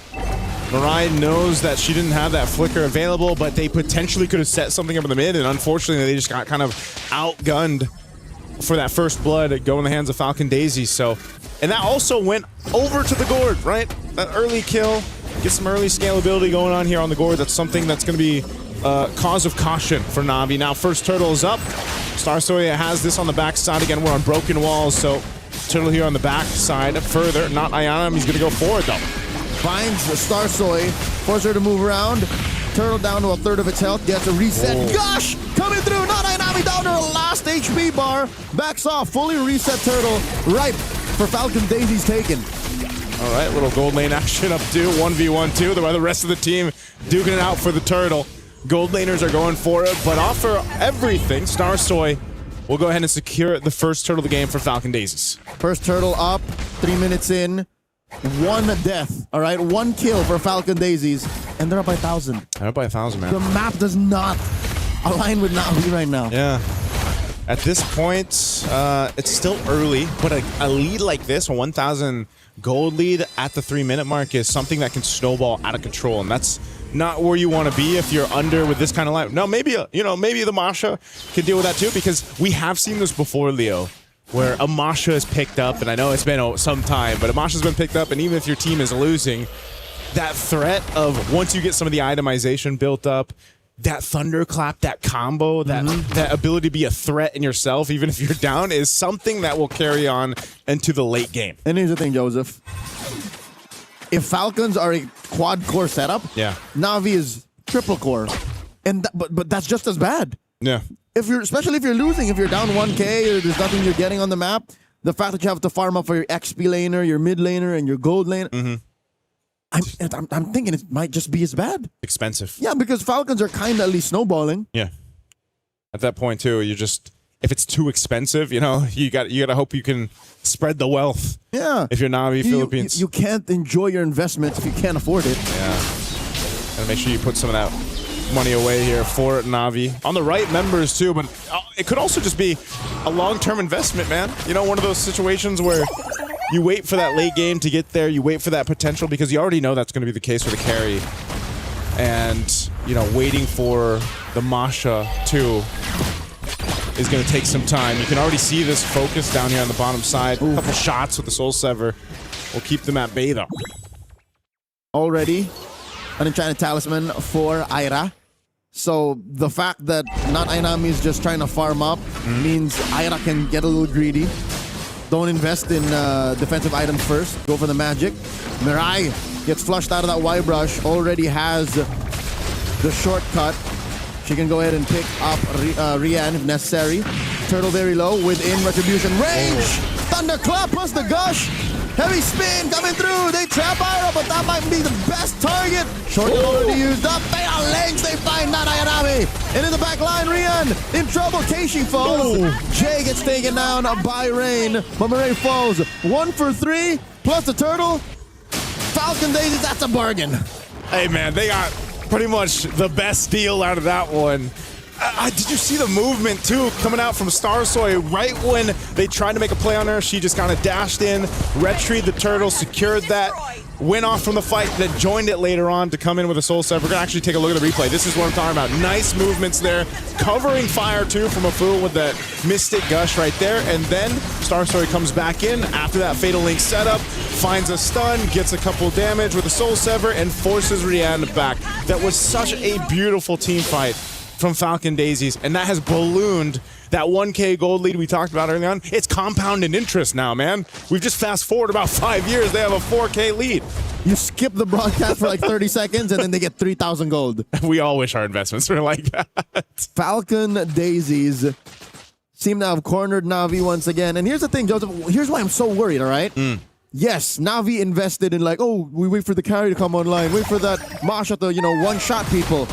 But when that happens, Falcons would have farmed up too. Yeah. That Claude would have been lethal. Afu would have built for Sky Piercer. Built 3, shortcut coming through. They find Afu. Rain scores 1. And now another Fatal Link coming through. But Jay gets taken down and Rian can walk back over. It's not Ainami, he uses a shortcut and yeets herself out of there. Ooh, that was a good play, a good move from Na'Vi because they saw a moment to go ahead and crash down on Afu.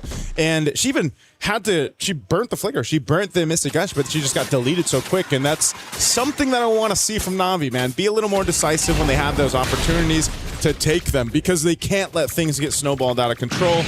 That's a step in the right direction. This turtle is up. Last word of the game. Na'Vi's in position, but you're going to see the swing forward now from Kiko. She wants to go ahead and join this fight. I'm not sure, too, if Na'Vi just wants to continue to play slowly. It seems like, that seems to be the game plan with a chip. Maybe they're also just waiting because if they use a shortcut and they don't have the firepower, it's not going to work in their favor. Mirai with a conceal. What's she looking for? Ira takes a few shots. Turtle very low, looking for the gush. Finding Keishi. Off camera, they got to push. Keishi secures the turtle, but gets taken down by Ira. This is a tough fight to be in. Ira flickers back. Light wheels coming in from Rian, and they back off. The flicker from Mirai to save herself. Na'Vi happy with what they got. Na'Vi repairing the situation up top. Yeah. Oh! Oh, Star Soy scores. Styling with that Sky Piercer. Jay wants more. Forces Rian and Rain underneath tier 2. She's just being a threat. She didn't have Fatal Links. She's not going to go ahead and burn it. Didn't have the flicker after that last initiation. So, but Falcon Daisy's off to, you know, a dominating, I'd say, start into this game and mid-game. Joseph, there will be a time where counting for Fatal Links doesn't make sense. Because, not yet. When she builds, fleeting time. Fleeting time, That's when your timing is off. It's like, wait, how many seconds has it been? I mean, even at this point, man, the Fatal Links just seems to be kind of like a cherry on the top. They are really just kind of waiting for Navi Philippines maybe to get a little bit out of position and then punish, because you've seen the Fatal Links now when it has popped up. It's been pretty delayed. You know, they've held on to it. It hasn't been something that they've had to rely on to set up right away. It's not an initiation tool. It's not. Chastised Pauldron will be one of the first items over here, and Afu picks up a Lightning Truncheon. So these kind of choke points that they're fighting around is still the power play for Falcon Daisies. Oh, they're up top. They're going to go for a stun here. Oh, she flickers. Okay. Nami will be all right. Battle spell down, though. Better safe than sorry, but again, there's something up with Navi's play now. Yeah. Feels very reactive. Yeah, feels a bit off from what we've seen before. And again, Navi has that identity, that DNA, that championship DNA on 3 of the members here. And the 2 that have stepped up, I mean, they through their qualifiers, they pretty much had easy sailings up to this point in MWI. They weren't challenged too much, but now, day 2, their next matchup here against Falcon Daisies, they've been challenged once again. They are working for it. Navi are really working their way into this contest. Lord here at an 1/8 of its health, just under 9k. Keishi still waiting, looking for the headbutt. Star Soy still secures after the gosh. In comes a shortcut, but Navi gets spotted. Kiko finds Mirai. The concealed by Jay, looking for that post. Lord take engagement. Checking the purple. Navi's lost too much already. Lord and a kill over the Daisies. All right, Navi Philippines backs against the wall already at this point. Gold deficit that they're working against, 6,000. Lord's going to be approaching the base here. And they have not had a team fight really go in their favor. That's one of the main points here. So now you have to think, can this team comp actually defend in a base? Now, the first Lord, yeah, they'll most likely get some damage done to the base turrets. Shields should go down. Because the way that this is playing out, the choreography here for the team fights is Falcon Daisies can kind of just pick who they want to go for. Pick with the initiation, the angle they want to go for, and that's what's working out so well for them. So Lord is finally going to approach here in the mid. Keishi's going to be pushed off. They're going to have to just wait for this next approach. You've got an off-angle push, though, from not Ayanami. Are they going to try to do something with the chip also? But the charge comes through. Shield pops. Look at the positioning from Mirai. Does she want to make a play? Do they want to make an attempt? I'd rather not, since you're down 6k. That gold difference is palpable. You could taste the difference in your damage output at 6k, 7k. Yeah. You don't want to do that. Unless, again, you're confirmed to only face off against 1 or 2 members.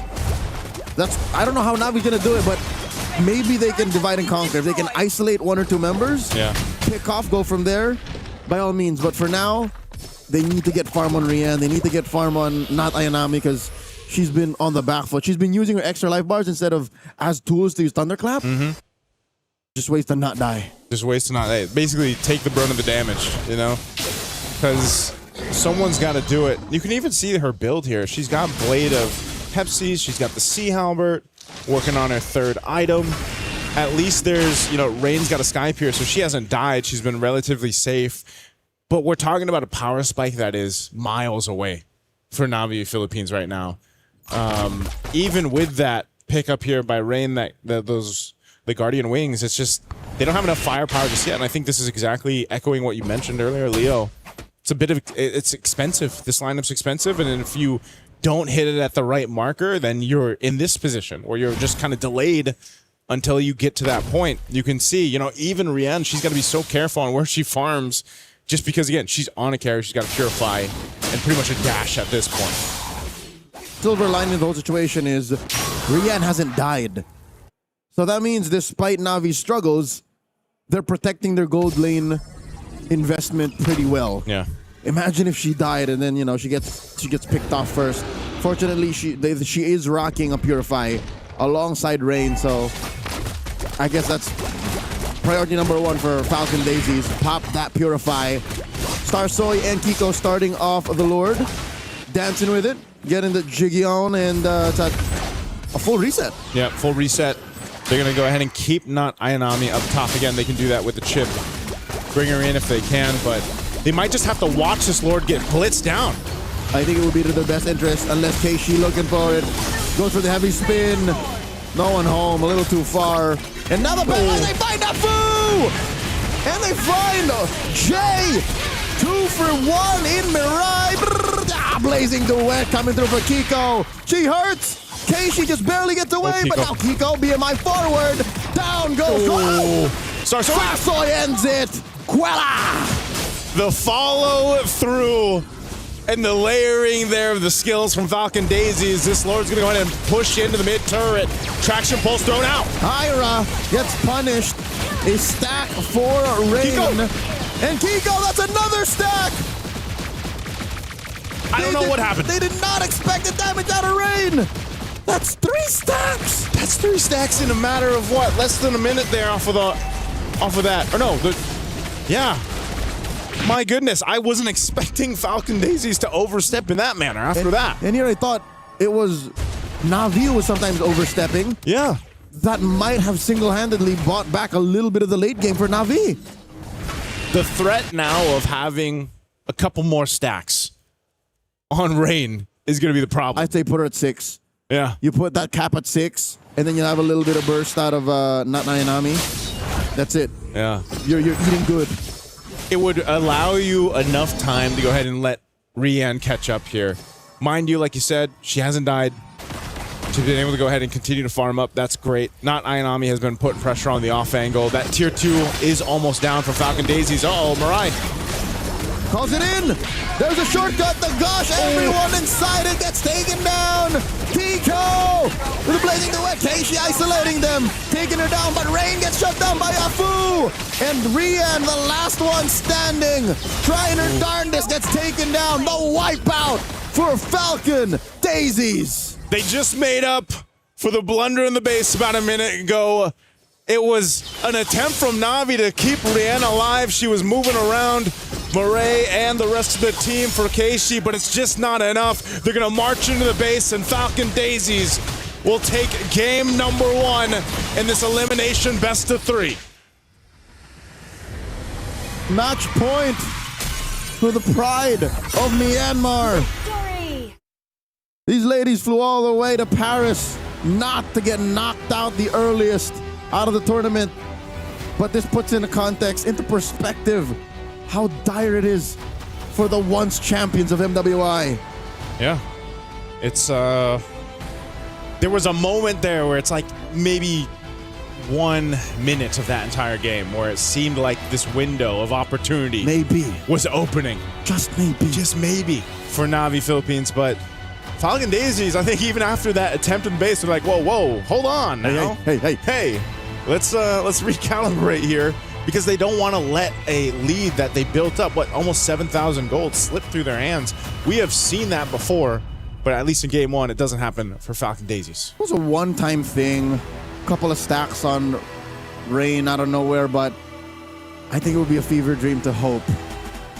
Well, I kind of feel like after seeing that game, the idea that Na'Vi wants to achieve is essentially, let's win on the early game. Yeah. But all 3 games that they played in MWI so far, they haven't successfully had a good early start. And part of it is, it looks like the team is just like, you know what, let's just deal with Mirai. Like, as long as she's not there, as long as we delay the level 4 long enough, it always creates an advantage for us. Like, even in this game, not to blame Keishi, but she was the one getting targeted a lot, right? The range coming in from the Gourd as well as the Suyo made it so that before the turtle fight even starts, Keishi is at a big disadvantage. Yeah, there was a couple moments here, like I said, where Keishi was trying to get in range with the heavy spin, like we talked about in the draft, to get the retributions off, or maybe even contest the Lord. But the problem was, once you fall that far behind, it gets even more difficult, because then it's just a it's a sacrifice play. You know, it's just one of those things where you go and you try to make a play, but the rest of your team can't follow through. Yeah. And this is what I was also talking about. This was a window where it's like, you know, the heavy spin is there. Look at Rian's positioning. She's around Keishi trying to stay alive and let her kind of zone the rest of the team. But eventually, when she goes down, there's nowhere that Rian can go there. Yeah. Okay, you know what? We wouldn't be having this roundabout conversation if not for the early game problem. Yeah. What if they prio hard a hero for Mirai? What if she gets like a high tier roamer like a Marcel, like a Gatot, like a Hylos, like an Atlas? Yeah. My worry is that they're trying to find that hero. They just couldn't find it, right? That's the reason why we see the chip. Yeah. I really feel like part of it is like it's not necessarily her fault and yesterday because she keeps on getting jumped on by the Gwyn, but maybe that affected some of the confidence just a little bit to the point where they're trying to overthink it, right? It's like, oh, maybe we need something elusive like this chip that has a little bit more damage, and then maybe later on we see something like a Khalid. And again, to Mirai's defense, it's more, I don't even know if it's a confidence thing. I think it's literally your team cannot perform if the roamer ain't doing her thing. Yeah, that's what it seems like. Are other teams, I'm trying to think if there's other teams that are having this kind of issue as well. I think it's been more apparent for Na'Vi Philippines when teams saw, especially they saw that yesterday. It's in the film, right? So it's like they saw that and we already kind of contemplated this. They're going to hone in on that, and they did the exact same thing. And so yes, what do you do if that's going to be the problem? Well, yeah, you pick priority in the draft. Should they be blue side now? Well, I wonder if they will choose. Yeah, I wonder if they will decide to go blue side just so that they can do that. Yeah, if I'm not mistaken, whoever loses the game, they get to choose the side. The first one is kind of like a coin toss thing. But here's the thing. I feel like it's really just because, let's say, one person figured out Mirai's habits, and then word spreads, and then everyone was like, okay, let's try this. Maybe we're able to catch her during this rotation, and then every single time it's captured. Because let me just say, it happens at the same place. It's at the side bush of that mid. Just someone will just camp there, and then she will go through, and then that's their go side. Like, happened in one game, it's fine. It's been 3 games in a row now. Yeah. Right? That's a habit that I feel like people have noticed, and I think even the whole team already know it. It's just that one of those things, you're thinking about something else, and then you just autopilot that habit. I think one of the things we've seen so far is that mid lane first 30 seconds or so, right? Where it's that pressure between, even if we don't get a kill, we get some battle spells out, because that is the tendency. Even a kill, first blood isn't given, flicker is gone, next thing you know, they replicate it, they do it again, boom, there's a kill, there's a first blood. And then incremental, 200 gold, 300 gold. Oop, look at that. We're 1,000 up, we're 4,000 up. Yeah. Game's over. And that's why I think when we saw that yesterday, especially, I was saying that, like, a mistake is an objective is a game. And so that ended up being the case, really. So hopefully some adjustments can be made. And I think, even more so, you could just say it's going to be a draft thing. But like you mentioned, it might just be a habit that needs to be changed, or maybe the whole team needs to come up with something new. Actually, I feel like they tried it in draft. I feel like the Kimi was supposed to have priority, or at least if Mirai was attacked, then she can follow up. And they even have a tank in the jungle in case Mirai gets focused down. There's a secondary tank. So I feel like they tried to solve the issue. I feel like the idea is there, but there's just something going on that they just could not win the early. And I feel like that, by hook or by crook, has to be figured out by game number 2, because it's unfortunately elimination match.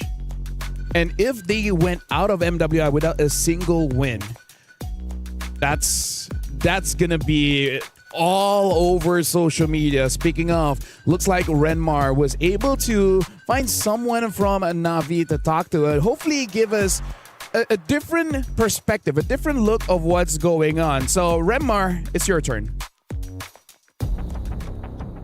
Well, she's not from Na'Vi, but she's also from the Philippines, someone we know very well in FPLPH. I'm here with Shara. Shara, how are you? I am good. Hi, guys. So I am shy, but not literally shy, and I'm cheering for Na'Vi PH. I am so happy that even though we're on an English broadcast and interview, that you're still bringing your energy here.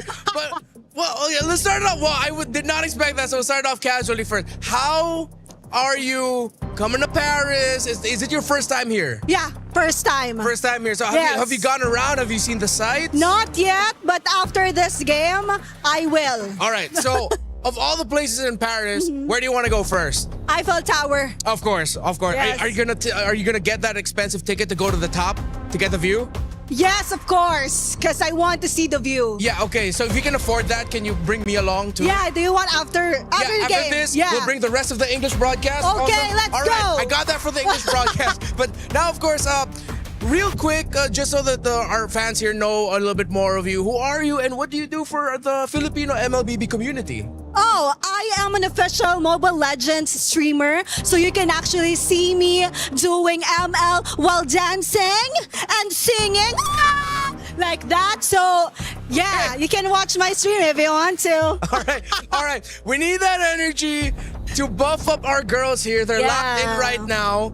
But how will Shira motivate Navi so that they can win this game and they don't get eliminated and we go to game number 3? Okay, I think that I'll just do the Odette voice. Okay. You know the Odette voice? Yeah.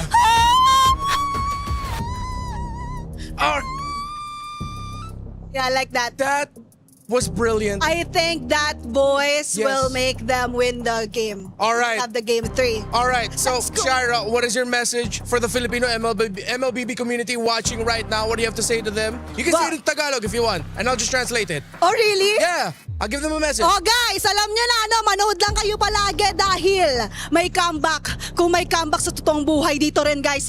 Please, go Navi PH, kaya nyo yan! Navi PH will make a comeback. That was Shy. This has been Renmar. We're gonna go to a quick break. Thanks, y'all.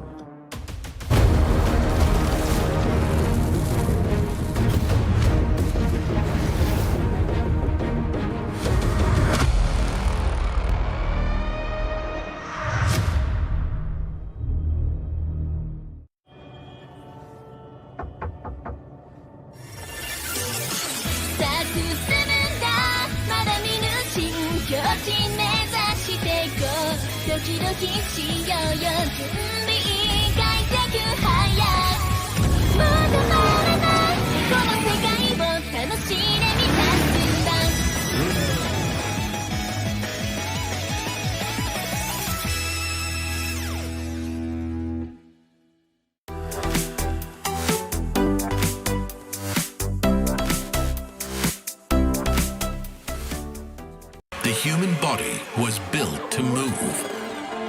Not trapped at a desk in one singular posture for 12 hours a day. It's time your chair evolved. This is Secret Lab Titan Evo. Ergonomically engineered for you, gamers, hybrid workers, artists, backing your every move.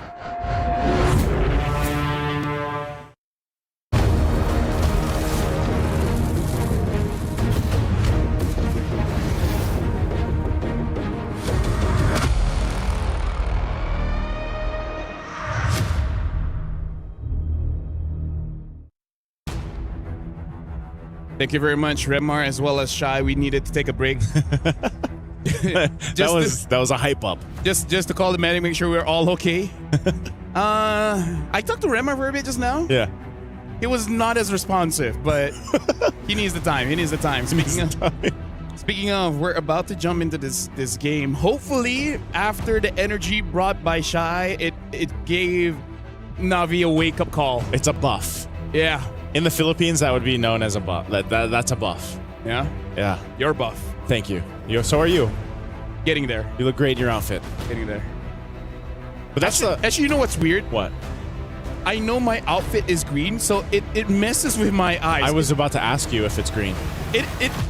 I believe the corrector is sage green. Like, did you have to confirm? No, legit. Like, I'm looking at my own body and I'm like having weird visual, optical illusions. Like, I'm not sure how many times I'm gonna wear this. For context, To the viewers out there, LaFell and I share the same color blindness. Yeah, I'm sorry that you have to look at me. So I wasn't sure if it was green or not. Well, looks like the draft has started here. Now the Philippines is going to be on blue side. First pick here, banning out the Akai as well as the Phoveus. And now even banning out the Esmeralda, which I feel like is well-deserved. And now Falcon Daisies already banning out the Marcel alongside with the Paquito. I wonder if a Freya is up next. Oh, man. Even though I'm not so sure what else they want to ban out. If it's not the Freya... Freya, like, first pick is scary. Yeah, but also, like, let's see, too. Are they going to go with what we talked about before the break of, you know, do you want to secure yourself a solid option for Mirai already? Because she's been struggling getting picked on, basically, and just kind of taken out, especially in the early portion of the game. Or do you just build a game plan around it based off, you know, securing something else? The Freya was the last ban. So if you want to be safe, I'm thinking Matilda. Matilda? Yeah, Matilda. Yeah. And hopefully that Falcon Daisies does not have a Khalid in their pool. Then you what? Matilda Barretts? You go that combo from yesterday? Yeah. Yeah. Yeah. Barretts is pretty solid. It's just that we're not sure whether they have enough practice on it or not. Now first pick, I think even they're really considering like, what is the prior here? Because Esme, Paquito, as well as the Freya are banned out. So I feel like all the other EXPs are counterable, so maybe that one has to be delayed quite a lot. Eve maybe. Oh, the Belric. The Belric. Respect the Belric for our first pick here. I think that still serves its purpose of a solid choice. The Belric stocks have been rising. Yes. That's why we've been talking about photosynthesis so much, you know, over here. But yeah, you also have to really be able to go follow through with the setups that come with the Belric, right? It's all off of that Rapid Dryad, the combination with the Flicker. Even if you don't have it, there's still good team fighting potential there. But the Uranus is not what I expected to come up right here.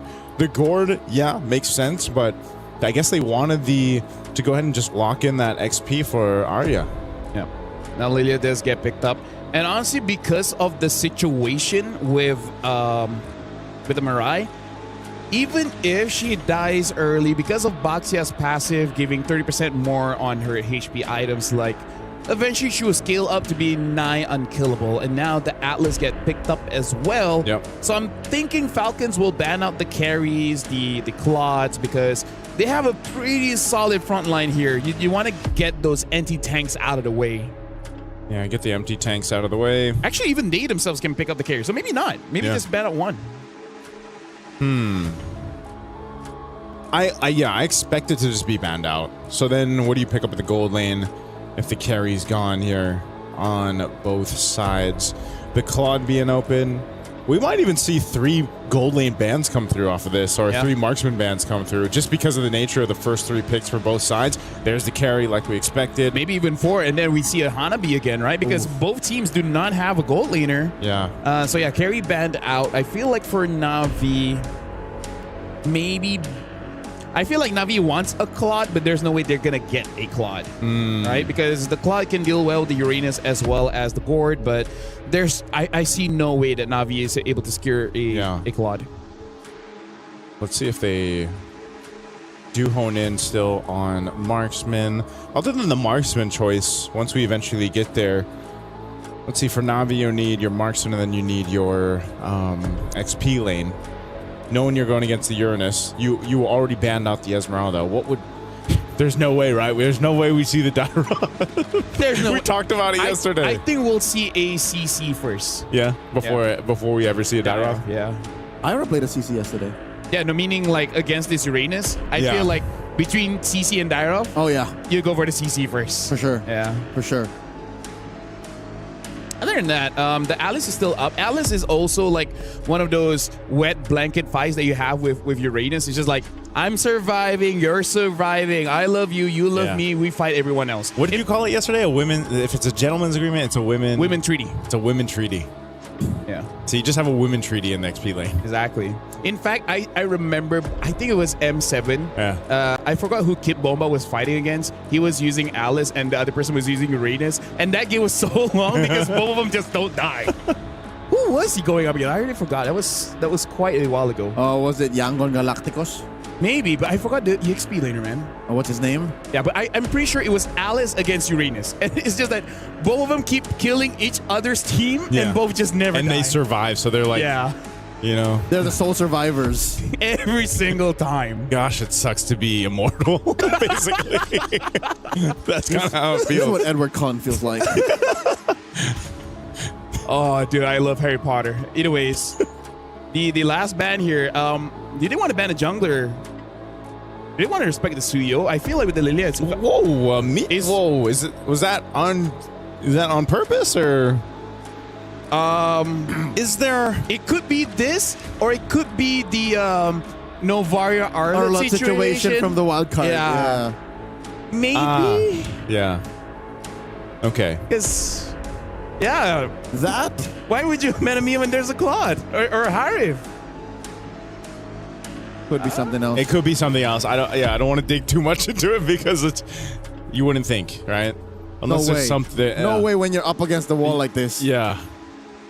Okay. So it's not either a Claude ban or a Harif ban or a Benedetta ban. Okay. What hero have we not seen that could have been banned? Whatever. Stream B, we're amazing. Not man. the Bruno, not the Clint, because we know that those assets work. Yeah. Go Stream B. Go Stream. It's not even the Owlus. We seen Owlus. When I arrived, and I was like, wait, is that an Owlus? It is. That's And an it Owlus. won. And it won. We're I think like 10 kills or something. Yeah. And it's not even a Suyo. So we'll figure out what this Mia is. If that's an honest ban, then you know what? Maybe Renmar can ask during the interview. Renmar can ask. Renmar can ask during the interview if they manage to win. Which, by the way, solid drafting coming in from both teams. I feel like with the Belleric pick, maybe Mirai this time can have a relatively good time. And Navi, they have a very strong early game lineup. If they don't get it, then this is going to be very difficult. Now it's over to Leo as well as Naisu. Navi needs to win this one, or if not, they're going to get sent home. Them's is the rules of the group stage here in the MWI 2026. The once champions under the banner of Smart Omega are at the cusp, at the mercy of Falcon Daisies, who are at match point. Leo, I cannot imagine if we get through this matchup and it's a sweep in favor of Falcon Daisies, because like LaFell said, imagine Navi not being able to take a game. It's such a weird world to be in right now in MWI 2026. But let's find out. We're in the game. Same action we've seen time and time again, but this time it's Jay being pushed back. We don't see this kind of rotation very often. 30 seconds in, and not Ayanami provides some support in mid. You know why? Because I think you're like, yep, that's a Uranus. I'll just I'll do this. Make sure we don't feel what Jay did there, and she goes and catches her lane anyway. And she's a Benedetta. She'll make it back anyways. Yep. And it also just kind of helps too. You know, she's got her own concussive blast. Help clear that up.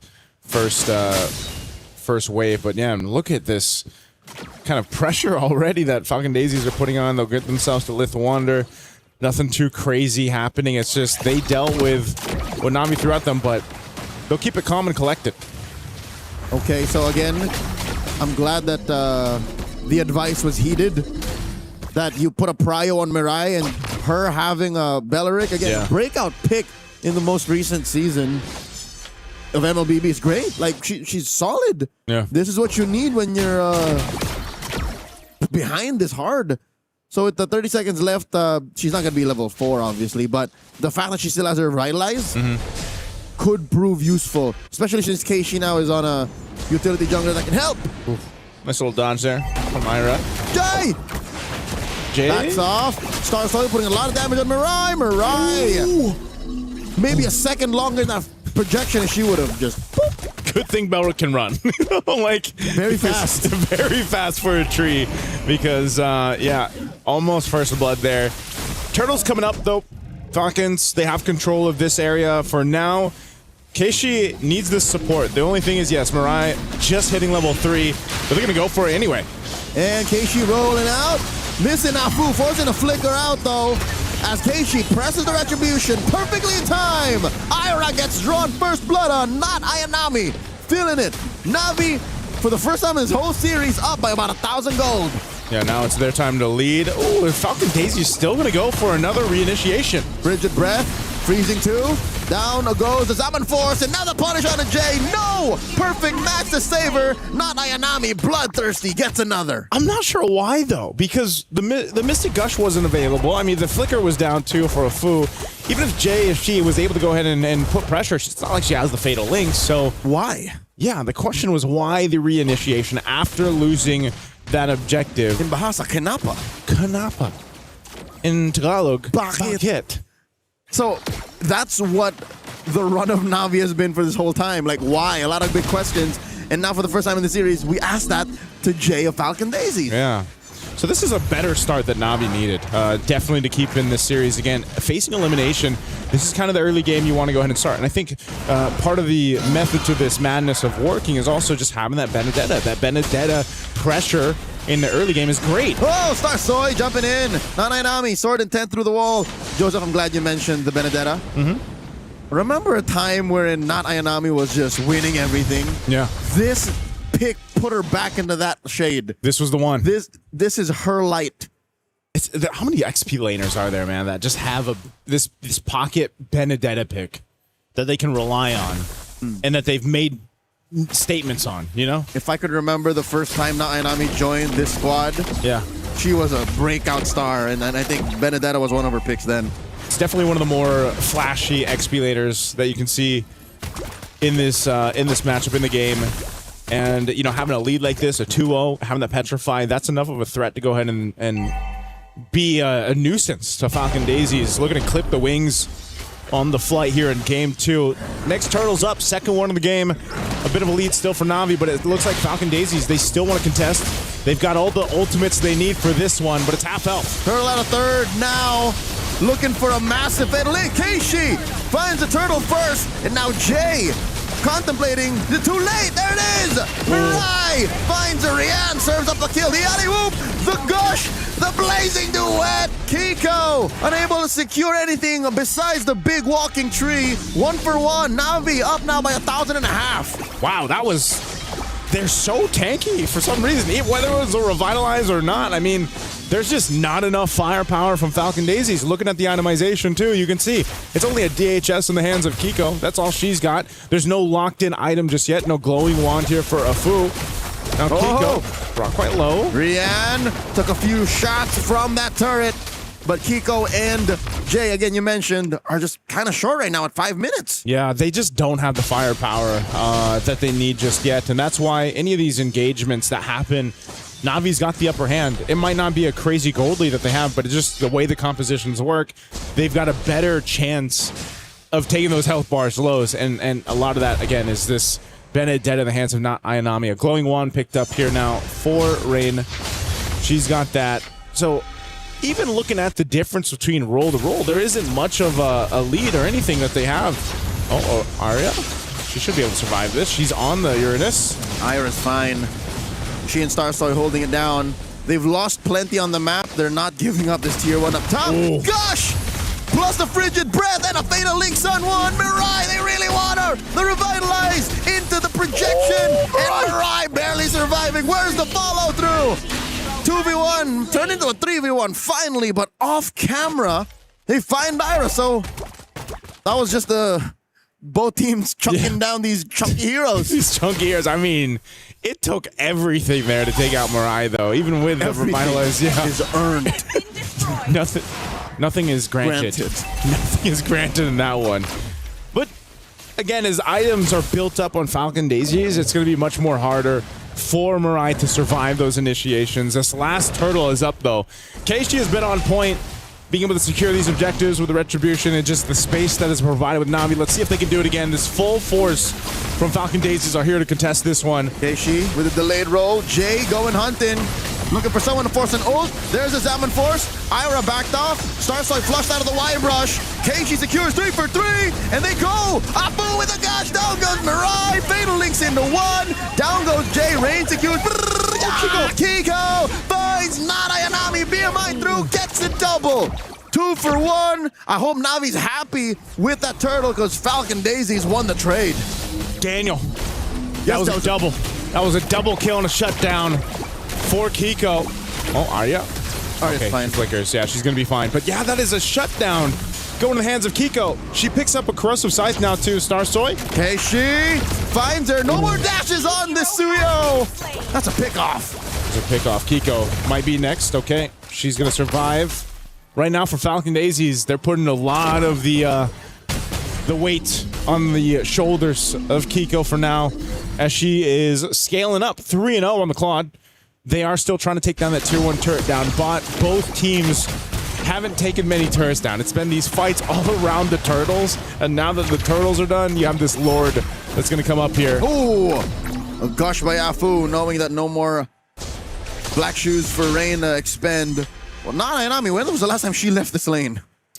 Yeah, I mean, I think at one point, too, she's wondering if she needs to shift that focus of, let me push this off lane, let me push the map, or put the pressure on the map that might help Navi go ahead and open it up further. Because right now, they're kind of pushing and pulling between gaining macro dominance for Falcon Daisies. So you mentioned how, as the game goes later, Mirai will not be as hard to kill anymore. Yeah. She just picked up Dominance Ice. So that's compounding defense the more opponents you have around you. Yeah. I think she'll be okay. I think she'll just be as annoying. She'll just tree it up, man. Yep, but when does she have a pauldron already? I think that's the next level of chunkiness necessary. Yeah. And Rian's catching up. She got a Holy Crystal now, too.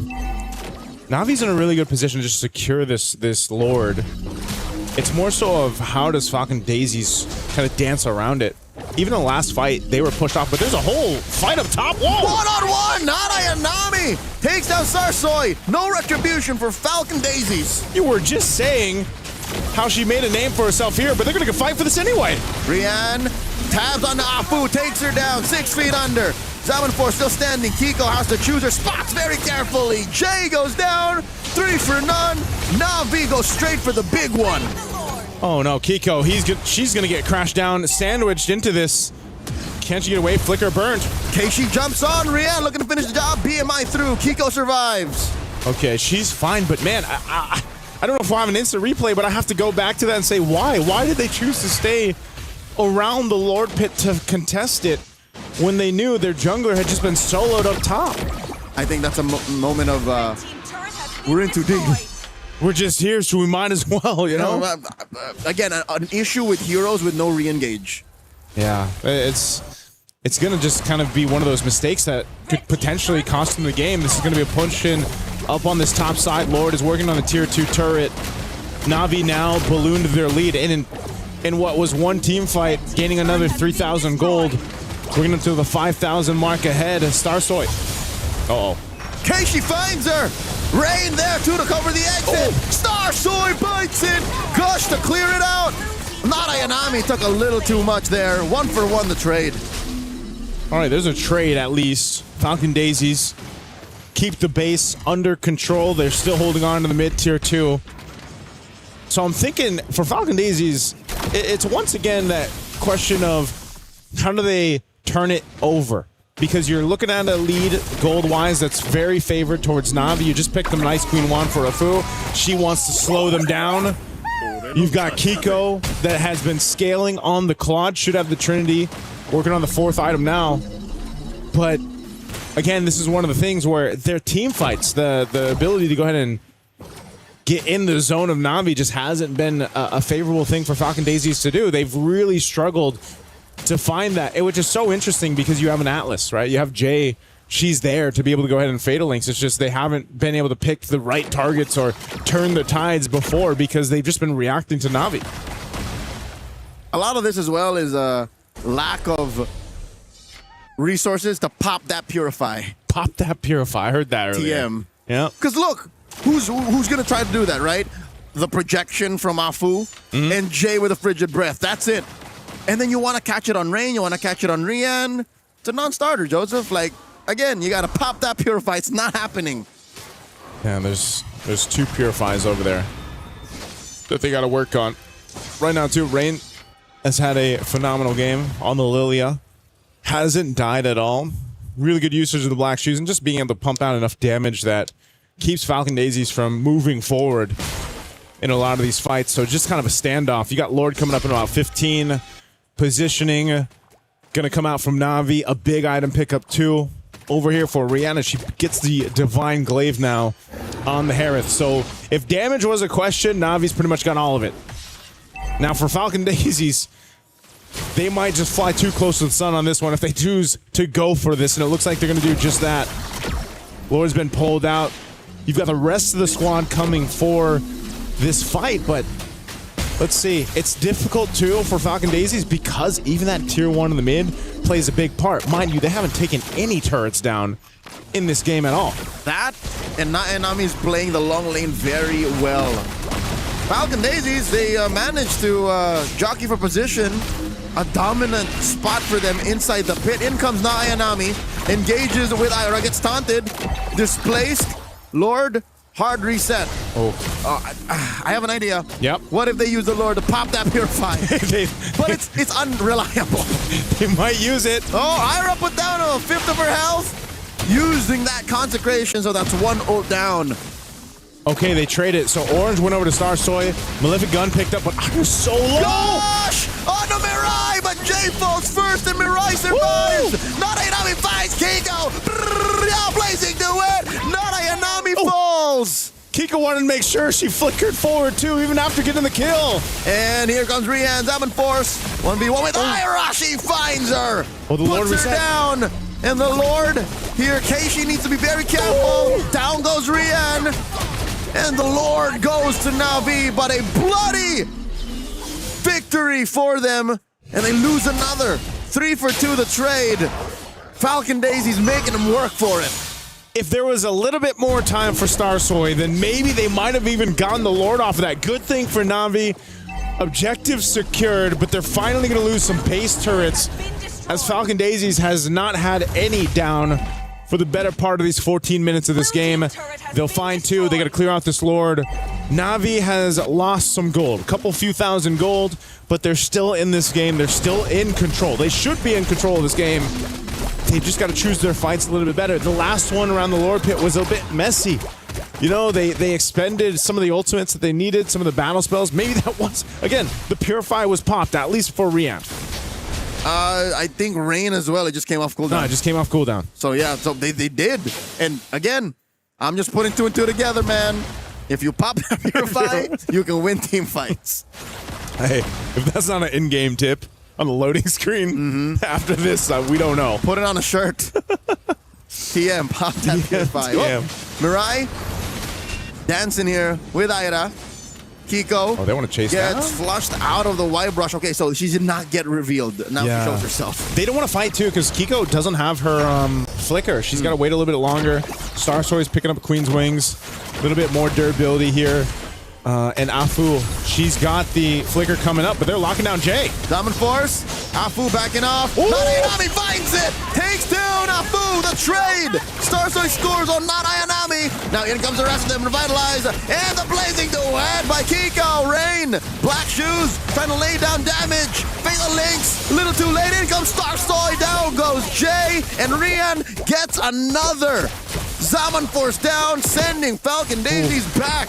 1 for 2. That's a win for Na'Vi. Really good timing there for Rian to rejoin that with his Almond Force, keep them back and at bay, because that would have gone really bad if Kiko was able to go ahead and just follow through, but she was stopped in her tracks. Even when that fight broke out, I feel like as we look at the rinse and replay, look at this, Afu almost had her flicker available. It's actually coming up now, but she just dies at the moment. 1 second. 1 second there. Talk about timing for not Ayanami. But then I felt like the Fatal Links could have came out sooner here, because even then, Kiko's too far off. She doesn't have as many stacks of Thievery that she wants. There was some damage from Star Soy. I think that was the main combo. Yeah. It's like Fatal Links into a charged up Surge. And then just sever away. But I agree. Maybe if it was a little sooner, it would have been more effective. Yeah. Either way, Falcon Daisies has pretty much brought themselves back into the game. We're talking about earlier on, a few minutes ago, maybe 4 minutes ago or so, there was a 4,000 gold deficit that they were working against. They put themselves in a position to actually contest this Lord. Na'Vi has to get this. Again, facing elimination here at MWI off of this one. It's now or never. They need to secure this Lord to get to these base turrets of Falcon Daisies, and the way things have been going, they have to clean up the team fight. Mirage, she's going to go and look for an off angle. At least now, too, she's got an immortality. She can play through with this. Rain has done a great job so far on the Lilia. She just served her first death over just minutes ago. But keep an eye, too, on not Ayanami. She might be the one to go in and start things up or at least put pressure towards Falcon Daisies. Not Ayanami is a missile. She is ordnance in a tiny woman's body. She just wants to go find Afu, go find Kiko, and take him out of the equation. Yeah. And that's worked for them for the past 18 minutes. Yeah, that's why Ira has to be the one to go ahead and scout where she's setting up at. You know? It's over here. Yeah, she's on scout duty at this point. I found him. Found him. That Lord, this one starts to hurt as it's evolved. You know, you've got to be calculated on the approach here. Falcon Daisies now. They had that push. They see where things are going. Ara's going to pop the Consecrate. They know the Zaman Force is down, though, so is this an opportunity for them? It looks like they might just go ahead and rush it. Keishi, Baksha Unite, looking for it in the back line, rushes into the Lord Starsoy! Secures with a Retribution, but Ira's very low. It's one pickoff. Oh, Starsoy still low. And they're going to chase her. Do they know that she's in the brush? Kiko with a defensive use of the Blazing Duet. Starsoy gets to go home. Keishi chasing down Jay. It only results in a pickoff, Joseph. Lord marching in mid. That Mystic projectile might have just saved the day from a further pursuit from Na'Vi. They are going to deal with the Lord, though, very quickly. But with Flying Clouds bringing Falcon Daisies back, they can't clear the Lord out just yet. Not easily. Not for free. They will have to let it run through. They'll get the charge. Might even take down the turret here. They get to save it. Na'Vi looking for the punish. They jump on the Jay. Jay gets taken down here via the Zaman Force, and they should be happy with that. Again, every single pickoff past TikTok timers is something that'll take you a long way if you know how to play the macro, and boy, does Na'Vi know how to play macro. Yeah, this is a great defense from Na'Vi. I'm not sure what Jay's plan was there. She didn't have the flicker, but she does end up going down. Na'Vi clears things out. They nearly lost the tier 2 turret, but honestly, they didn't lose much, and that's going to be completely fine for them. Again, they will go ahead and get aimed up and ready for that next Lord fight. Now, that's kind of what we're going to have to expect here at this point. And Keishi got close. She went for that Retribution. Didn't happen, but Keishi, tanky enough. She hasn't died yet. She's stacked. I reckon it's a Sever Retribution combo. Yeah.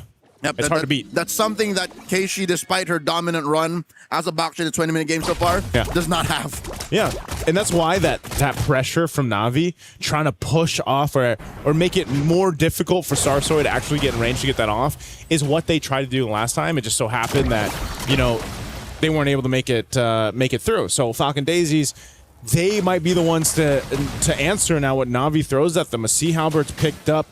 You know, you're getting to the point now, too, territory-wise, 20-plus minutes into this game where immortalities, switching items, picking up winter crowns comes through. And those minor decisions, those minor, seconds really add up to winning team fights at this point.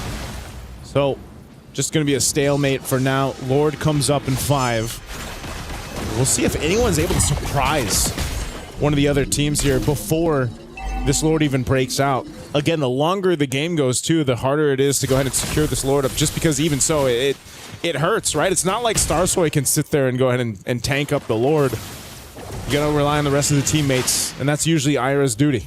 Which I think makes her Suyo, despite the 1-3-4 KDA line, all the more impressive. The fact that when it's necessary, she's able to do what's needed to be able to buy back the game for her team. Again, that's why we're at 21 minutes now. Yeah. Oh, man, look at this damage. Not Ayanami's in position. I see Ira at half health. She's going to be able to heal that up. Again, she is the Uranus. Keishi almost got flushed out of that long brush. She almost got shot. Well, I mean, they know she's there now. For sure. She has to reposition. Why brush might be her next home. Oof. I don't know if they know. They see not Ayanami a bot. Ira, almost close. And that's a soft reset on the Lord. Yeah, a bit of reset. That's really well played there, too, from Na'Vi. They cleared out that long lane, and they'll get Ayanami back. Yep. Mid lane's good. Mid lane's good. It's got pressure. Oh, Kiko's so low. She flickered, did she? No, she still got it. She just skipped. Yep. Okay. She'll heal back up with the orange, but this is a Lord that neither team can take. And Na'Vi, once again, they cannot get overzealous and flunder blunder the Lord, because this could very well be an endgame angle. Falcon Daisies secure this. They can't fumble the bag, Joseph. They can't. Murray. Do they know Starso is holding this small brush up top? Oh, I think they want to fight this. They're crashing down. Watch out. Rian is very vulnerable. Jay with a perfect match to get out of there. They know that for a few seconds there is no Zaman Force. Concealed by Jay. Oh, they're going to push him off. Mirai also using her conceal. They're trying to get back into the zone here. Half health on the Lord. They're going to blitz it down. They know some ultimates are down. Oh, Lord with a skill. Not Anami coming through. Oh, Rian. Zaman Force again! Afu gets compromised. Jay up next, the gush from Afu. And they get the Purify through. Not Anami takes down Jay, but the Lord goes to Falcon Daisies. A push down bottom, Lord spawns. They take out Kiko. Currently the trade, 3 for 1. Oh. I think Navi's good with this. Navi's going to be happy with this. They have 4 members alive. They should be able to clear out the Lord in time. But you still have the Gourd to worry about. But there's no flicker. So a play could be made from Navi as long as they clear out Afu. They got to deal with Starsoy and Afu, and they are good at clearing out these waves. These are big powered up minion waves too, so it just might be enough time, 30 seconds on the clock, to have the rest of the team come up. And it looks like so far between Afu and Starsoy, they should be able to buy them that time. 20 seconds on it. Mirai popping the conceal. They want to make a move here. They want to make a play. They got to clear out these waves. Zaman Force pushing Starsoy back. That's enough firepower between the 3 to take down the mid lane inhibitor. Slowly but surely, Navi are regaining the map. Even inside the base, they can threaten pushes now via mid. But, Joseph, I was about to say, yeah, the lack of an actual marksman makes a split push very difficult. Yeah. At best, it's not Ainami's doing that. Yep. And at this point, too, you just... Man, the marksman is so important in this. You saw that last team fight. I don't know, didn't get the replay, but Kiko tried. She tried to go in, get that blazing duet off. She popped the winner crown, did enough damage, but by the time she BMI'd back, she was caught, and the rest of the team couldn't really support her. So we might see something very similar for the next Lord. I mean, we're reaching the 25-minute mark. What is our longest game of MWI? This has to be one of them. Approaching. Oh my God! Oh no, Kiko. That is the winner crown. Blazing duet. She's compromised. She still has an immortality given, yes, but she spent a lot of her resources. Yeah, that's unfortunate. You got 30 seconds for this Lord to come up, and you don't have a flicker for another minute and a half.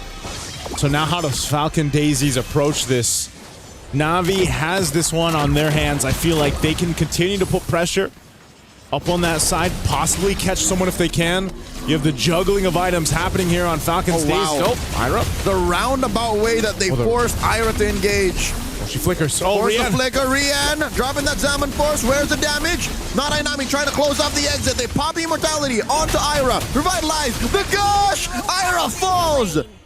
They are a player down. Falcon Daisies might not be able to contest. Yeah, they can't. They just have to let this Lord go. Navi, clear sign to go ahead and take it. They'll keep these waves cleared out because they want to go ahead and pressure this as quick as possible.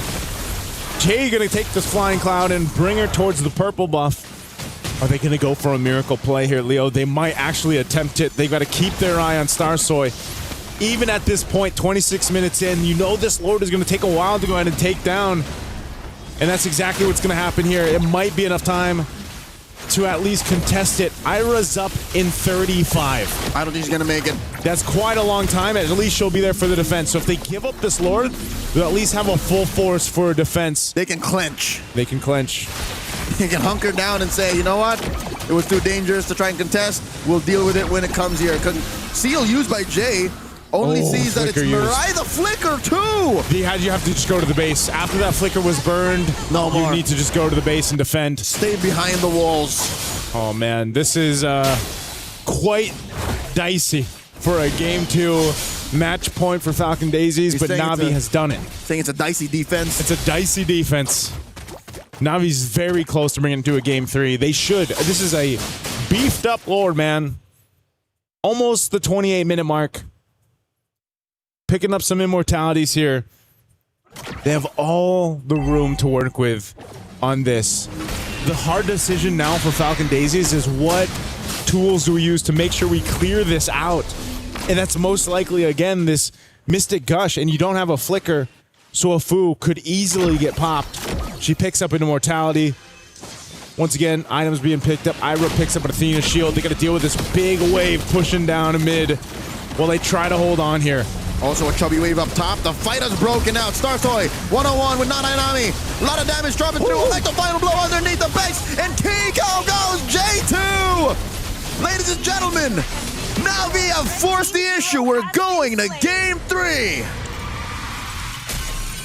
Navi Philippines and the rest of the Philippine fans, for them, can take a breather for a minute because we're going to a game 3. Not Ayanami here on that Benedetta. Definitely an MVP for me just because of the way she started that momentum for them. They desperately needed this, man. Again, they haven't won a game until this for MWI. And hopefully this has boosted the morale. I don't know, man. Maybe Shira really did give them the buff. What was it? That special note. Yeah.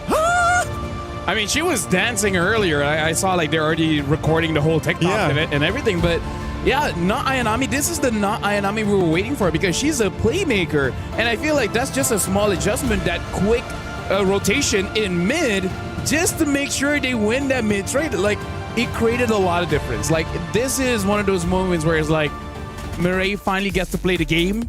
Yeah. And you can definitely see the impact of that in this one. So the adjustment moving forward, maybe the Belleric has to go, maybe it has to be banned out, but also quite a few weird moments happening with Falcon Daisies for some reason. The draft picking up the Uranus early is like, okay, fine, that's strike number 1. Yep. But then strike number 2, there's a lot of, why did you go in? Like, why would you stay? Why were you there? We asked it in a couple languages. Yep. Yeah, so it really does seem like for game number 2, is it overconfidence? Like, is it just like the momentum, the adrenaline is just so high? It's just like, hey, we can beat them. Just go for it. I don't know, man. This there's a lot of things that just happened there. I feel like on both sides, but it is true with what we said about, at least for the Belleric and Mirai. Like they were able to lock that in. Yep. They tried to beat her down, but she was just so ready to answer back. Because again, revitalized. Yeah. Plus the sap punch.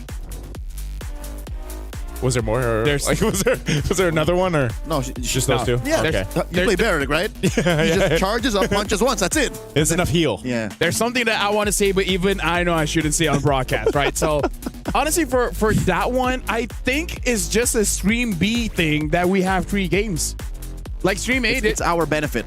They're already starting game number 4, or match number 4, because spoiler, Vitality won 2-0. They won 2-0. It wasn't stumped. Like, they were fighting. It was an actual match. It was an actual match between the two. Good to hear. It seems pretty fun to watch, and I think like one of the standout plays was from Fumieko, especially game number 1 on her Arlet. Looked amazing. So now you mentioned Fumieko, just to wrap it up and again tie it to what's happening. Fumieko, not Ayanami, in my opinion, tied from the same cloth. Yeah. That's the kind of player they are. Exactly. And playmakers here. Oh, wow. We have stats. Let's go. I had to process for a second. Yeah, I was like, wait, what is this? What is this? I've never seen this before. Stream B, baby. No, they got it there. Oh, they got it there too. No, but that means we now have everything they have too. Yeah. So we are basically better than them. We don't have Cheryl. That's one thing, but they don't have Tokyo almost dying. We have Renmar. We have Renmar. So now let's talk about the items here. Keishi, by the way, 0018. Like, honestly, Navi, looking at the draft, we almost feel like, how did they get away with this, right? We really need to also ask, like, what is that Mia band? Like, I hope that's something else. It's just a visual kind of thing. But I really feel like early pick Uranus was not it. Maybe if they win the next game, we can have Renmar asked about that. Yeah. I don't know how relevant it'll be. Maybe it was just one of those things where it's like, yeah, we just ban it out. Yeah, because was the goal always just to get a Harith anyways? Yeah. What would have been a difference if you left it blank or something? Mm-hmm. Look at the damage here. 87,000 damage dealt by not Ayanami. Rian, 148k. Now, that's a lot. It's unfortunate Kiko was unable to really do much here with 81,000 damage dealt, but I feel like it's mostly because most of the damage was denied by Baxia's passive anyway, so yeah, just didn't get the full value. I really feel like for Falcons, a lot of the in-game decision making really needs to be changed, but also try to get an advantageous draft. I don't know, it's something about today. A lot of weird pryos have happened. A prio Clint, a prio Uranus. Yeah. Even the very first game, Geeky against VP. I didn't remember that time, but even I was like, what was that? Yeah. Oh, now I remember. Picking up tanky heroes against the carry. Yeah, there's just been it's I guess it's just maybe it's just an MWI thing. I don't know, but maybe it's the combination of the patch plus MWI. And you got to always remember, you know, some of these ladies, they've got different comfort picks, obviously, than what we're used to seeing. But it is nice. It's always refreshing to see the unique heroes come through. The creativity. Yeah, the creativity that they had. And, you know, there were moments like this where you have these wins for Falcon Daisies, but then all of a sudden, then they're caught in a bad position or a fight that they maybe shouldn't have taken. And there was just the pressure constantly from not Ayanami here on this Benedetta. Yeah. Honestly, not Ayanami. I feel like ganking into the mid is pretty good, but I feel like Falcon Daisies should be aware of it coming into game number 2. So I think still Navi is not out of the danger zone because the Bellard may not be available to them again. Yeah. And maybe a cheese rotation won't happen again. I'd like to think it's not one or the other. It's both that put him over the top like this. I think they have to at least secure one of them, and preferably it's the second. It's the rotation. They have to fix the rotations because that's also a solid way to make sure that Mirai doesn't get bullied. Yeah. Either way, right now, both teams should have a pretty good amount of confidence. And this is what we wanted in an elimination match because, yes, you get eliminated, but at the same time, at least you can say you put all of it on the table, right? You brought your very best. It's just the better team wins. Yeah, it's you know, when you get in this point, and you got to remember, like it's quite condensed, right? So things happen quickly in this format, and it's almost that, and it was almost a 30-minute game. Yeah. No, what I mean by is Quickly. like, what if Time it's is a best of relative. 5? Yeah. What if this was a best of 5? Yeah. Feels like But it. it's a best of 3. Yeah, well, I guess so. I guess today for you guys, it's felt like all best of 5s. For you too? Well, just Again, now, just we don't- starting now. We share the same time. That's true. frame. We are. I was also with you guys. Yeah. That's why we bear bros. We bear bros. We bear bros. Now looking into this matchup, who do you feel has the better momentum going in? Ooh. Is it Navi that just got that big win off of like around 28 minutes of the game, or Falcon Daisies, where even though they lost, I feel like they were able to get quite a lot of information based on game number 2. How about we answer at the same time? Count of 3. Ready? What are one answer? Yeah. Okay. Ready? Yep. 1, 2, 3. Navi. Neither. Okay. Well, you know, All for right. you guys, happy Rhino Day because now you guys can get the exclusive emo, get it into the shop, and hey, happy Rhino Day, guys. That's Happy Rhino Day. I should probably search up a little bit on rhinos, but for now, we're going for a break because that was a long game. We're going to give an opportunity to both teams to really figure out what they're going to do in game number 3. But when we return, it'll be the final game for one of these teams. We'll see you guys then.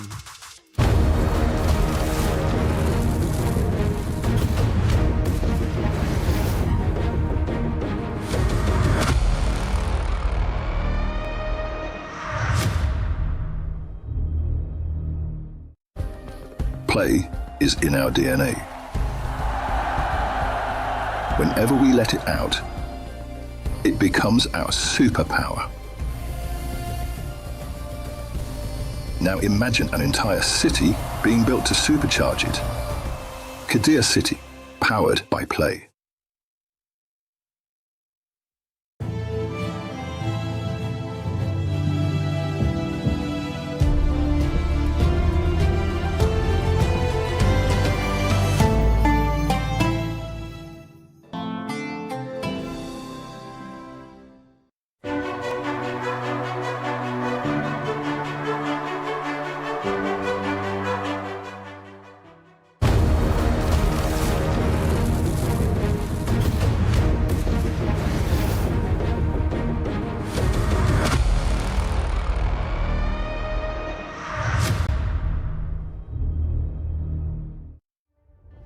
Welcome back, ladies and gentlemen. This is the elimination match between Na'Vi from the Philippines as well as Falcon Daisies from Myanmar. So far, Na'Vi was able to win out game number 2 with Not Ayanami on that Benedetta and, of course, Mirai on that Belleric. So it was still quite a slobber knocker of a game. It went to almost 28 minutes. So now we have to see for both teams what kind of information that they got.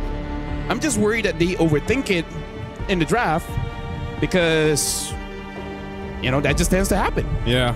I wonder, I'm really curious, before we get into the draft of this one is, what is our longest time for MWI? Because that definitely felt like it could have been a contender for it. 28 minutes, almost reaching that 30-minute mark. That should be it. That has to be the one. Because even in wild card, we had, what was it, 25, I think it was? Yeah. About 25-ish, and that's when it really is forced into a lore dance. I just feel like we can just say between Stream A and Stream B who has the longer average. I'm pretty confident it's us. Almost every game of ours is around 20 minutes. So you know what? What? If they ask to distribute the matches tomorrow, we say no. Because they have 6 best of 3s tomorrow.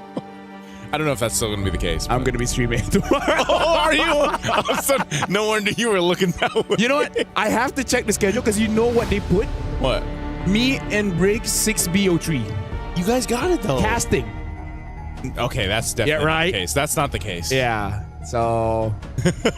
Hey, you know what? I'm sorry if I ever thought doing 4 best of 3s was too much. Hey, I've done 6 best of 2s.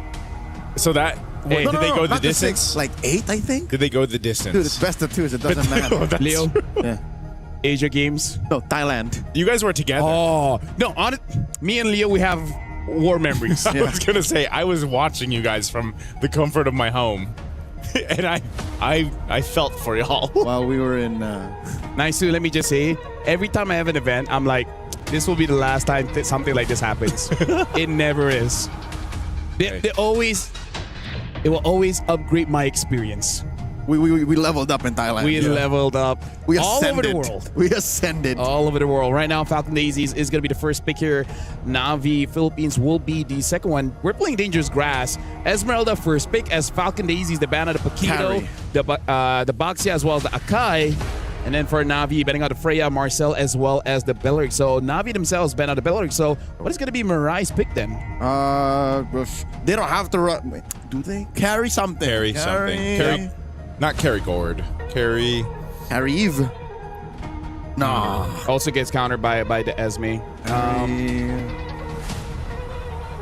If they want a potential Barats, I can see like a Matilda kind of pick, but I'm not so sure if that's something that Mirai really likes. Oh, Carry Atlas. I'm okay with Carry Atlas. Yeah. Oh, Valentina Atlas.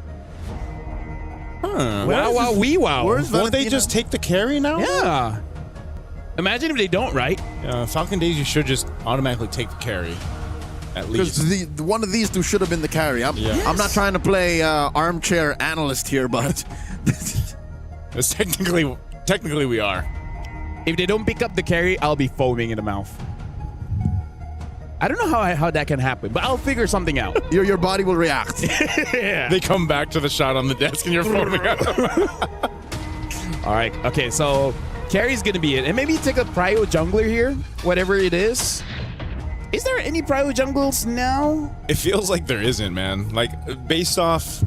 If your team is a Hirara team, then yes. Yeah, which is like... Do you really want to do that? Vival just won with the Hirara against Genji. So, but that's Vival, you know? Yeah, no, it's like 50-50. Hirara's 50-50. Here we go. Lost Kimi. So they didn't take the foam. Ready to foam. Where's the foam and the CC? Wait, is it banned and I just didn't notice? No, it's not banned out. They literally just let it go through. Okay, so CC and Esmeralda, that's winnable. Okay. Esmeralda, Atlas, or Esmeralda, Hylos, Kimi. Neither one of them is like, no, you touch the carry. No, you touch the carry. So it's... Well, if it goes all the way through, then Navi eventually will get it. And now Hanabi gets banned out. I'm not sure about that. I'm not sure why the Hanabi... Where's the logic here? Even when you looked at me. We just looked at each other. It's like, that's a Hanabi, right? Yeah. Imagine we go back to the green room and then they're like, oh, how's your day? Well, we got a Clint that goes through the portal, survives, gets 2 kills. Wins. We have a Mia ban, wins. And then now we even have a Hanabi ban. We have an Aulus. We have an Aulus. We have a great time here at Stream B, folks. Yeah. Technically, Hanabi won yesterday on Stream B. Technically, Hanabi only lost once. Yeah. Only lost once. Yeah, technically. Real fans. Don't know There's what a Mia ban again. Real fans watch Stream B. Okay, we got to figure out what this Mia really is, because it can't be an honest Mia, right? It has to be something, to just leave? Yeah. A potential pick. So I don't know if the last one was just so that the Harris would be open, but now this might be so that the carry would be open. It's one or the other. But since the Harris got banned, I mean, Mia's not a bad hero, by the way. She's okay. You know? There's worse. You could play Alucard. We have a lot of Alucards here in rank. I was gonna say, I actually like Alucard. I wish he was better. I think they were influenced by Zadel. There's a carry. There's a caravan. You're allowed to have wrong opinions, Joseph. That's your right. That's your right. Moskov! Because, again, you don't know what Falcons Daisy's junglers yet. Yeah. Alucard. Okay, no. So, do you want to run the Suyo again? Against this lineup, I think it's not that bad, honestly. It's They just need against damage. It's just against the Moskov that might be a little bit annoying, but that's kind of the same thing against all assassins. Yeah, they need damage. Unless they're thinking about the Ling. In terms of tanks, there's only really the Fredrin. Fredrin as well as the Gwyn. Oh. Like, Claw gets picked up. All reliable for Kiko. Yeah. And the pick for Starsoy. What is this? A Ling. I called it. I'm an armchair analyst. I didn't want to say it because I don't think it's a game for Ling. That's the only problem. But hey, maybe Starsoy was the one Yep. yesterday Who played it quick. And then fast, Bauman. And then Yes! Oh, Bauman gets Yes! Yes! From He was Navi, waiting nonetheless. for this. Yes! From Navi. Yes! So now, ladies and gentlemen, if I don't hear that soundboard effect, what do you mean? right now in dangerous grass, elimination match. Loser gets their keys. Crush. We got a Ling against a Bauman. How will this play out? We'll figure it out in the next. No, actually, we're gonna figure out with Leo as well as Naisu. Low to the ground, efficient, and just riding the momentum, but still keeping it close to the chest. That's Navi's plan going into game number 3 as they fight for tournament life. Falcon Daisy's doing the same, picking up that Ling, giving it to Starsoy, and I'm just excited. I was gonna say I can hear the excitement in your voice, Leo. So good. Left Ballman for the last pick. I'm not excited looking at MWI for a very long time. Oh, I'm just a fan right now, dude. Okay. I'm just a fan. We got a little bit longer to rejoice for these picks. These could have been any of the teams playing today as long as it's Bauman. I want to be proven right. I want to know that this hero is good in this meta. Right now, Bauman has a 100% win rate at EWC. EWC. Yep. 100%. 100%. Yep. Thank you, Boyet. Yeah. 100% right now. Boyet loves everyone, by the way. It was what they leaned on to get to the MSC. Maybe this is the chance for Navi to lean on Ballman. Yeah. To get to the next stage. Next stage. During that time, they said that Bauman is good. The only thing is there's a lot of crowd control. Let's recap back. Falcon Daisies, do they actually have a lot of crowd control? I don't really think so. Hylos, Esmeralda. It's not hard CC. It's not hard CC. It's something you can play around. Yeah. It's something you can play around. Like, so I think it's okay for the Bauman here, yeah. He could dodge, with a Ballman, you can dodge the traction pulse. So all she has to do is a little whoop, and then dash out. She'll be fine. Yeah. Cyclone sweep. Yeah, Cyclone sweep. Yeah. He doesn't say that. He says it in his brain. Eventually. I do. Eventually. Cyclone sweep. We still don't have a MLBB fighting game, right? We don't. But we have fighting game characters. We have fighting game characters. Yeah. So basically, the fighting game is inside. So which one is going to come first? The MLBB fighting game or the MLBB FPS? I would say the MLBB Oh wait, MMO FPS is already first. being developed. Yeah, something about the latter has been. Yeah. Yeah, no, there's not. No, there is. Is there? I haven't at heard least- this. Okay, so it may not be MLBB, but it's by Moonton. So Okay. I was Yeah, gonna yeah. say. So there I is can't an imagine. FPS. Like, okay. I can kind of imagine I think it was in MCGG where they have like, what you call it, like a limited time playing the MCGG character, kind of like an FPS kind of thing. It was kind of funny. It's kind of funny. The arcade is great. Yeah, arcade is I great. feel like that's where they test out a lot of things, you know? Yeah. I think before all that, it'd probably be like an MLBB MMO. That would be pretty good. That would be pretty good. Like, I want something to explore more of the story of going into the game in Land of Dawn. We're going to explore this story right here as we jump back in. Once again, if you're just joining us, it is now Game 3 in an elimination match between Falcons, Daisies, and Na'Vi from the Philippines. Let's see if they're able to pull through. Which team is actually able to pull through with this? And yes, you're seeing it right. A Balmint for Na'Vi. And once again, it's a Ling for Star Soy. She found a success on the Ling yesterday and will be enough to help them get through today. A little faster rotations for Na'Vi, given that Rian actually leashed for Keishi.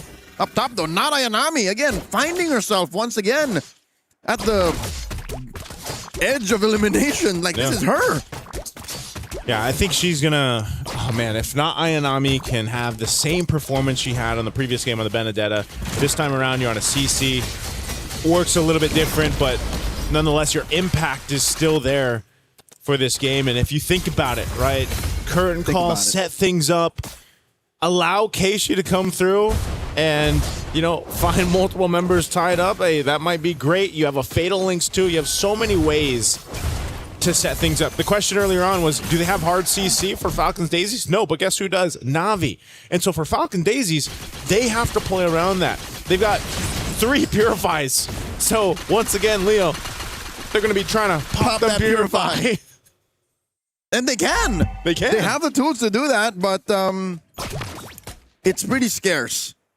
It's not as hard as it was for Falcon Daisies in Game 2, but they're going to have to try. Oh, little small camp invade here by Star Soy. Same story here for Na'Vi as they put a little bit of damage on the J, forcing that revitalize. And Reen might actually take him down. Reen does not force the issue. Keishi will secure the turtle here. Na'Vi gets one. That was a nice little bob and weave, little sidestep. Jay keeping herself alive. Yes, she had to burn the revitalize, but they end up trading it out, right? Objective, Turtle goes over to Na'Vi. They're still looking for possible pressure here on the jungle of Falcon Daisies. They're actually taking 2 camps from Star Soy. I'm not sure if she got the big portion of that camp, but nonetheless, it's still a bit of a delay. You can see Keishi nearly level 6 right now on this Balmint. She's up by 200 gold, so that's the benefits of what she's done so far. Again, Bauman is just so quick on the clear. Yeah, why is Ballman such a threat, you know? I mean, we saw this a little bit at least once in the wild card. Now here for MWI, we see it at least here on B-Stream. Why is the Ballman a threat in this situation? He has some of the benefits of a tank jungler with very few of the liabilities. That's why. Now Keishi threatening to take the purple buff here. Intercept by Ira. Glorious Pathway, 2 of them. Crossroads! And now the Fatal Links! Afu picks up the Sky Piercer. Rain looking for more damage. SOD thrown out! Rian presses the button! Jay gets taken down. First blood drawn by Nara Yanami. Now Stars are a little too deep. Tempest of Blades dashing through. She and Ira back off. I got to give it up to Mirai there, too. You know, we were kind of pointing out the weak point of Na'Vi so far in the previous matches we've seen them, and just how Mariah's been bullied throughout the games, and she's usually going down. Well, that time, she's the reason why they were able to go ahead and make that happen. She even had to re-engage at low health, just utilize the slow that comes with the Atlas, and then burn the flicker to survive it, allowing her team to get a little bit further into that lead, that team fight. So great usage there of the skills and the game knowledge of Mirai. This Turtle's coming up, though. They had an easy take on the first one. Na'Vi has, after all of this, nearly built the 1,000 gold lead. They're going to go ahead and approach this now, get in position. Turtle's already half health on this. Look at the speed at which Na'Vi are attacking it. 1/10 of its health. Come on, That's the one. Na'Vi secures. That's the one right there, Ballman. It's so quick. I almost feel like it happens so quickly. I think even Falcon Daisies, they might not even be able to put themselves in a position to contest a turtle, because I think Starsoy too, just because she doesn't want to fall too far behind. She's worried about, securing these camps, getting these buffs, making sure that she's got the double buff before they even go for an engage. And by contesting, she risks not getting what's actually hers. Yeah, because they'll just continue to take her camps or potentially even the buffs, and that's what we see usually with the Lings or the Fannies and the likes of that, where Ballman, I think even if you don't have the buff, you're mostly still the same. That's what I'm saying. Most of the benefits of a tank jungler without the liabilities, and again the potential to actually deal reliable damage. Yeah. Finally, Starsoy gets her Berserker's Fury there. That's a big item pick up for the Ling. Oh, she's about that. She's lurking. Oh, Keishi jumps in. And in comes Keishi. Spinning the wind. Cyclone sweep. Lethal counter. Takes down Ira. You saw it coming from a mile away. Keishi just had all the world to just go set things up, shred down that armor, and just bonk with lethal encounter. There you go, though. Traction pulse counterplay. And drop into that glorious pathway. Ooh. She survives and gets taken down. Mirai bites it. Finally, Falcon Daisy's score. Trying to close up that gap. About 1,500 gold up. Na'Vi. Man, Jay's really got the fancy footwork going on now. Not getting hit by the SOD. Surviving there, so it's Mirai that ends up going down. Maybe there will be a turtle now that Falcon Daisies can go ahead and try to secure her. Rian? This is trouble. Kiko forced to use her Purify. A little bit more damage. Kiko gets away with it. Tempest of Blade. It's Rain who goes down. Man, I am so surprised Kiko was able to survive. She was booking it after popping the Purify. Na'Vi wasn't able to convert the kill. Rian had to burn her flicker too. Turtle's up though. Starsoy is going to go ahead and grab her orange buff. We'll see if they just delay this a little bit further. She chooses to go ahead and grab purple too, but right now Na'Vi, they're planning themselves around it. Starsoy will choose after orange, grab purple, and then join this fight, and that's why Falcon Daisies are in the vicinity. They sent Kikoi up, so she's going to go ahead and put pressure up on that tier 1 up top, while Na'Vi has to decide they have to go ahead and secure this. Mirai looking for a big ticket. Old Fatal Links. The answer. The glorious pathway. The secure.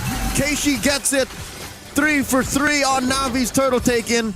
And fortunately, Falcon Daisies did not go hard on the top lane push. That could have been their trade. Yeah, it was good choice too to have Rian up there. But at least they didn't die. Yeah, they didn't die. So it's good either way. Good either way. Nonetheless, 3 for 3 here. Turtles for Na'Vi. Been very clean fighting around the objective, so I expect the Lord to go similar, but I think Falcon Daisies, as long as they maintain this, it's nothing too much, right? 1,000-ish gold for Na'Vi. They'll be in a good position to contest the first Lord. Keishi just pretty much has, again, free reign on where she wants to go for now. Falcon Daisies haven't really had an answer for that because they're just letting Kiko farm up. She needs to get where she needs to be. They rely on their ability to either set things up through Traction Pulse, peel with it as well. Oh, look at this damage. Oh my lord, the damage out of Nana Yanami alone, able to force a Tempest of Blades, and down goes Starsoy. Such good usage again from Mirai on the flicker in the toolkit that comes with this Atlas pick. Ira. She's got a stolen glorious pathway underneath her. In comes Nana Yanami, Rian, and the rest of the gals come through. A real glorious pathway comes through. And then the Traction Pulse. Keishi spinning to win. Down to a quarter of her health. This is a non-starter. Na'Vi backs off. All right, Na'Vi gets one. They back off. And, oh, man. Really close there.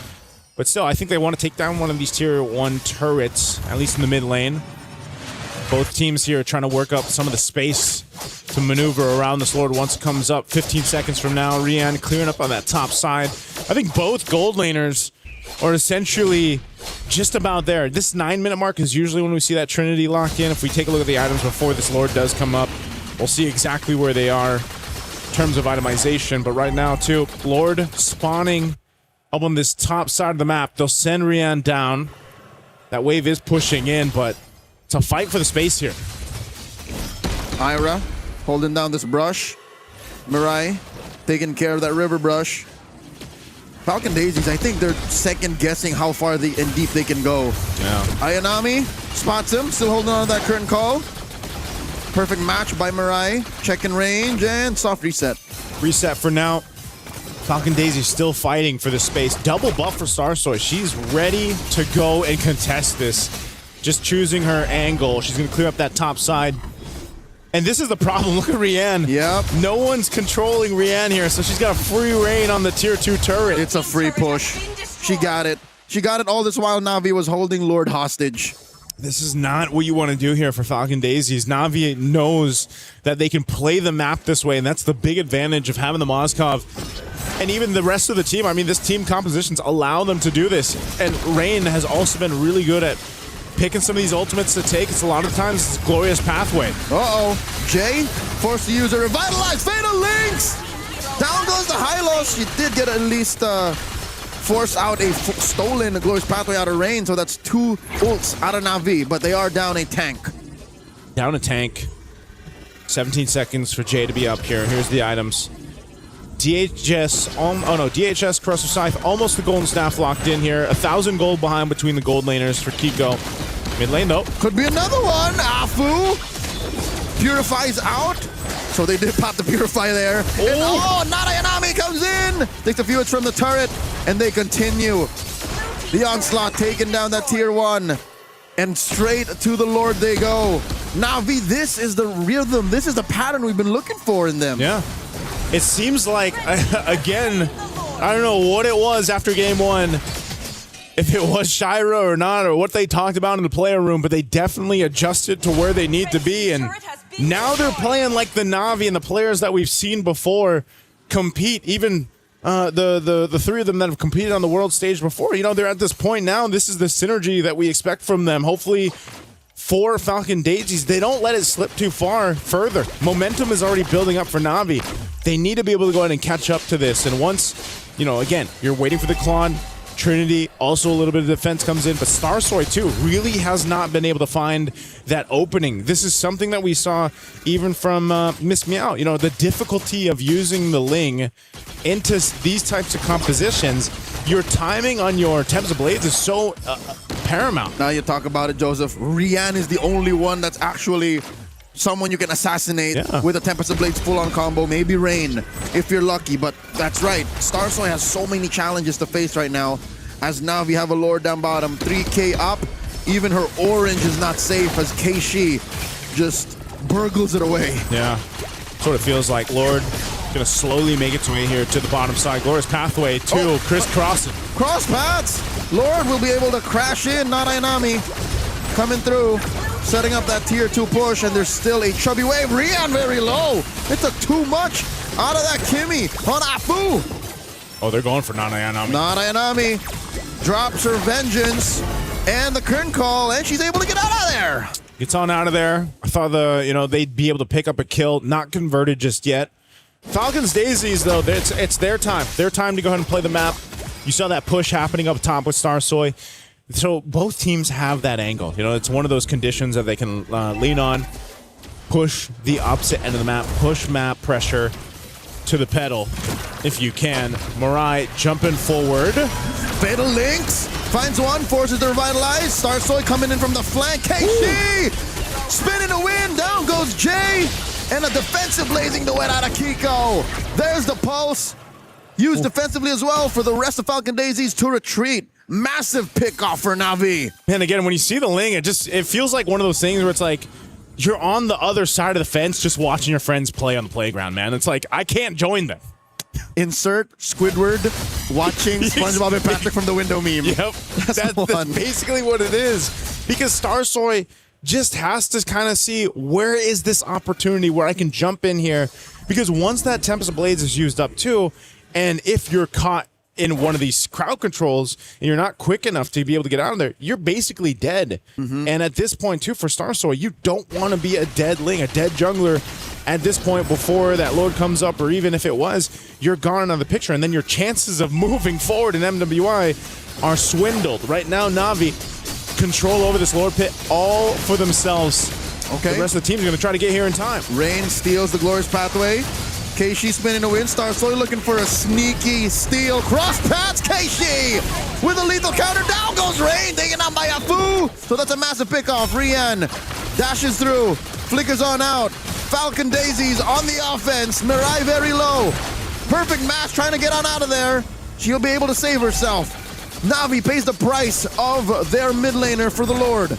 Yeah, they got the Lord here. A tier 1 finally going to fall in that mid lane. A Malefic Gun too. Big item pickup for both gold laners. A bit of defense for Rian.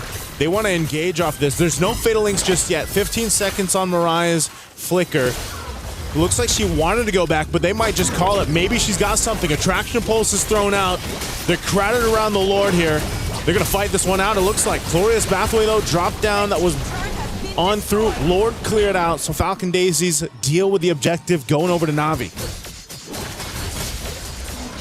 Cut it down about 2,500 gold. Na'Vi's lead is definitely real, but you can feel that Falcon Daisies, given how tight they've been keeping, how close they are, and how they're protecting their inhibitors, the insides of their base, a comeback could still be around the corner, Joseph. It's not out just yet for the Burmese squad. See if they're able to go ahead and bring some equilibrium into these fights. It just seems like, again, the biggest hurdle for Falcon Daisies is either actually committing to a Lord take, or are they just going to let that retribution go off for Na'Vi and then try to fight and follow through?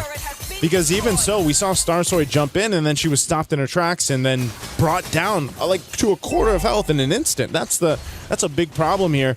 And she's got a little bit of defense, a little bit of that shield with the rose gold. I'm not sure if she's just going to finish that or not, but this is now the time for the team, for Falcon Daisies, to be able to face up against Na'Vi in the team fight territory. Again, with a Kimmy for a food, she's done relatively well not dying. Kiko as well, but they've got to kind of layer these things now if they want to win a team fight. They got to layer the ultimates in play, because Na'Vi, so far, if you look at all the team fights, they've just fighting for space. They've got enough tankiness. Their jungler, obviously, in the hands of Keishi, this Ballman, it allows you to just kind of post up and keep that Lord there. 17 minutes approaching. Half a minute until the Lord spawns upper quarter. Jay looking for a response, forcing something out of Keishi. Hits the Law and Order. A lot of damage out of Kiko. Keishi very low. There's a Glorious Pathway dropped in. Now the Blazing Duet. Keishi looking for something. Fatal Links into the turret. Keishi still holding on for it. And there's the stolen Glorious Pathway. And now Narane and Ami finding him. Down goes Kiko. And Death gets another J-Folds as well. Rian takes down Ira. 3 for free going over to Na'Vi. A big play from Na'Vi. And it looks like they're just going to go and march down the mid lane. Whoa. Lord is up, but I don't think they care about it. Bloodthirsty Na'Vi. They know that they can go straight for the throat unless they're just happy with the penetration. Mid tier 3 has fallen. Oh, they're going to work on this tractor pulse though. Now that's going to be clear the waves though. So they do get a base turret off of that. Meanwhile, Keishi was working on that Lord. This will be secured by the time the team gets there. Why not both? Why not both? Why not the penetration in mid, permanent damage to the base, and of course the coup de grace Lord number 3. It's an evolved Lord too. Yep. Lord secured, a big team fight win there for Na'Vi. And it was just, again, interesting that Falcon Daisies decided to go for that. They wanted to go for a fight. They saw them get whittled down, but then they ended up getting caught in a Fatal Links under a tier 2 turret down bot. Great timing on the SOD because it also landed in that zone. So then they had the turret to kind of fire off and help supplement some of that damage. So that was just not a fight that Falcon Daisies wanted to find themselves in, and they didn't have a choice. So now Na'Vi with this Lord, they're approaching the base here. Conceal going to be used, dragging it out a little bit longer here. Jay gets hit by an SOD plus a Fatal Links. Dropping the Glorious Pathway. Tempest of Blaze. Rian is fallen. Afu finds her. Finds Keishi too. It's a double kill. Falcon Daisy successfully quelling Na'Vi's assault.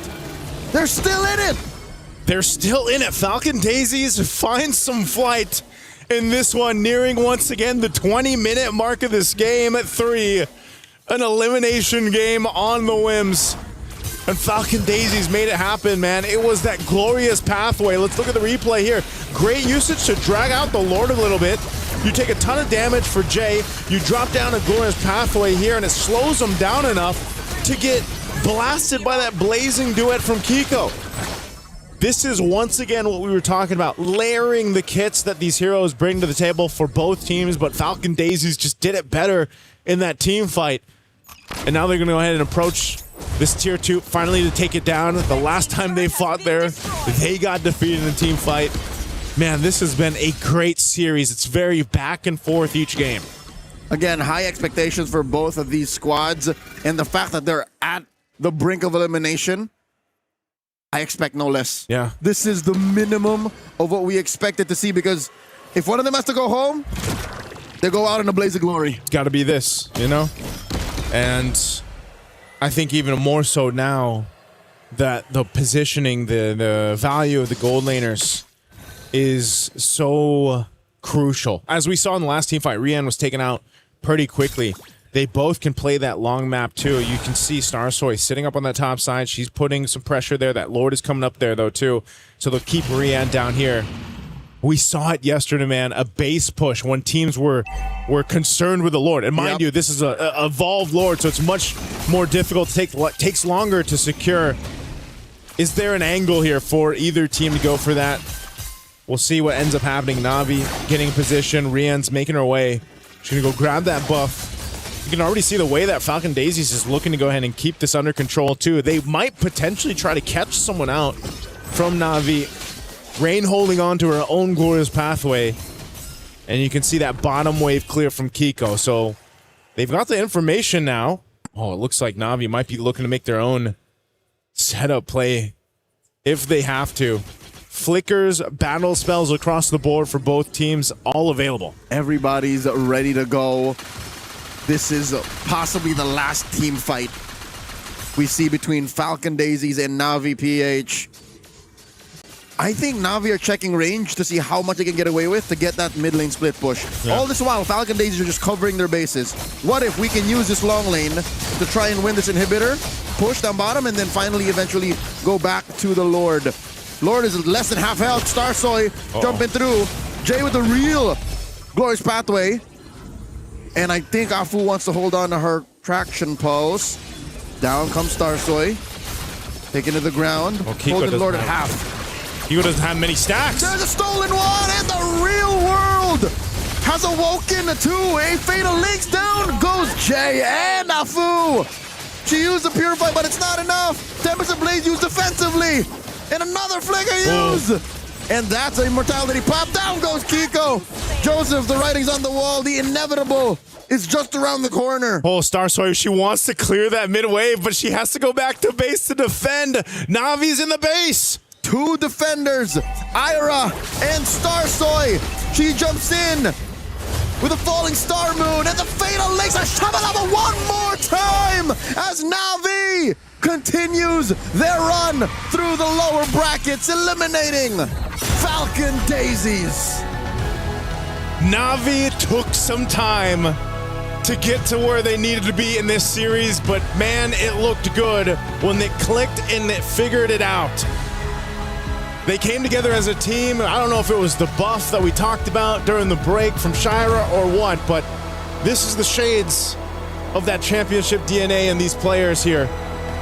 And so they survive one step closer to move forward here at MWI. What a series. What a fight, though, from Falcon Daisies. A phenomenal fight from them. A great 3 games we saw here.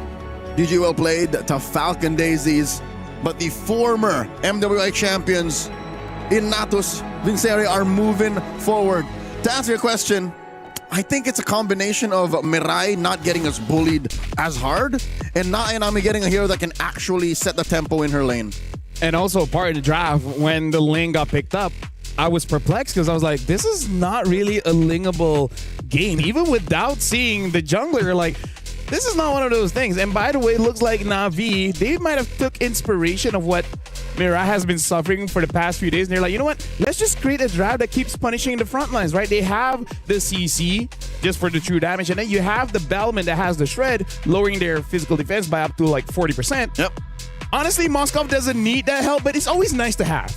Yeah, right? The Shred was actually, I feel like that's like That's part of the cyclone sweep. Yeah, part of the cyclone sleep. It's kind of underrated just how much like it helps in the damage It throughput. helps deal with the Esmeralda. So even without a carry, it's still enough. Yeah.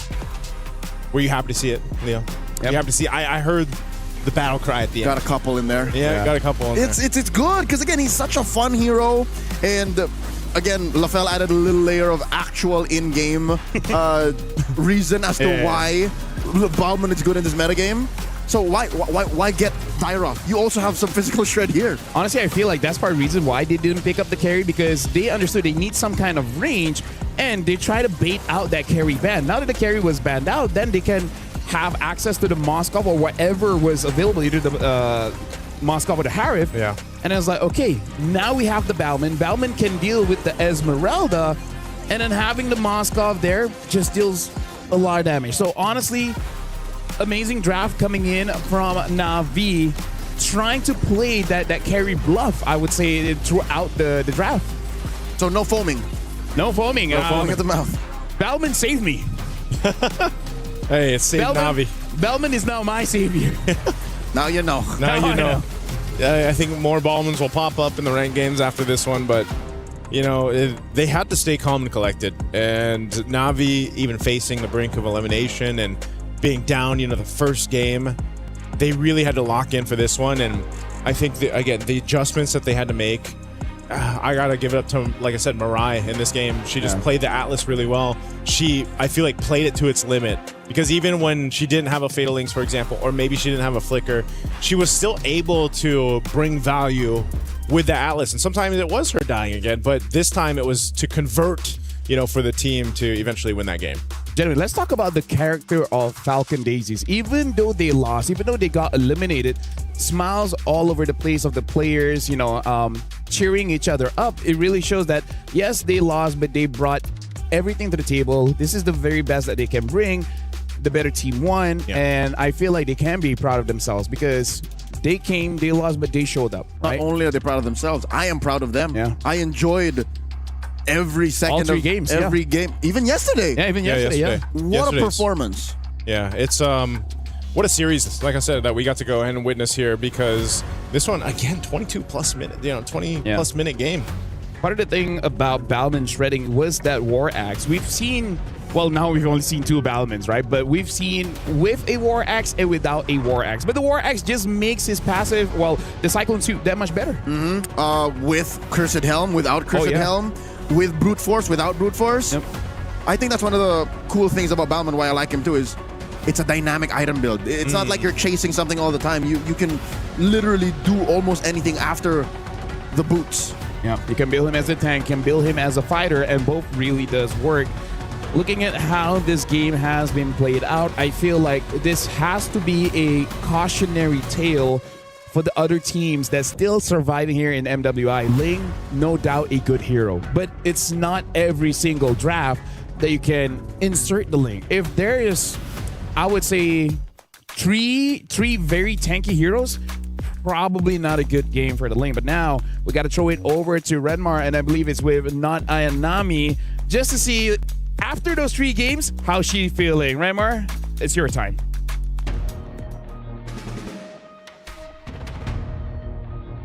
All right, I'm here on stage with Not Ayanami. Congratulations. Not a lot of people expected the result that led you to where you are now, but you're still fighting for tournament life. You're still here. What's going on through the mind of Not Ayanami right now? What's going through my mind is that we get to live another day, and tomorrow is another war to fight. All right, the battle continues. Were you guys surprised with the... I think it's fair to only go back to the match against Galaxy Phoenix yesterday. Were you guys surprised with how they played and the result that you got getting swept by them? I'm actually not surprised by how they played. I actually think that even though we haven't faced them, I think they're pretty strong as a team, and I think they're pretty solid, so I wasn't surprised. I was surprised by the outcome, because we weren't able to, you know, take it, like, give them a good game. Yeah. I think it was pretty one-sided, so that was the part that I was surprised about, how we played, not how they played. Okay. Now that you got to finally get a win here and against Falcon Daisies. Again, thank you to them and all their efforts here in MWI.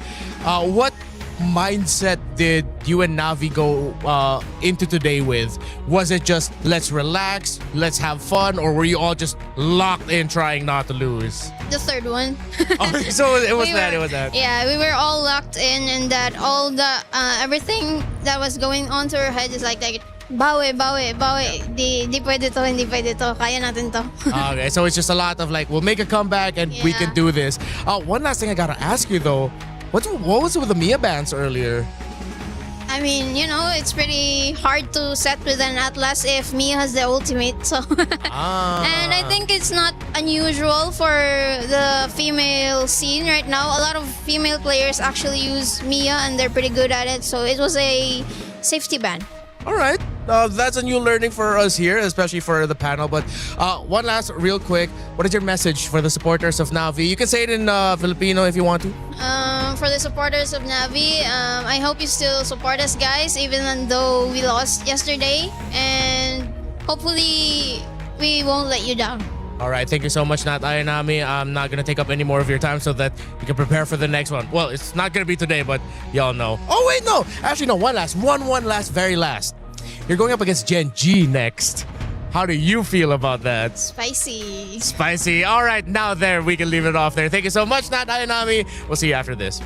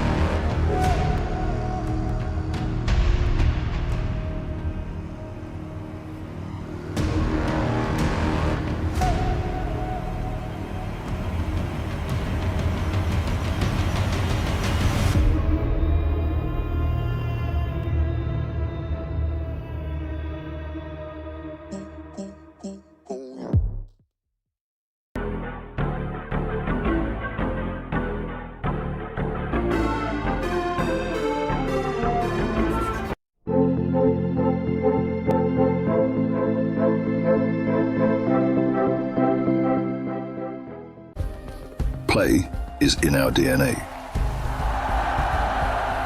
Whenever we let it out, it becomes our superpower.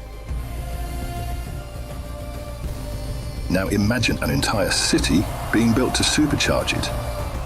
Kadir City, powered by Play.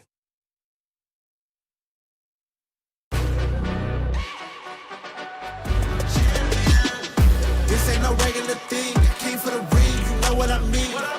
You see my name in the lights, better get right, I'm champion.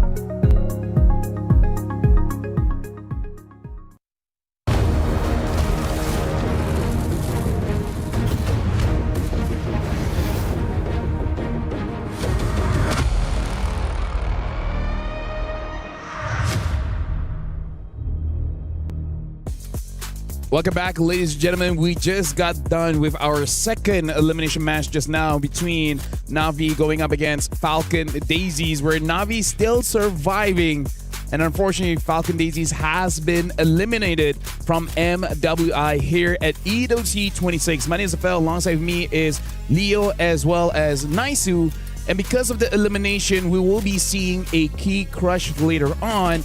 But while we're here, also just to let you guys know, we have one more elimination here. It's going to be between Foot going up against MIBR Loss. And looks like in the A stream, it might be over pretty soon. Yeah, it looks like Galaxy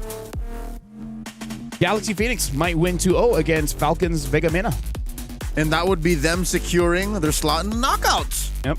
Yeah, that is, I don't know, that's a surprise because I heard it on the way over there too. It's going quite in favor of Galaxy Phoenix. I'm not sure how close it is, but I think they have a day of sweeps over on Stream A? Probably. All sweeps? I mean, like, if pending this, yeah. They're almost done. And we haven't started the fourth match, and we also haven't seen the key crush just yet. So, yes, they are. Whoosh. Hey, that's good for them for tomorrow. Oh wait, you're a part of that. The universe has a way. You know what? For people in Stream A, if you guys are watching in the green room, if you guys can catch a shuttle back home early, just go for it. Just go for it. You're gonna need it. Yeah, just go. Tomorrow's like what, 6 bits of trees? Something like that. I don't know, unless it's different. I stay in my lane. Yeah. I focus on the duty at hand. B lane. Which is B lane. the bear lane. The bear lane. Well, interesting enough. I just realized that Renmar is still here. So it's the newest addition to the bear squad that's leaving. That's leaving us tomorrow. I enjoy my time. Right? It's nice being a bear. Empowering. It's very empowering. It makes me feel very masculine. The bear community is something you don't want to miss out on. Like it's yeah. Yeah. All right. So you know, as we're waiting for the key crush, we didn't have the pleasure to see MIBR Loss or Foot Esports play in Stream B. Yep. Yeah, no. Yesterday, Foot went up against Gen G, and it was quite a stomp. So we also have to see how Foot really recovers for this one, going up against MIBR Lost, which, if I'm not mistaken, went up against Vitality, and it's Vitality. Just to put it into context, the reason why we have higher expectations of Foot is because they were a top 8 team in last year's MWI, and I have fallen in love with Foot Esports. I am a Foot fan. I'm a Foot fan as well. But, Joseph, think about this. Are you really a Foot fan, or are you not for one of the teams out of a mare? I am a foot fan, but yes, I am also a fan of one of the teams out of a mare, as I always am a fan out of a mare. I am. You are a mare. Is it a mare or ammer? Is it Hirara or is it Hirara? Hirara. Dude, you it's not that different. You spent a good amount of your life in Japan. You should know. Yeah, but I basically, when I saw that comment online, I replied. Dude, potato, potato, tomato, tomato. Exactly. It means the same thing. Like, you're not saying hiwawa, are you? Salad salad. Right? Salad salad. That's nothing wrong. Joseph. That's different, but that works. Lafel Lafel. Lafel. It's not wrong. Redma. I'm pretty sure you can't say that. I think earlier I saw his name was Red Man. Not here on broadcast, but online. Instead of Redmar, it was Red Man. You know what? Back when I was in college, my communication master just told me, communication masters? You know what? Let's go check out the key crush here. It's going to be Falcon Daisy's key, and it's going to be not Ayanami crushing the key there. Pretty sharp destroyer tool we have this year. Did they bring this from Riyadh here to Paris? That's a good question. Must have flown him out in cargo planes. I was going to say. I mean, they brought the totem. That's true. So might as well, I guess. That is a crushed key, by the way. Gwen is cold-blooded. You see the look on her face? She's like, yeah, I did that. I mean, she's done it for quite a few times now, eh? She did it for technically all of them keys in 2024. Yeah. So it's like, for the first few, it hurts, but after that, it's like, all right. See y'all next year, you know? Next one. You start to get desensitized. Hopefully not, because every EWC, every major event we do is special. That's You're different. special. Thanks. And you know what also, why it's special? Because it's a step closer to the bigger portion of the prize pool. That's right. They've confirmed the next stage. Yeah. Money is great. That's true. Life-changing amount of money. Life-changing amount of money. Do you want to change your life? Get a lot of money. and be happy. I would be very happy if I get a big change. Here's the thing. I feel like it's the same for all of us, right? Yeah. If we get a big portion of money, we won't tell you. But there'll be signs. Yeah. There will be signs. Hey, here's the thing. We didn't look like this before any of this. What do we look like? We wore suits. So we just lost a lot of money this year. No, so yeah, where's the connotation with money and suits? We won't tell you.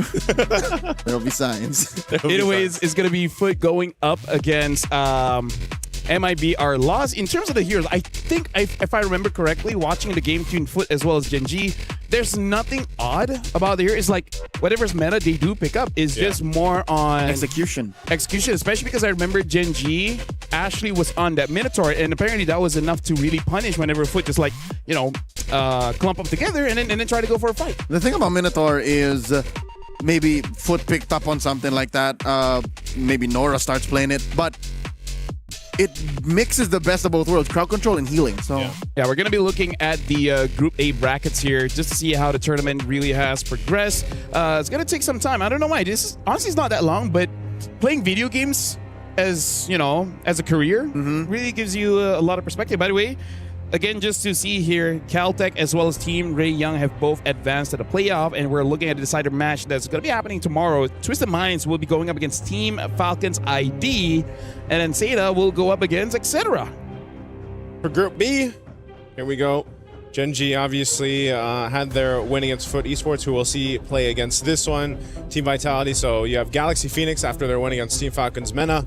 And then over for the matches tomorrow there, Team Falcons Mena will be playing against Lord Bracket 1. Genji is going to have to play against Navi tomorrow. My goodness. Your goodness. My goodness. Our goodness. Our goodness. Oh, that's going to be a tough one. I wonder if I'll be casting during that game, or where that game is going to be played. I'm actually not sure what's going to be on Stream A and Stream B. Since Homie's moving over, then you are. But no, there's so many games tomorrow, though. Oh, if it'll be on the... Yeah, because if it's the case where let's just say we have only 2 on Stream B, they start around the same time, but then a ton of matches still happen on Stream A towards the afternoon. Let's talk about the ladies. I mean, like, personally for me, I feel like that's a problem for tomorrow, LaFell. Right now, we got to look at MIBR, which were the players just now. You guys saw it. You guys know. You know who they are. Yeah, we're going straight into draft here. But we'll be on the blue side, and MIBR will be on the red side. Dangerous Grass is going to be the map. Atlas, Fovius, as well as Freya has been banned by Foot Esports. MIBR lost. They banned the Hirara, Fanny, as well as the Marcel. Belleric is open. Belleric. Nora, please. Belleric so far is... You want to win, you pick up Belleric. I feel like he's the guy right now. He's the tree and the only tree in the land of Dawn. Hey, maybe Moontown will give him a wife. Or a son. Oh. Or a son. They don't go with the Belleric. All right. That's still solid, though. Yeah. They're arming their newest recruit, Cujo, their new jungler that they picked up prior to the qualifier season of MWI. MIBR Los answers back with a Guinevere and... Okay, foaming at the mouth if this is not a Belleric? Or does the box shot? No, that was the combo yesterday. What was the name we had for the Guinevere Belleric? Guineric? No. Bellevere. It was Bellevere, and this has to be the Belleric. No! Foaming at the mouth! Foaming at the mouth, it's the carry. Okay. Carry's still good right against Box. Yeah, plus, maybe they'll get an Esmeralda. Or just like, hey, don't take the Esmeralda, we have the counter. They could always just pick up the Belleric, too, if it's not answered here by Foot. Oh, whoa. Very interesting pickups in the first I don't phase. know how to feel about this combination of picks. Let me just tell you, the Selena has been used in Group A. It's just an accelerant for the jungle as well as to get a turtle. I think both Vitality as well as Genji used in their previous match. But it's one of those things, it's a skill matchup. And this Selena on those games are a roamer, not a mid. Oh, it was a roam. It was a roam. So this could be a swerve. Nora could be playing the Selena. I think I've seen both roam and mid. Yeah. I've seen both roam and mid. Yeah. It could be either or, but now Lapu, now that's interesting. I feel like they could have picked up Esmeralda. Maybe just not enough practice. Oh, I mean, Esmeralda is such a hard hero, you know. Esmeralda, I think is the if Belleric is the guy, Esmeralda is the gal. She's the gal. By the way, in case you missed it, the Mia ban that Redmar asked about is real. Is real. Yeah. It was just because the ladies are really good at Mia. Yeah, he told me while I was peeing. I feel like that was an awkward time to bring it up. It's a good time to get information. You get real honest. Yeah. Well, Esmeralda has been banned out, so they're still respecting. So the they Esmeralda. know. It's not a matter of they don't respect the pick. It's they would rather just Lapu. Yeah, I feel like they just needed someone to just immediately dive the backline, and they're more comfortable with the Lapu than the Esme. I'm just wondering too with the Hanabi pick for Foot. You know, like does this because the Hanabi statistically hasn't done that well so far. Past couple days. She's 50-50. She's 50-50. She's 50-50. But when she won, it wasn't like it was the all right, you guys are busy. Nice. Let me tell you the story of MWI. Okay. We've seen how to be split push. We've seen a team sabotage their own Clint diversion and then survive. Yep. And then survive.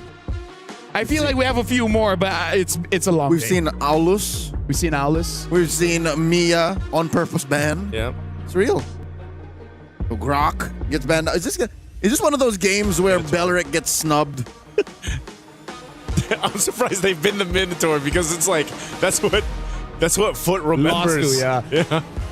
No, maybe they're like, oh, we can learn that from Gen G. They should have just picked it up because then they have the bouncy house combo between the Guinevere and the Minotaur, man. Yes. You know? You know what? No. You know what? They're gonna pick up the Belleric. Yeah, I think it's just you see. I think it's going that route. What's this last ban here from Foot Esports? Belleric. Or a mid. I feel like a mid laner like Eve maybe would be fine. Honestly, a Farsa, because Farsa Gwyn is also pretty dangerous. Yeah. It's almost an automatic kill if she lands a spatial migration, that setup. Yeah. There might be a world where I might be overcooking, but Foot can still go Eve and like a tanky pick for Unohana, and then you go from there. Like it's pretty solid. It's the Rome Selena. Yeah. If they go it's all in Hanabi though. That's it's something you just gotta trust, right? Team Ray Young, they trusted their Hanabi and then they won. So now we're gonna be seeing a Belleric pick here. A glue, right? Not a Belleric. Just as I thought. Just as you thought. As you I said. thought. Yep. You guys heard me correctly. Okay, the glue comes through. You're just trying to catch either, obviously the Selena or the Hanabi. I think just the Boxia, right? Just catch the Boxia, Boxia, catch the Boxia. and then let Carrie get a kill. So could we? Nah. I think to be safe, just get a tank roam, and then your EXP. Mid Selena. Let's see. A damage Paquito XP? is still open, by the way.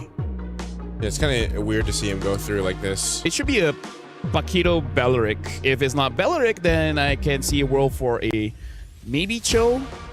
But we haven't seen Cho's. He hasn't been picked up at all, right? At all.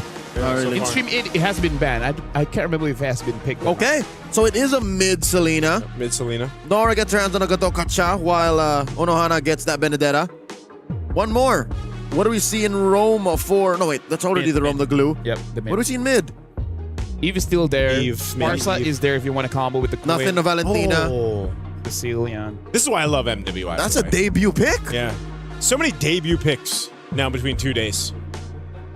We've seen Carmilla before Sicilian, by the way. So we've seen both couples. Carmilla Jungle. Yeah. That was yesterday. That was yesterday. Did they win? I can't even remember. Yes. Yes, it won. It was by Falcon Daisies. Yeah. Well, ladies and gentlemen, right now, this is the debut for Sina in this stream. It has been seen in stream A, but this is the debut of Sicilian. MWI is the perfect tournament if you have ADHD, because there's always going to be something fresh, something new, and something Leo and Nice who's going to cast this game. This feels like if we had Global Ban or the likes of it, this is what we get to see. For game one, yeah. For game one. It allows for them to flex, Yeah. but also leave open power picks in these slots that you see these debut picks in. Hey, I'm glad to see it. This is why I enjoy MWI here. They have their own meta. We've talked about it before, from wildcards to MWI. Hopefully we get to see more of this in MSC, but right now it's an elimination match for these two teams. Foot Esports, or will it be MIBR LOS that goes forward after today in this best of 3? This is the Brazilian coalition representing Amer going up against the pride of Turkey. 30 seconds in, looking at the emblems real quick. Okay. Even in mid, is this what happens? There's no... Oh, wait! Ray! Shimmying it through. She almost got caught. Yeah. Better safe than sorry, right? Usually at this point. Yeah. Better flickerless than dead. That's true. Got to keep it together here. So for MIBR loss, whoa, they're still actually putting pressure here. Ray? Uh-oh. Ray going through 2. In comes Hyob. And Cujo very low. Cujo might just bite it. Massive sanguine claws. The trade 1-for-1. Cujo for Ray. MIBR loss, I think, won that eventually. Yeah, I was wondering when that bad impact was coming through. Unohana? Okay, we'll push La La Land back. Uh-oh.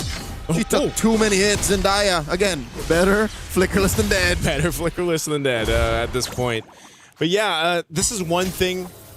Because it's been a while since we've seen a Sicilian competitively, in some cases or not, depending on what region you're watching, your late game kind of fallback if it gets to that point. And I don't know, man, the way that today's gone, if we get to a 20-plus minute game, your Sicilian's going to hurt. You're going to be able to go ahead and build up those stacks with the bad impacts, get to that point where you're a nuisance. Whoa, mid lane, though. Oh, massive from MIBR loss. Unexpected damage output from them as a Foot suffers another death.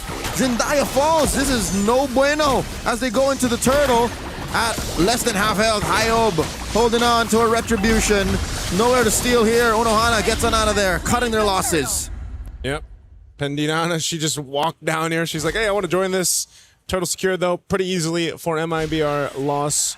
So really good at the team fighting early on, these skirmishes. And, Ray being this glue pick, quite a nuisance. Gonna get hit with an arrow plus a taunt, but Ray should be fine. She's got flicker in a couple seconds. Uh-oh. Okay, she burns it again in nearly the same spot. Hey, it's the beginning. She's already died, so I don't want to do that. We're not going back to that. I've seen this before, right? Mm-hmm. Foot, I don't know what they're trying to do. Here's the thing. Yes, you've tried the Selena, put it in Rome. Sure, maybe it worked, but I'm not feeling it now. Yeah. It's so weird. Like, what's the idea? You want to hit the carry? Sure, if you can. You want to hit the Sicilian? Pop that Purify? Sure. Purify. But what else? I heard LaFell say the word expedite. You know, you expedite the rotations, expedite the team fighting. I can't see it. Oh, they do find the Hayob's clone, but no dice. Maybe eventually, once the game evolves here, we'll see more of that use of the Selena, especially the arrows, maybe the vision. But yeah, you're just not going to be able to do much in the lane matchup. And then when it comes to these early turtles, I feel like unless you're able to go ahead and capitalize on an arrow that lands, then what do you do? And it's definitely not going to come from your gold laner for a while, right? The Hanami needs time to go ahead and build up here. And that's why I think that's the big question mark on Foot Esports' lineup, at least for now. We got 15 or so seconds for this turtle to come up here, and then we'll see if that ends up being the case. Because right now, MRB or LOS, they haven't had to do too much. They can just go ahead and continue to farm up. The concentrated energy is already locked in for Hayob, so she's going to go ahead and get in position. Look at the rest of the team's positioning here. I'm wondering if we'll see even Pandihana join this one. Oh, massive Requiem. Forcing out a Revitalize to save Nora. Turtle put down a quarter of its health. The Mount here. Kujo's in trouble. Kujo might fall here. She's holding through. La La Land taken down by Unohana. Kujo survives. 3 big pickoffs. 4 Foot on 3 different fronts. But they're in no shape to take the turtle, and they gotta take care of Pandina pushing up top. Whoa! What a raid! Hayob! What a raid! Ay caramba! 1-on-1 Unohana falls. I didn't even, at the end of it all, didn't expect them to get another turtle here, but man, I'm not sure if Foot Esports really wanted to continue on that way, but it ends up leading them to lose an objective. They will get a tier 1 turret though, so there is an exchange, plus they got a few kills. So break it down how you want, but MRBR lost, they still come out on top of it. I think you put it on paper, you do the math, it might have just been half a loss for Foot. Yeah. Because the push up top, that's irreversible damage. And that's a lot of gold. Yeah. Carry. Oh, massive Requiem once more. Kujo here is not going to survive. Okay, a pickup. You're starting to see this again. The scalability with your carry is being expedited now for MIBR loss instead of having that Selena do the work over here for Foot Esports. But there was I don't know if, hold on, these XP laners, Hana? All right, she's going to be able to get out of that. I don't know if it's going to be the case. Just the last team fight around that turtle was really messy. I mean, there was, 3 little fights going on in different directions. Yep. And, it was just unfortunate that MRBR loss got split up in that way, because I just feel like this kind of lineup, you really need to follow through, whether that's that setup from a Guinevere, like we're usually seeing here from Hayob, or the Sanguine Claws with the bad impacts. I mean, there's so many potential ways for them to start things off, but if they get split up, where they can't follow through off of each other. Again, Nora gets caught out. She pops the Revitalize in hopes of surviving, but I guess the plan was to AOG out. Yeah. That's a free pickoff for Los MIBR. Yeah, MIBR lost. They're in a great position now with momentum in their favor. That's a golden staff pickup for their carry in the hands of Pandina. So this is, again, the carry, something that we see picked up so much because of the nature of the tankier junglers, the tankier roams. And when you get this kind of lead, now you can just kind of shred through them. And you see some focus being put on here. Good flicker. Kujo taking a few hits, forcing it. Finally takes down Pandina. Gets Mount Deer by Ray. And I think they'll have their way with her. Kujo here holding on for dear life. Hayob scores. 1-for-1 the trade. And the fact that Hayob still has the retribution makes a difference. Mikiari, 1-on-1, takes down Unohana. She's not having a good day with this Benedetta. Oh man, you can see the reactions on the player cams here from MIBR loss. They are having a time right now. She's frustrated. She's frustrated, but hey, they are able to go ahead, lock in 3-for-3 turtles, objectives for MIBR loss. They're looking to take down some turrets off of it. For Foot Esports, where does this come together for them? You know, they seem tanky enough, but what's the point of being tanky if you can't have that damage throughput that you need? And that's why, again, I was questioning this Hanami. Again, space migration, Requiem already used. Nora's fine, at least for now. It's less about the Hanabi, because there will come a time that the Hanabi is useful. there'll come a time that the Hanabi just has the free hit. It's more the Selena. Like, at best, at worst, you're zoning. Yeah. At worst, you're just saying, don't go this way. You're setting traps up for vision. But at worst, like, you're doing nothing. You're clearing waves in a dangerous way, and then where do you go? One of those things where it's like the Selena pick in general is so team dependent because yes, you might land some arrows, but there is that saying too that we always mention when the Selena does pick up, sometimes it's just that one arrow, right? Sometimes. Could change the course of a team fight. Nora gets engaged on. That's the full-on Requiem. And the Revitalize already used up. Pandina gets taken down by Mieko. And Unohana picks up her Sea Halberd. But Hayab is on a war path. Taking down Mieko. And they've lost so much already. 2 for 1. MIBR lost. Up by about 2,000 gold. Yeah, you see that. That's the problem too. Is even if Foot Esports wants to fight, like get in range of these, trying to catch who they can, they have to worry about a couple things. Number one, La La Land building up the stacks from a distance, laying out the bad impacts. Not only that, but then there's always that potential. The spatial migration, such a low cooldown. Hayab's able to go ahead and set things up, and you know the ability for Glue to just stick on the right target is something that is going to bother Foot Esports when they get to this next Lord fight. Now, again, are they in a position to win a team fight? Whoa, Conceal's already used! And they find one. Nora.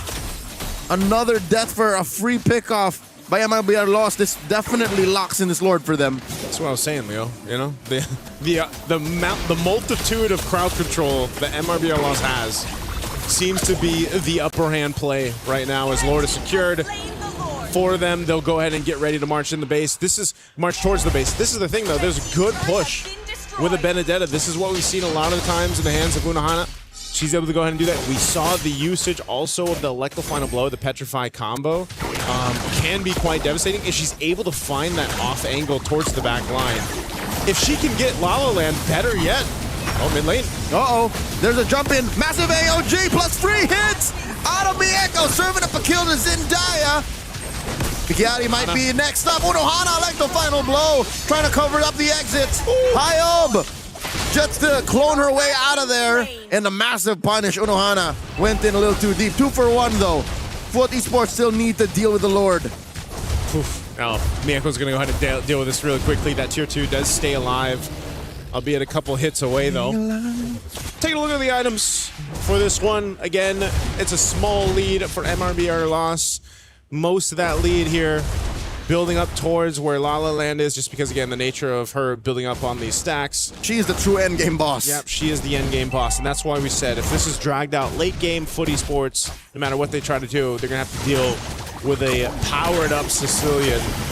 And then bad impact. Again, this was a fight that necessarily didn't go their way. I mean, look how quickly they were brought down, but again, because La La Land can fire back, essentially give them good response to this Electro Final Blow from Unohana, and then they shut her down in between the two turrets there. That could have been cleaner. I think Foot Esports understand that there's a small part of the late game that belongs to them, and then La La Land starts to run roughshod. So what timing is that? I'd say about 14, 15 minutes, and then past 20, it's over. Nora, looking to find a taunt, finds one, and it's on the perfect target. It's Pandina. She flickers back out and survives, but the turret does not go down. This is Unohana coming through to the back line, trading herself out for the carry. Pandina has fallen 1 for 1. Foot Esports, how do they capitalize? Oh, man. Capitalize by taking out at least a turret. Maybe they can do that. They're going to charge up, push MIBR loss back, but you just don't have that much range on the Hanabi, at least for now, to actually take down a turret off that kill. So it's been pretty stagnant, I would say, in terms of that gold lead that's building up for MIBR loss, and that's great for Foot Esports. They want to go ahead and slow things down, but just not to a point where, again, your biggest problem is a multi-stacked Sicilian in the hands of La La Land. So until La La Land can like 2-hit Mieko or 2-shot the softies, like let's say she finds Zendaya, Foot has a chance. And they have to get Mieko into a position where her free hits hit everybody. Yeah. And they can. Realistically, they can. All right, this Lord is up. Look at this again, Leo. Unohana doing her thing, pushing down that bottom side, being that pressure on the map to see if MRBR Lost wants to respond or not. But it looks like they just want to fight. Potentially an arrow thrown out. And their turret's going to be worked on. Unohana has the clear go for it. Oh, sneaky Buse. She's going in and she's actually going to get away with it. Massive Requiem by Hyob. Down goes Nora. Mieko with the free hits. Finds two. Hyob and Rhea fallen, but Pandina finds her back. They send Mikyari to solve the Unohana problem, but it's too little too late. They're already in the base. I'd say despite the trades, Footy Sports have gone a crafty way to get themselves in the driver's seat. It's the long lane, Joseph. It's the long lane, man. And that's what the Benedetta does so well. We've seen this be a point of contention for a lot of the teams, whether that's the Moscom, whether it's Benedetta, whether it's a Ling. You push on that opposite end of the map with the Lord, and someone has to respond. You know, and in this sense, though, we got a glimpse of it. Mieko's got to be careful. She got in a position where she's just taking those bad impacts again. And like you mentioned, you know, eventually that's going to be a 2-shot thing, maybe 3-shot. I see. So how does that not happen, right? Sell your boots, pick up Athena's shield. Yeah. Then Bob's your uncle. Yeah. Because you're just, at that point, too, you're just relying on being able to move around with, of course, you know, the emblem setup, that quantum charge and everything else she has, plus the kit of the Hanabi. Relying on your CC immune. Oh, how about 101 round 2? Okay. All right. Unohana picking up that rose gold, dog. She's going to stay there, too. Clear out another wave. Half health on this Lord. This is blitzing down now. She's going to join this. Quarter health on the Lord. Pujo coming in from the flank. Ray very low. Hyob as well. Forced to use that winner crown. Oh, the arrow. Lord still standing. Down goes Pandina. Cujo scores the Lord. Hyob has fallen. This has gone sideways for MIBR loss. Ay caramba. Mikyari has fallen. Unohana going to hunting. Ray concealed to run away. Suddenly, at the 15-minute mark, Foot has become the predator. Oh, and they're knocking on the base turret in the mid lane. And they've got a little bit of minions to work through. At least take the turret down. Well, Lord's making his way down bot. La La Land will be able to clear this out. Clears out that last minion, but there's another charged up wave. How did it go so wrong? Footy Sports suddenly take game 1. They fought, they crawled, and they counted on each other to make it to that point in game 1. They didn't let the stacks build up for La La Land because they could already see, man, it was getting in the danger zone. But good to stay in point. It was but a realistic time frame between the 14-minute to the 18-minute mark. That's where Footy Sports find their power spike. Past that, it's all La La Land. Yeah. It's all Emma Stone and Ryan Gosling. At that point, but it doesn't happen. They canceled the sequel. We didn't get there. You know what? Hey, that's a good game 1, though. I mean, it was a back and forth. I really didn't know exactly where we'd find ourselves after that Lord. It had a weird pivot. Yeah. It was a weird swing. Well, gentlemen, here's the thing. Yeah. I think I know the answer. What's the answer?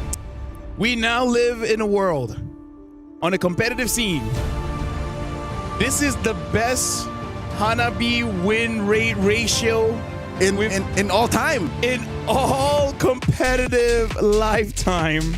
Where at least in Stream B, Hanabi after 2 days only lost once. So is she at like what, 80% win rate? Something insane like that. Close to that. It's because she's Hana B and on the B stream. A stream. We tried, but Mieko got away. Mieko, she understood the assignment. It's like, okay, she's gonna hunker down. I know that this hits everybody in the vicinity. We go. I have one button that I will press repeatedly. I mean, like, to be fair, honestly, in this game, the real turning point is the fact that Unohana started getting a kill, I believe, somewhere around the top region of the jungle. And after that, she's like, I have enough items to just solo a lane. Yeah. And then at that point, MIBR Lost has just not have enough reps in high-level competition to be like, wait, what should we go for? Should we stay here? Should we someone go back? That on a macro scale. Micro-wise, they can't afford to send someone to take care of Unohana. At least not to the extent where she would not get away with what she wants. Because look, they're protecting Pandina and La La Land a little too much. Yeah, so there was, and that's why who had to do it? It's Mikari. She had to do it on Lapu Lapu, but I don't know, technically the Lapu Lapu can beat an Benedetta. Yeah, it can, yeah. She did. Yeah, she would just go 1v1, but you're just stopping her for an instant. Eventually, you got to be back there for the team, because you saw that when she had to go deal with the Unohana pressure, your team lost the team fight, and it still seems to be the case here. But yeah, it was just, I don't know, for MIBR loss, it's one of those things where it's like, what do we do in this instance? And I gotta say, as much as the Selena, I feel like we've been spoiled by amazing Selena players that play Selena like a Lancelot, a lot of dashing here and there, getting a lot of kills. But Selena is in a spot where she's kind of a support, where in the early game, the farm where the team that has the Selena is gonna get accelerated, kind of like how people use Jawhead before, right? Yeah. The damage on the jungle creeps is just a lot. And then come late game, where you have enough items, even the traps, it just works as a different way for you to poke. Here's the thing about the whole jungling situation. It didn't happen this game. Nora did not have the yeah. seasoned hunter. No. I didn't notice. She didn't. Oh, so okay, it was more of zoning. It was more of vision. It was. I wonder if you'll see it in the post game stats. But yeah, no, she was. It was a very different kind of. It's an alternative build, Selena. Yeah. Actually, because of that, I feel like the power spike for Zendaya on this one was the Wishing Lantern, right? Because at that point, when you hit your traps, it's HP based damage. It's HP based damage, so it does a little bit more onto Hayo. That's what we saw in the last Lord take, where Hayo just took a lot of damage just because she keeps walking on those traps. Yeah, and then with the Genius Wand, you have that plus the emblem setup that she had. So they were burning pretty good when they got hit with the arrows, but I think even some of the vision obviously helped. But Unohana, I feel like the pressure that she put on the map is just really what allowed the swing, the kind of weird swing, go in favor of Footy. Her and Mieko, it's the side lane connection. Yeah, damage. Yep, damned if you don't. If you don't deal with the team fight, Unohana will push you out. If you go pay attention to Unohana, Mieko's artillery is just deadly.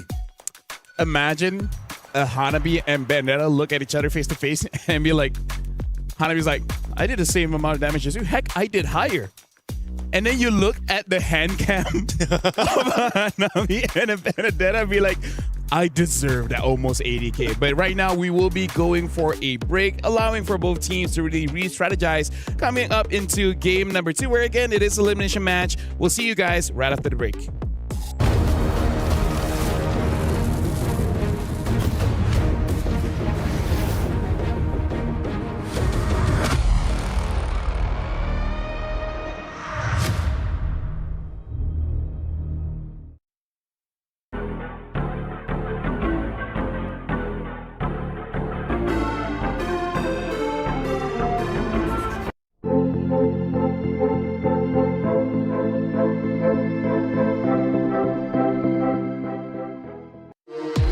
We were there.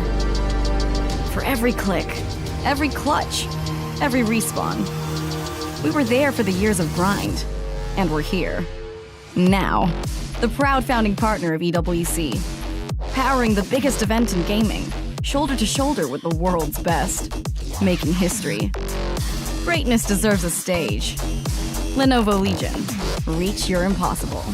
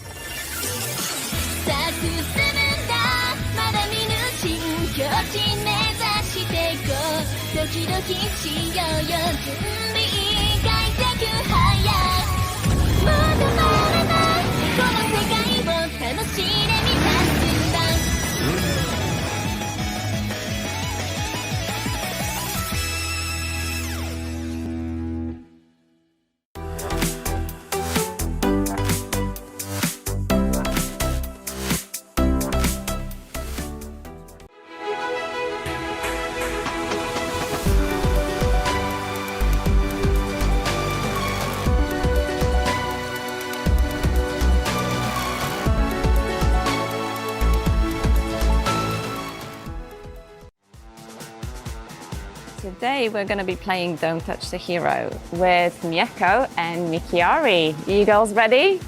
Yeah. Nana. Lilia. Freya. Lilia. Lilia again. I'm confused. Don't worry, girls. I feel like that kind of game would confuse me too. It's like, say it's the hero, but don't touch. I'm like, wait, what? Not that one. Not that one. Yeah. That's a very unique concept, I gotta say. And now, folks, we're looking at the players here. It is MIBR Loss going up against Foot. If you guys just tuned in, Foot has secured game number 1 in this best of 3. And honestly, it's one of those things where you don't know what happened, and then all of a sudden the game ended. That's kind of how it felt. You know? Yeah. That's why I said it was a weird pendulum thing. It's like, you know how usually pendulums just go back and forth? It's somehow it went forward a little bit and then just ended up on the right direction. That game hypnotized us. Yeah. We were looking at something, and I was like, wait, why is there so many turrets down? Like, even I was just rewatching the game. Wait, hold on. Ruh-roh. Why does Foot have so much turrets and you guys don't? When did this happen? It's one of those things where it's just, I don't know, that seems to be... Minions are hard at work for Foot Esports. It seems to be more, is that more of a possibility now with the patch where sometimes these hard swings happen? Because you got to remember too, there wasn't this massive gold lead that MIBR Loss had. It was, you know, for the most part, I think it was around 2000-ish for the majority of the game. And then it was dissipated, and then next thing you know, boom, Foot Esports is in control of the game. I feel like a way to explain is that they need to really brush up on their wave management, right? For MIBR Loss? Yeah, because I feel like a lot of it was due to that. Like, they left the lane because they were focused on the team fight, which, to be fair, they won the team fights. Yeah. It's just that the minions just kept on pushing, and now Foot is still on the blue side. MIBR Loss is on red side. We're going to be playing Expanding Rivers. Hanabi first ban. What does this mean? I have seen everything, Naisu and Leo. Like, Leo, we talked about how every single event, we just level up. Yep. I'm surprised for myself after 9 years, that's still true. After SEA Games, this is... And then, hey, this Selena ban. This is Ascension. Yeah. And of course, Freya. Yep. So Foot Esports are playing on the same plane. It's like, nope, we're normal. Yeah. And this is where they go for the throw. This is when they know that they're in control. Their bans are normal, but their picks, something else. Can be it's Marcel variety. Ban. That's your own meta. Look, even the Selena's banned out. Yes, at least Marcel ban. Yeah. But Beleric. We questioned the Selena going in the mid, and it's actually noting a ban here. Vitality did it. Yeah. Right? Beleric or Esmeralda? Belric. Esmeralda. There you go. I'm more Foot than you. Yeah. Well, are you more MIBR Loss than me? Belric doesn't have feet. What? He does? He's got trunks. No, he has a trunk. They're literally trunks. Shaped as feet. Honestly, I'll give that one to you. I actually give that one. That was clever. Okay. That was clever. Here, I get one a day. Sometimes you get more. Sometimes you get more. This should be a carry, right? It should be, but it wasn't the last time. It wasn't immediately. Hey, remember. Hirara? Okay. Hirara. There's Looks a way like to it's gonna go. be a 2-0. There's a way to go around it. There's a way to go around it. Wait. Balmond, remember? That's shred. Oh, yeah. But no, we're not seeing Balmond here. This is. But does this mean that they lost the draft because they got Hirara? Statistically, we can't say yes. Only one win in Stream B. Yeah. Hirara. Actually, that's what I want to know. What is Whoa! the total play? This early on, a Fanny. Well, Fanny was banned before. This early on, a Fanny into a Grok. Hey, more unique picks here in Stream B. And then Lunox. Not the first, but still. There's very little interaction between these two drafts so far. I like that the team are playing global ban without enforcing it. That's what I'm saying. That's what it feels like. Yeah. Without telling us. Yeah. No, I agree with you. I agree with you. What if it's just like, they're like, oh, it's not global ban? Like, you know, but no, I think it could also be one of the cases where, again, elimination match. Yes. You know, you're facing being eliminated here. If you're MIBR Loss, you might as well. Maybe some of this is just comfort. Play on your best case scenario. Or catch him off guard. Catch him off guard. Catch him off guard. How about that? Catch me off guard. Well, it worked on Oh. us. It worked on It us. did, We it are did. caught off guard every single game. My ADHD twitch has been fingered? No. What's serviced? No. Serviced? Sated? My Satiated? itch has been Quenched. Quenched. I think quenched works. satisfied. Yeah. Okay. The itch has been satisfied. But I will never be satisfied. Kimmy band. Kimmy and Lilia both. Are they thinking that there's a Kimmy goal for MIBR loss? Could be. No, Or a or the Lunox goal? Lunox gold. Yeah. Yeah. That's a thing. We only really see Lunox goal against a Harif. Yeah. Haven't seen it much against etc. That's true. Belric. Belric. The respect has been shown. The Belric band. Okay. That took a while. That did take a while. Belric, he's been priority. Now he has been slept on and then banned out. What's the last ban here for Foot Esports? But hey, I feel like it's still okay because Belric has planted the seed for a while. He has planted that seed. For a while, for a few a while years. now. Yeah. Yeah, that's fine. That's fine. As long as they get what they want. Uranus. All right. Maybe in their head they pick up the Lunox early so that their Uranus wouldn't get. Esmeralda is still up, so that's still an option too if MIBR lost wants to get it. Oh wait, no, Esmeralda is on foot. Yeah, It's been a long day. she's worse than up. She's there. It's been a long day. You know who's been slept on is the Jushin, man. Well, Jushin gets picked up. Jushin, this is what I'm saying. Like, So wait, confirmed gold Lunox. confirmed gold Lunox. Okay, What are you saying? I forgot. He literally like a second ago. This is what I'm saying. This is what I'm saying. The Jushin. I think we're forgiven. It's been it's been a day. It's been a day and a half. It's yeah. And then we're gonna have to wake up tomorrow. You know what? If they tell us we got content to do, we just leave. Valir? And a Valir? I mean, like we've seen Valirs. Yeah, we saw him today, but Valir is good against the Dushin, good Cannot against the push him back Hirara, rock. and the Grok. Melt the rock. Melt the rock, I guess.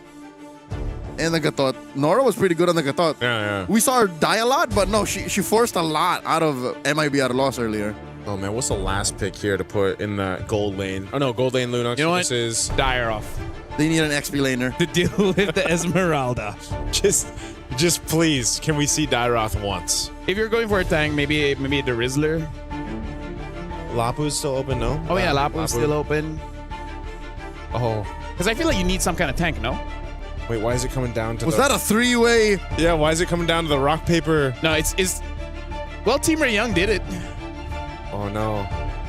So All right, Coach Collins Black won a majority of those bouts. yeah. That's why he's the coach, and then Alice gets picked up. That's why he's the coach. That's why he's the coach. That makes sense. This is his way of telling the team, don't overthink it. Yeah. Right? Don't overthink it. You have a fan, he just it's a Sageo, you know? That's true. Speaking of Sageo, it might be our loss with the Hirara. She has to give her heart out to win this one because my question to both Leo as well as Naisu, what's the win condition here? The win condition here is going to be just they got to play better, man. MIBR loss is facing elimination. This is, and I say that because this is not a normal composition that we're used to seeing. And they're trying to beat statistics on a jungler with the Hirara.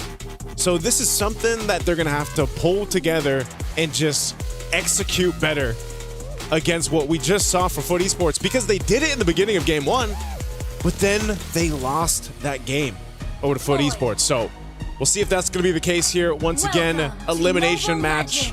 Can they extend this a little bit further to a game 3? Foot Esports versus MIBR loss here for MWI to move on forward to stay in the matchups here. Let's take a look at the emblems. I mean, the Fanny 2 being a pickup, that's a bit of a risk in itself. I think this is a Kujo thing. Yeah. This is a Kujo thing. So the comfort, a big part of being of comfort here. Whoa, early flicker already. Hey, better flickerless than dead. In comes Kujo. Dealing a lot of damage. Putting MIBR losses trio in check. In comes Nora. Looking to finish the job. La La Land. Flickers back and survives. Wow, barely surviving there. Yeah, off of that first interaction, you can already see Cujo definitely comfortable on the Fanny. See if she's able to go ahead and move around the map, put pressure on high up. This is going to be such an interesting matchup, too, the Hirara versus a Fanny. And what you can do, because the Fanny's more, self-sufficient. You can be a little more self-reliant, do your thing in the jungle across the map. Whereas, again, Hirara, what we've traditionally seen so far in the 2 days of MWI is you really need the team to support you to be successful. Yep. 4 out of 5 times, the Hirara needs to be in a winning position to be even more winninger. And then the other half, she's just stealing Lords. Yeah. We've seen it happen here on Stream B. Mikiari, though, doing pretty well to own this lower quarter of the map. Sure, the Esmeralda in Unohana's hands, we've confirmed, is a overtuned hero after the current patch, but Mikiari, she's mobile, she's sustainable, and coming up into this first Lord, or rather first turtle, she's actually hits level 4 first. Yep, gets the XP crap. Turtle's up. They're going to get a position here. So this Throne of Ruin plus that beacon, a huge advantage. Not sure if Zendaya is going to be able to do much. Unohana jumps in, though. Whoa! High with a steal! That's what I'm saying. I mean, there were more members of MIBR lost there, so better damage sources. Unohana with the flicker and regen out. Yeah, you kind of Nora! Didn't expect there to be that many members still hiding in the brush. Yeah. Unfortunately, I feel like that's going to happen a couple times on a Ganakacha against this lineup. It's you're going to have to be very... Oh, no. Cujo coming through, forces that brilliance out of Pandina. Okay. Cujo, she's fine, gets out. Mako now, too, dealing with some pressure up top. This is what Ray's got to do, though. Again, to secure themselves the win here. They're off to at least a decent start for MIBR loss. Getting that 1 kill over to high up, plus the objective. Hopefully they can continue to replicate that. Cujo, though, continuously showing up in the mid lane. It gets Eternal. Gets that Lantern on Cujo, but she's fine. She still got the purple buff. But yeah, this is one of the things. Whoa! Mako, too. Close. Everywhere. Where is this massive EXP gain coming from? Hyob is 2 levels up on Cujo. She should be able to move around faster, get the camps, but she's not. What is Cujo doing? Maybe it's the choice to just show up in those, the time she spends in the mid lane. And get nothing. Yeah, to get nothing. But it was interesting because she even took a camp earlier on, if I remember right, up in the jungle of MRBLA. So, yeah, it's just high up, kind of moving a little bit faster across the map. More efficient with her movement. More efficient. And again, this is what we talk about with the Hirara. She just needs the team to let that happen. And look at Ray. Ray's positioning is great. She's been all over the place. And this being expanded rivers also makes it easier for them to go ahead and rotate around the map for MRBR loss. So once again, putting pressure on the Fanny purple buff, which is what we see a lot. Whoa. Revitalized out of Nora. Forced out. AOG used defensively. She backs on out of here. Unohana looking at that between these 4 members of LOS. MIBR lost. Already has 1 turtle under the belt. They want more. Unohana flickers on back. Nora in trouble. Mikiari gleam through. The damage out of Zendaya is short. Oh, foot is short. 1 more. Mikiari gets away with it. Unohana falls. Bandina takes her down. Oh, man. 1 HP. Mieko threw out that SOD. Mikiari survives, but Hayab was also there, so if the follow-through came through, whoa! Would have been a punish. Good Cujo brilliance. dances out of there. Yep. Pandina staying alive. Hayab, though, she's been everywhere she needed to be at the right moment so far.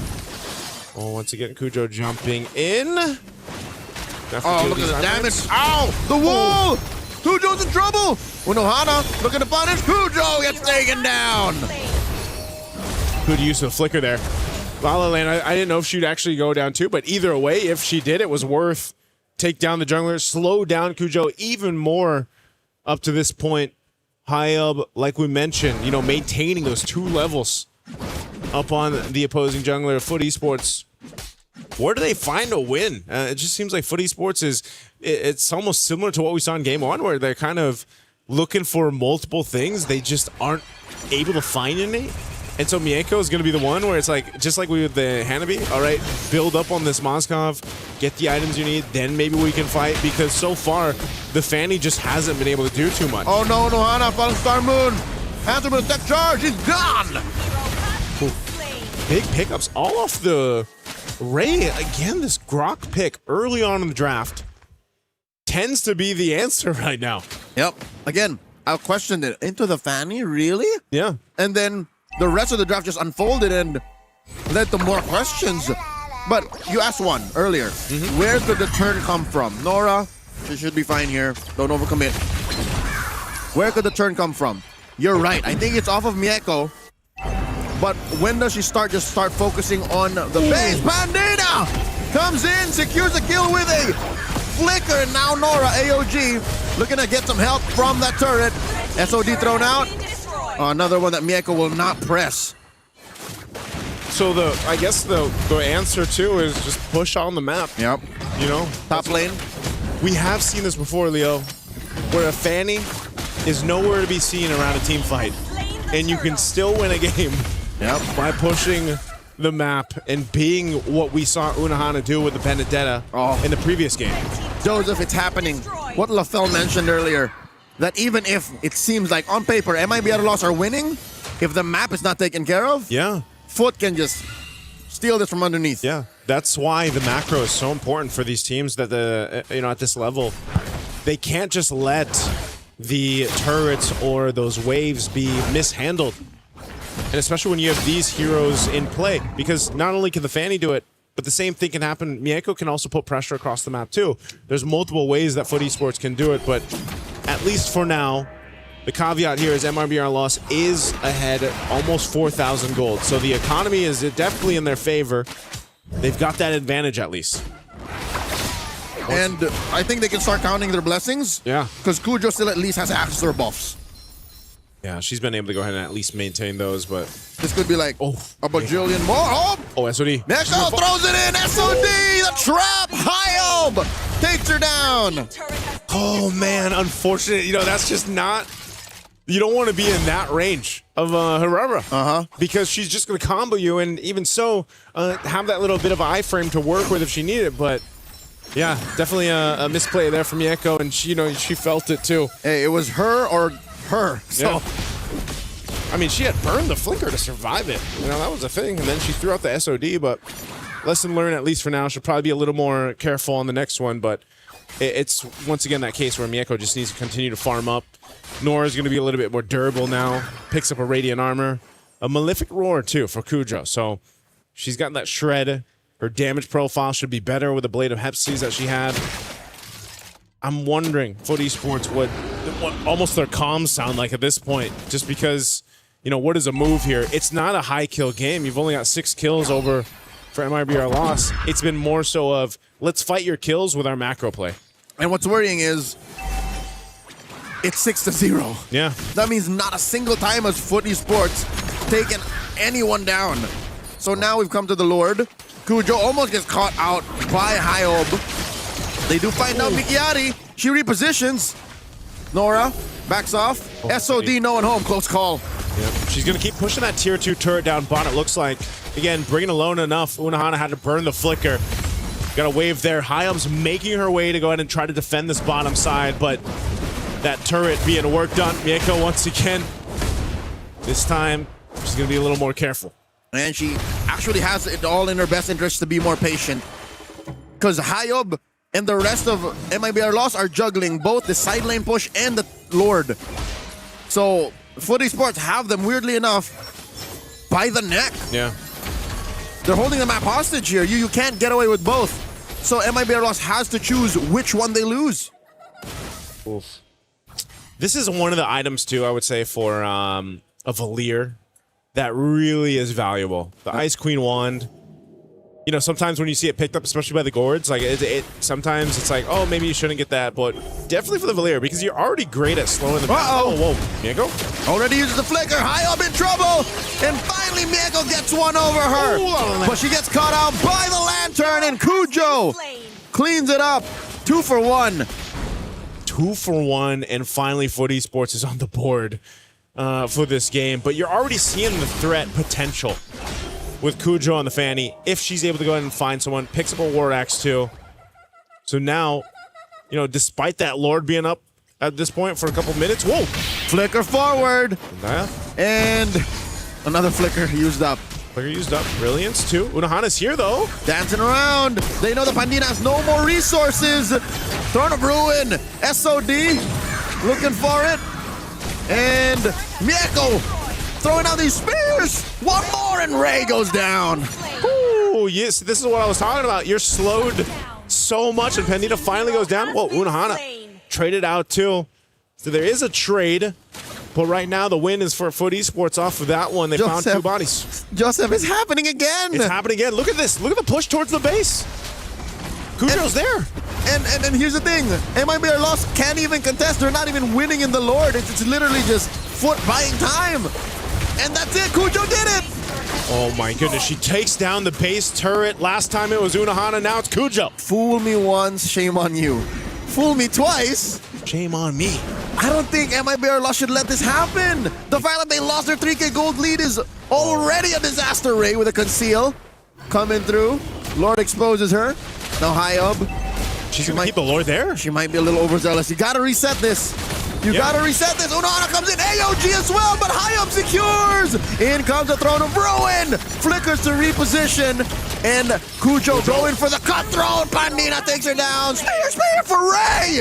And Mieko gets one. Man, Moscow's always making different sounds. That's not Moscow. That's me. That's me. Yep. The Lord at least was secured, but MRBR lost. They needed that to happen. They are still facing losing some of these turrets. A little action up top. Unohana's going to be fine. Hayab is showing the damage potential of a Hirara. They're still battling it out. And Unohana should fall here. Retribution spent. Okay. Unohana's down. Unohana down. Hayab doing the job. She's going to make her way down here to the mid too. Lord was finally taken care of. So Porte Esports off of that will be fine. Purple. Looks like they want to put some pressure here. They're going to go for this. Ooh. Cujo put down by a chunk. Might not be able to even get her own purple. She accepts the fact. Okay. No buff for her. Zendaya, I think, just picked up, if I saw that right, She was did. a brute force. A brute force breastplate, Brute force breastplate. Need So that defense. It's a battle mage. Oh, battle mage. She's willing to stand up in front a little longer. Cujo. Mikiari finds the flank, and Cujo walks into a brush. AOG by Nora to save her jungler. SOD, no one home. In comes Unohana. Are they forcing this? I think they shouldn't. They shan't. Whoa, Nora, popping to revitalize. And Throne of Ruin, no one home. And the re-engage from Foot Esports, this could be lethal. Mikiari, gleam to the right. Here's high up. High up coming through to clean up. And, oh, Mieko flickers back. That was scary close, but they still find Nora. What an extended fight that was. I was really worried about Foot Esports there. And Unohana's still up in the front. She wants to slow them down from recalling the base. So that Cujo can deal with the bottom lane. La La Land falls. Now Hayab answers back. And Unohana barely survives. Zendaya slowing them down. Mieko could do this now. The iframes are enough, but Hayab still falls inside the base. Cujo has escorted a wave. Ooh. SOD again, no one home. Foot Esports continues to take care of the... Okay, they got her down. They're actually going to work on this base turret too. They might get it. No, it stopped. It distracts Mieko. Oh, gets one back against Hayab from earlier on in that bottom lane. Good turnaround for Foot Esports. Despite all of the gymnastics around the map, MIBR Lost hasn't exactly lost their lead. They haven't just yet, but Leo, it's feeling a little weird again. It's that thing. It's that odd turn. It's so odd for Foot Esports away.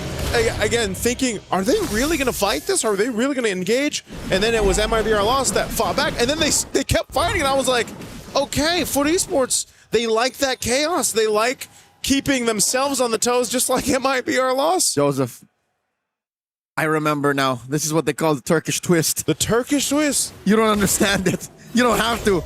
But next thing you know, you're down and out. So we've got the Turkish delight and the Turkish twist. We've got two. Nothing about this is delightful. Hey, twist can be delightful, man. It's weird. I'm just a spectator, but I know how odd it is. Sideways. AOG again, anything to save yourself. Better no ult than no life. Yep. And that should be the secure, unless Mikiari has something to say. Kujo with the retribution. Nora gets in with a tech charge, but she answers back with the Dauntless. She gets taken down by Mikiari. SOD finally hitting one. La La Land, and the rest of them conceal back out. Mieko clicks it. MIB at loss has to deal with the Lord spawning down bot. Yep, they lost Nora, but they secured that Lord. That got so close to on the edge there for that Lord take, but Foot Esports does secure it. Without Nora, up in about 18 seconds from now, they might not really be able to do too much with this Lord. They're still trying to get that tier 2 down in the mid. They're going to go in and wait patiently here as we look at the itemization. Falling into place, it's pretty much even across the board. You've got a bit of a lead for the gold laner here from Mieko. So Lord finally makes its way. They'll try to delay this a little bit further. They don't really have the waves matched up, so it could just be Lord cleared out. Not much more for Foot Esports. So that's good for MIBR lost. Oh, whoa, hold on. High up. Flicker burn. Tech charge, no one home. Foot Esports, they got such an ideal trap. Wow. But no payoff, Ray. AOG! Couldn't finish the job, but he gets it through the backline penetration off of the Moscow. Then Mikiari falls too. Ooh, that's the power of that slow too. The Ice Queen wand and everything else. And finally that base turret up top will go down. Foot Esports in the base of MRBR loss. La La Land doing her darndest. Unohana jumps into two. Hayab using those iframes to clear him out. Taking Nora down. That's 4 attackers. Down goes Zendaya as well. And they make it another. Pandina gets a double. Ooh, I don't know if it was worth the base turret plus just the tier 2 that they got. Foot Esports pressing on the pedal here, but they do get punished. So at least for MIBR loss, they stay in this game. They clear things out. They can reset. I think it's a little bit too much. It feels like they're being overloaded with what Foot Esports is throwing at them right now. They're coming from all angles. And when they do get caught in a choke point, like we saw from that last fight, you're so slowed, you're trying to escape, you're slowed down, you're stunned, you're forced to respond in that way. I don't know, man. Sometimes I think, even if it happens to be Ray, she's maybe just got to make the decision that I'm just going to tech charge. It might be better for me to just tech charge, either whether that's defensively or offensively. I'd say offensively. Yeah. It's clear that Foot are only playing within a small margin of error. Very. And it's possible that if they overcommit and they overextend, they get wiped out. So this has to be a conversation MIB at loss has amongst themselves right now before the Lord spawns in 20. And you know what the hard part too is? Now you have both those sides of the bases exposed because the base turrets are down. Yep. So it can either be Kujo or you can just park Mieko up there on one of those sides when that Lord comes up here on the bottom quadrant of the map. Oh, consider it visible. Look how slow Ray's moving. And that's Mieko getting her immortality popped. Are they all just setting up? AOG, win a crown juggle from Mieko. Pandina pops her. And that's another takedown for MIB at a loss, so they picked off Mieko. Joseph, the whole split push situation, not going to happen. At Not like least for this. 40 seconds. They've got 40 seconds. MRBR loss wants to set up around here on the Lord, but who's going to deal with Kujo? Does she actually still put pressure up top, or does she join this? It's an evolved Lord. We're near that 20-minute mark. It's going to take some time to take this down, so they're going to try to buy as much time as possible. 20 seconds still for Mieko. Unohana, superhero landing, dancing between two. Trouble. And Ray gets her immortality pop. Kujo wants to come in, finish the job. Not going to happen. Another pickoff. A lantern flare. Hayab gets a double. Kujo has fallen. Zendaya shuts down Pandina. And Unohana just running around, wasting time. Mieko's going to be up. She's going to have SOD. And that could be it. That could be the way in. Unohana setting it up. Oh, she landed it. Throwing. And it's on Hayab. Can she do it? Iframe save Hayab. She's fine. Unohana gets taken down by Mikiari. Inhibitor going to be up next. And they're okay. They're okay. What a fight. Just a couple seconds on the Moscow for Mieko. Comes up in time. And through all this chaos, they're able to deny the Lord from MIB at a loss. That's the biggest thing in that exchange. More than the mid lane inhibitor, I think the Lord deny is the best that Foot Esports gets away from the back-to-back blunders.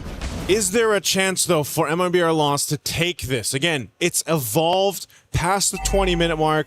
It's going to take so much from them. So they opt to go for the purple buff steal against Kujo. They might have to fight for this one. Cujo going in. She doesn't get it. Don't think she did. She didn't even try to retribution. Tech charge, no one home. Cujo dashing through. That's an SOD. Thinking about it, a little too dangerous. Mieko decides, not now. Yeah, not now. How do you play this? MRBR loss. They're really good now, fighting around the space, but their base turrets are gone. You have a wave pushing up top and bottom. Someone's got to be sent back. Can they win a fight without the numbers? Ooh, Mieko dashing forward. Could have been a dangerous response from Ray, but she has no flicker. She has a tech charge, but no flicker. Zendaya, flushing out that white brush. Unohana, the threat of the Crimson Beacon and the Lantern Flare. Mieko swailing away. Where is Cujo? There she is. Playing footsies with Hyob. And she doesn't have a purple buff, so she is so susceptible here. Oh, Ray! Real tech charge coming through. Ray, burn it up. And in comes Unohana, flickering and dancing right in her face. That's one member down from MIBR loss. Oh, Mieko's still alive too. It is a messy fight for this one, and no one can commit to the Lord. But with a numbers advantage now, and Waves pushing in, Cujo is going to make her way up top. MRBR loss.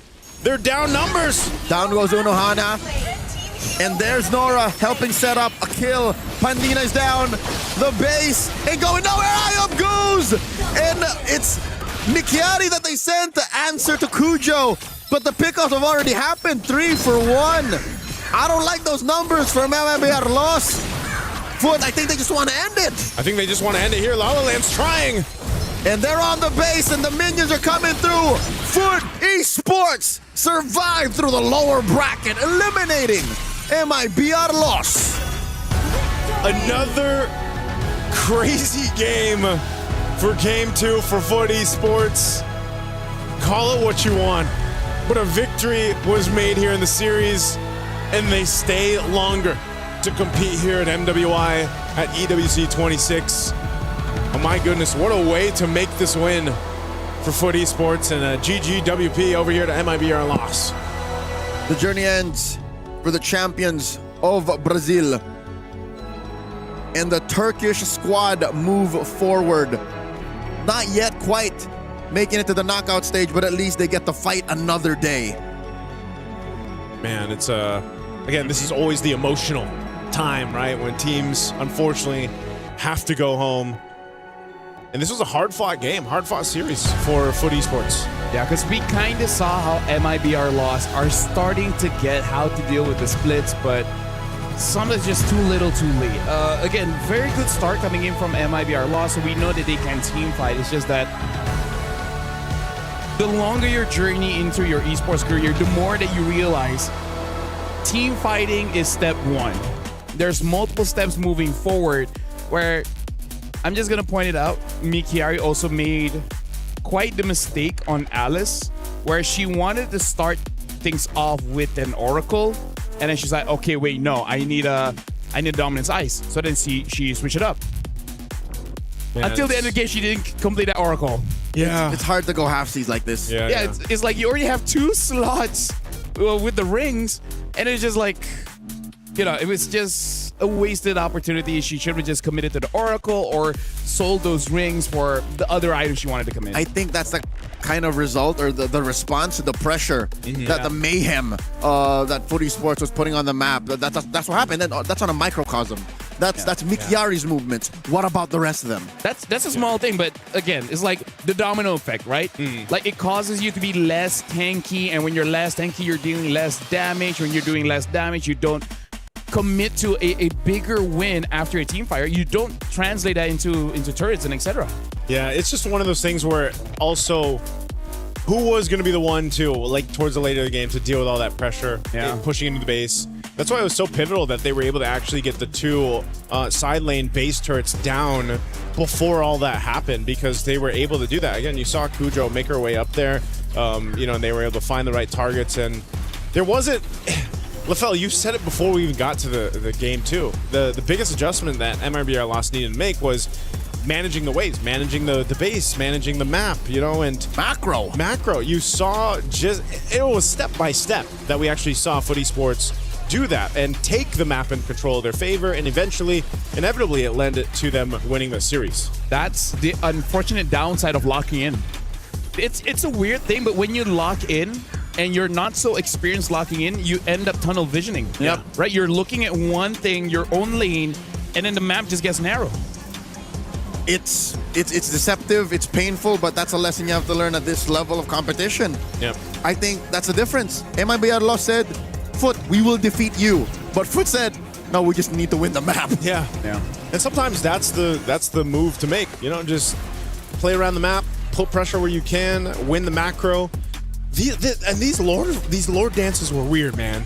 Yeah. It's like I felt like we were dancing in different genres. We'd start one way, we'd end up in another dance style. It's slow dancing the dubstep.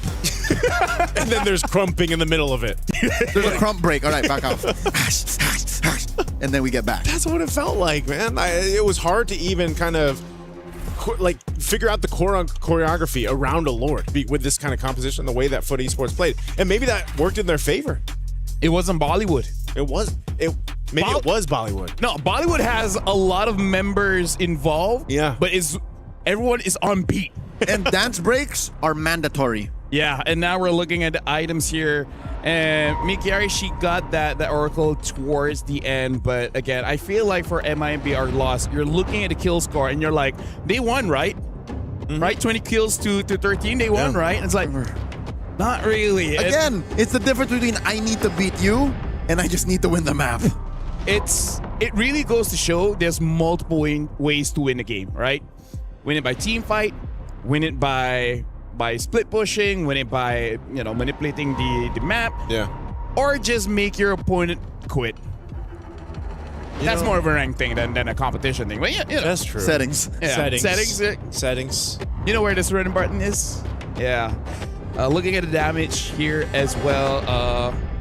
Quite a lot of damage actually coming in from Zendaya, 71k and almost 100k by Mieko. But look at Panina. Honestly, that Lunox did a lot of work, but I also have to point out a mistake where during the Lord take, I think what she wanted to do was go Chaos and then burst down the Lord, but she dashed and then she didn't attack. But with that being said, we're going to be throwing it over to Renmar for an interview with Foot Esports.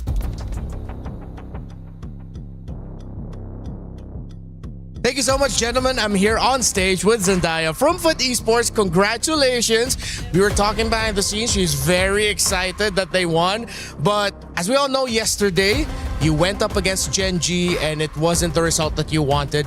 What was the biggest lesson that you learned from going up against Gen G that you brought today? Actually, we was really excited on yesterday. Yeah. And we really upset for this. So we will... more stronger for this series. All right, so you just came here today with a better mindset. Yeah. A little bit more positive today, and you didn't allow it to weigh you down that you lost yesterday. Now, allow us to understand you a little bit more. What does Zendaya bring for the team? What do you think is your biggest strength for Foot Esports? For this series, actually split. Because they are always fighting in the mid lane, but we split the gold lane and XP lane, so we win. All right. Yeah. So for you, mainly, it was just how you decided to play the game for this one. Do you do a lot of the shot call for the team, like telling them where to go, what to do? Is that your role mainly? Our ideal is on the late game, Mieko. So she always called I go split gold lane, so you can go mid lane like that.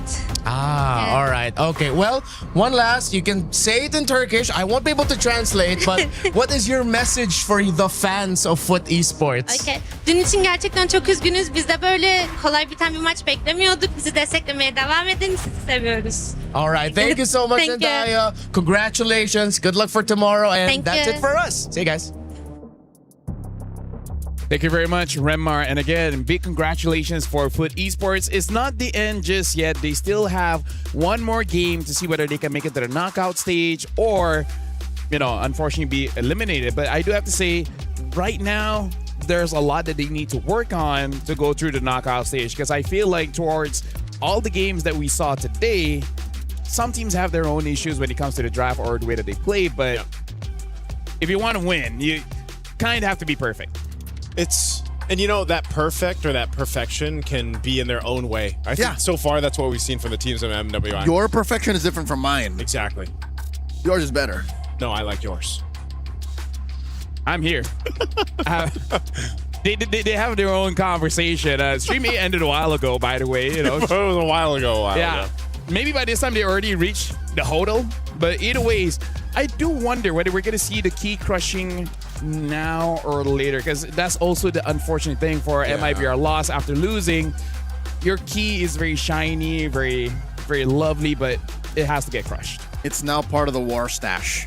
Yeah, that's true. It's a casualty now. Speaking of, I love having War Brothers, man. Yeah, why is it mostly us? What is War Brothers? The brothers that went to war together. Oh.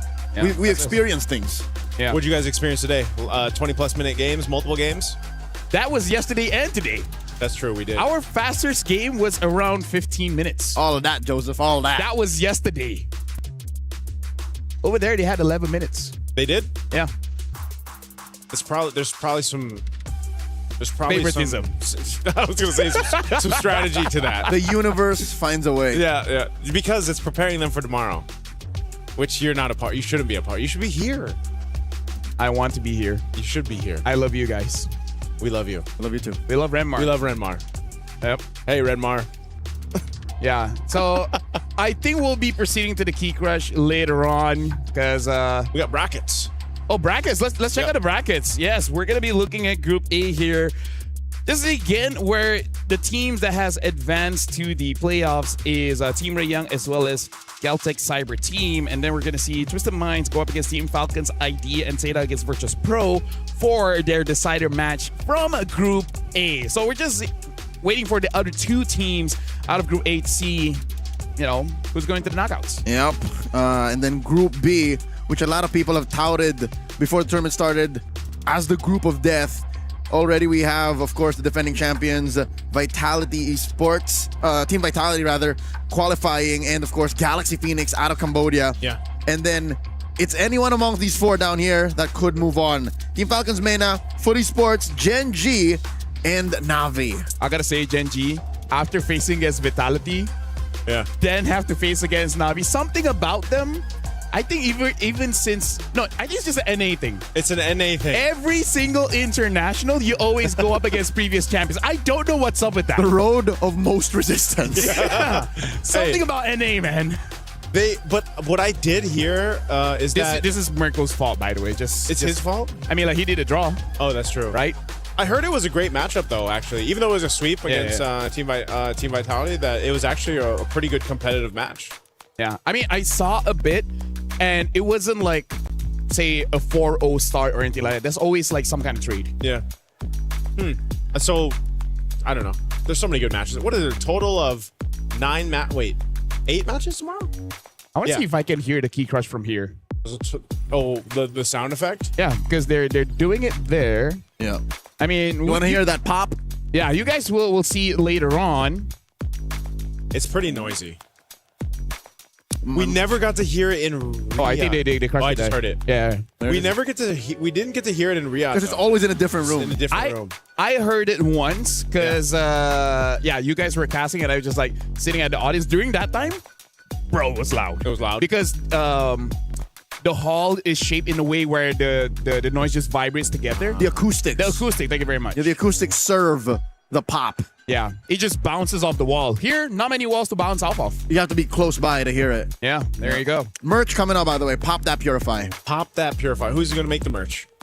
You? Is that personal merch? I don't know. I'm just saying it's coming. I haven't dealt with how it's coming out. Pop That Purify almost sounds like a dance move, though, too, dude. It sounds like something else in my head, which I will discuss with you guys later on. All right, have you? I think I already know. Yeah. Pop That Purify seems... Get your head out of the gutter. I just want to win games. That's how you win games. You pop that purify. Pop that purify. I'm not saying you're wrong. I'm just saying there's multiple ways to interpret any kind of message. Hey, chat. Hashtag pop that purify. Hey, you know honestly, what? I feel like that's going to be trending. It has to. It should. Because it's catchy. It's true. It's efficient. It's PTP. Acronyms are hilarious. They are. You're the king of acronyms. You are the king of acronyms. It's been years, all right? Like, we've moved on a different kind of comedy. Is it? Oh, wait. PTP also means permission to post, I think, too. PTPA. PTPA. In some forums, if you guys know, right? Permission to like, post admin. Yeah, you know what I mean? You, this happens too, yeah? Yeah, right? Not to me. Not just a Filipino thing, like when you say PTPA. I think it's not just a Filipino thing. It's just that I don't browse. You don't the go into internet forums that like way. this. Yeah. Okay, so... Yeah. I don't have a lot of friends. Be respectful on the internet, folks. All right. Yeah. Be respectful. It's only just you guys. For Talents friends? of MLBB, I mean. For friends? Friends, yeah. Hey. Us. It's us. We bear, bro. Can you say that? You said Oh, yeah. because you're going to be leaving Stream B. Can you say it's us? This is The We Bear Bros. possibly your last chance to say that. Yeah. Stay for sign off, bro. But we're not signing off yet. But Yeah, I think we're just waiting for the key crush. yeah, but you can get a practice one in. I wonder if they change their minds and just let me stay in Stream B. Yeah, he doesn't want to practice it. Do really well here. Oh? Or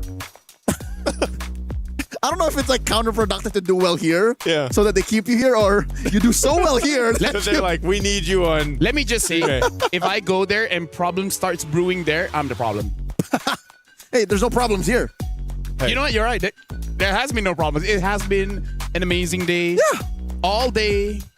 Yesterday, today. As far as I'm concerned, everything that happened in the first 2 days of Stream B is perfect. It's perfect. Stream B has been perfect. It has been Shout out to memorable. People behind it. It has been memorable. It has very been memorable. You know what? Shout outs to you. Yeah. When I say you, it could be in the audience. Wait, they don't have you. Now you can point. Shout outs to you. Shout outs to When you. I say you, it could mean the audience. It could be the production. Yes. As long as it's But you. shout outs to you. And then there's one person named you. I'm pretty sure there's more than one person There's named quite you. a lot of people named you. Definitely. I'm technically named I. man. Yeah. man. Yeah. And he is a man. Yeah. I am man. Casting for the Women's International. Yep. Yeah. Hey, we love women. You know what? By the way, that's my question. Why did we have one of the women talents over here too? That would have been great for Stream B. Hey, favoritism. Well, let's look at a key crush. Let's just see some keys being. It's not the sound a key makes. Hey, I have to use my imagination, Try it. and that's the best that I could come up with. Look at this. There you go. Oh, did you see the shrapnel come out of that? Like the say shavings. Yeah, the shavings come through. Oh man. Oh, that actually looks pretty tragic. This one looked worse than the other one. I was gonna say that looked a lot more devastating than the other one. TBH. However, the angle was, it was maximum carnage on that one. Maybe she just pressed it harder. The die is just like, yep. So you already pulled it here, but then just like, She had no hand in it. She just handed it to the guy. oh yeah, true. That was also Harara's stats being crushed too with some more. Which, by the way, that was one of the better Harara games. It was. I was already, hey, maybe we can have a win, but I was like, you gotta manage the waves. It's a macro thing. It's a macro thing. Which I think now makes sense. Hirara is a very micro-specific hero. Yeah. She provides very little macro, so she can't even pop that purify. She can't. Yeah. Well, technically, she can if she uses the slow, the dash slide into the damage because there's a stun there. Oh, is there? Yeah, there's See, a like stun. I don't know, and this is okay because Chi-Boy doesn't know. Even Chi-Boy doesn't know. Even Chi-Boy doesn't know. And she has to deal with it on a daily basis. A lot of the players were just like, yep. I only have to deal with it when it comes out. Which honestly doesn't come out that much because here we see Popula Koopa and Alucard. We see a whole In the lot jungle. out here. Shout out to friends. Viva la friends. European server. We love playing on the European server.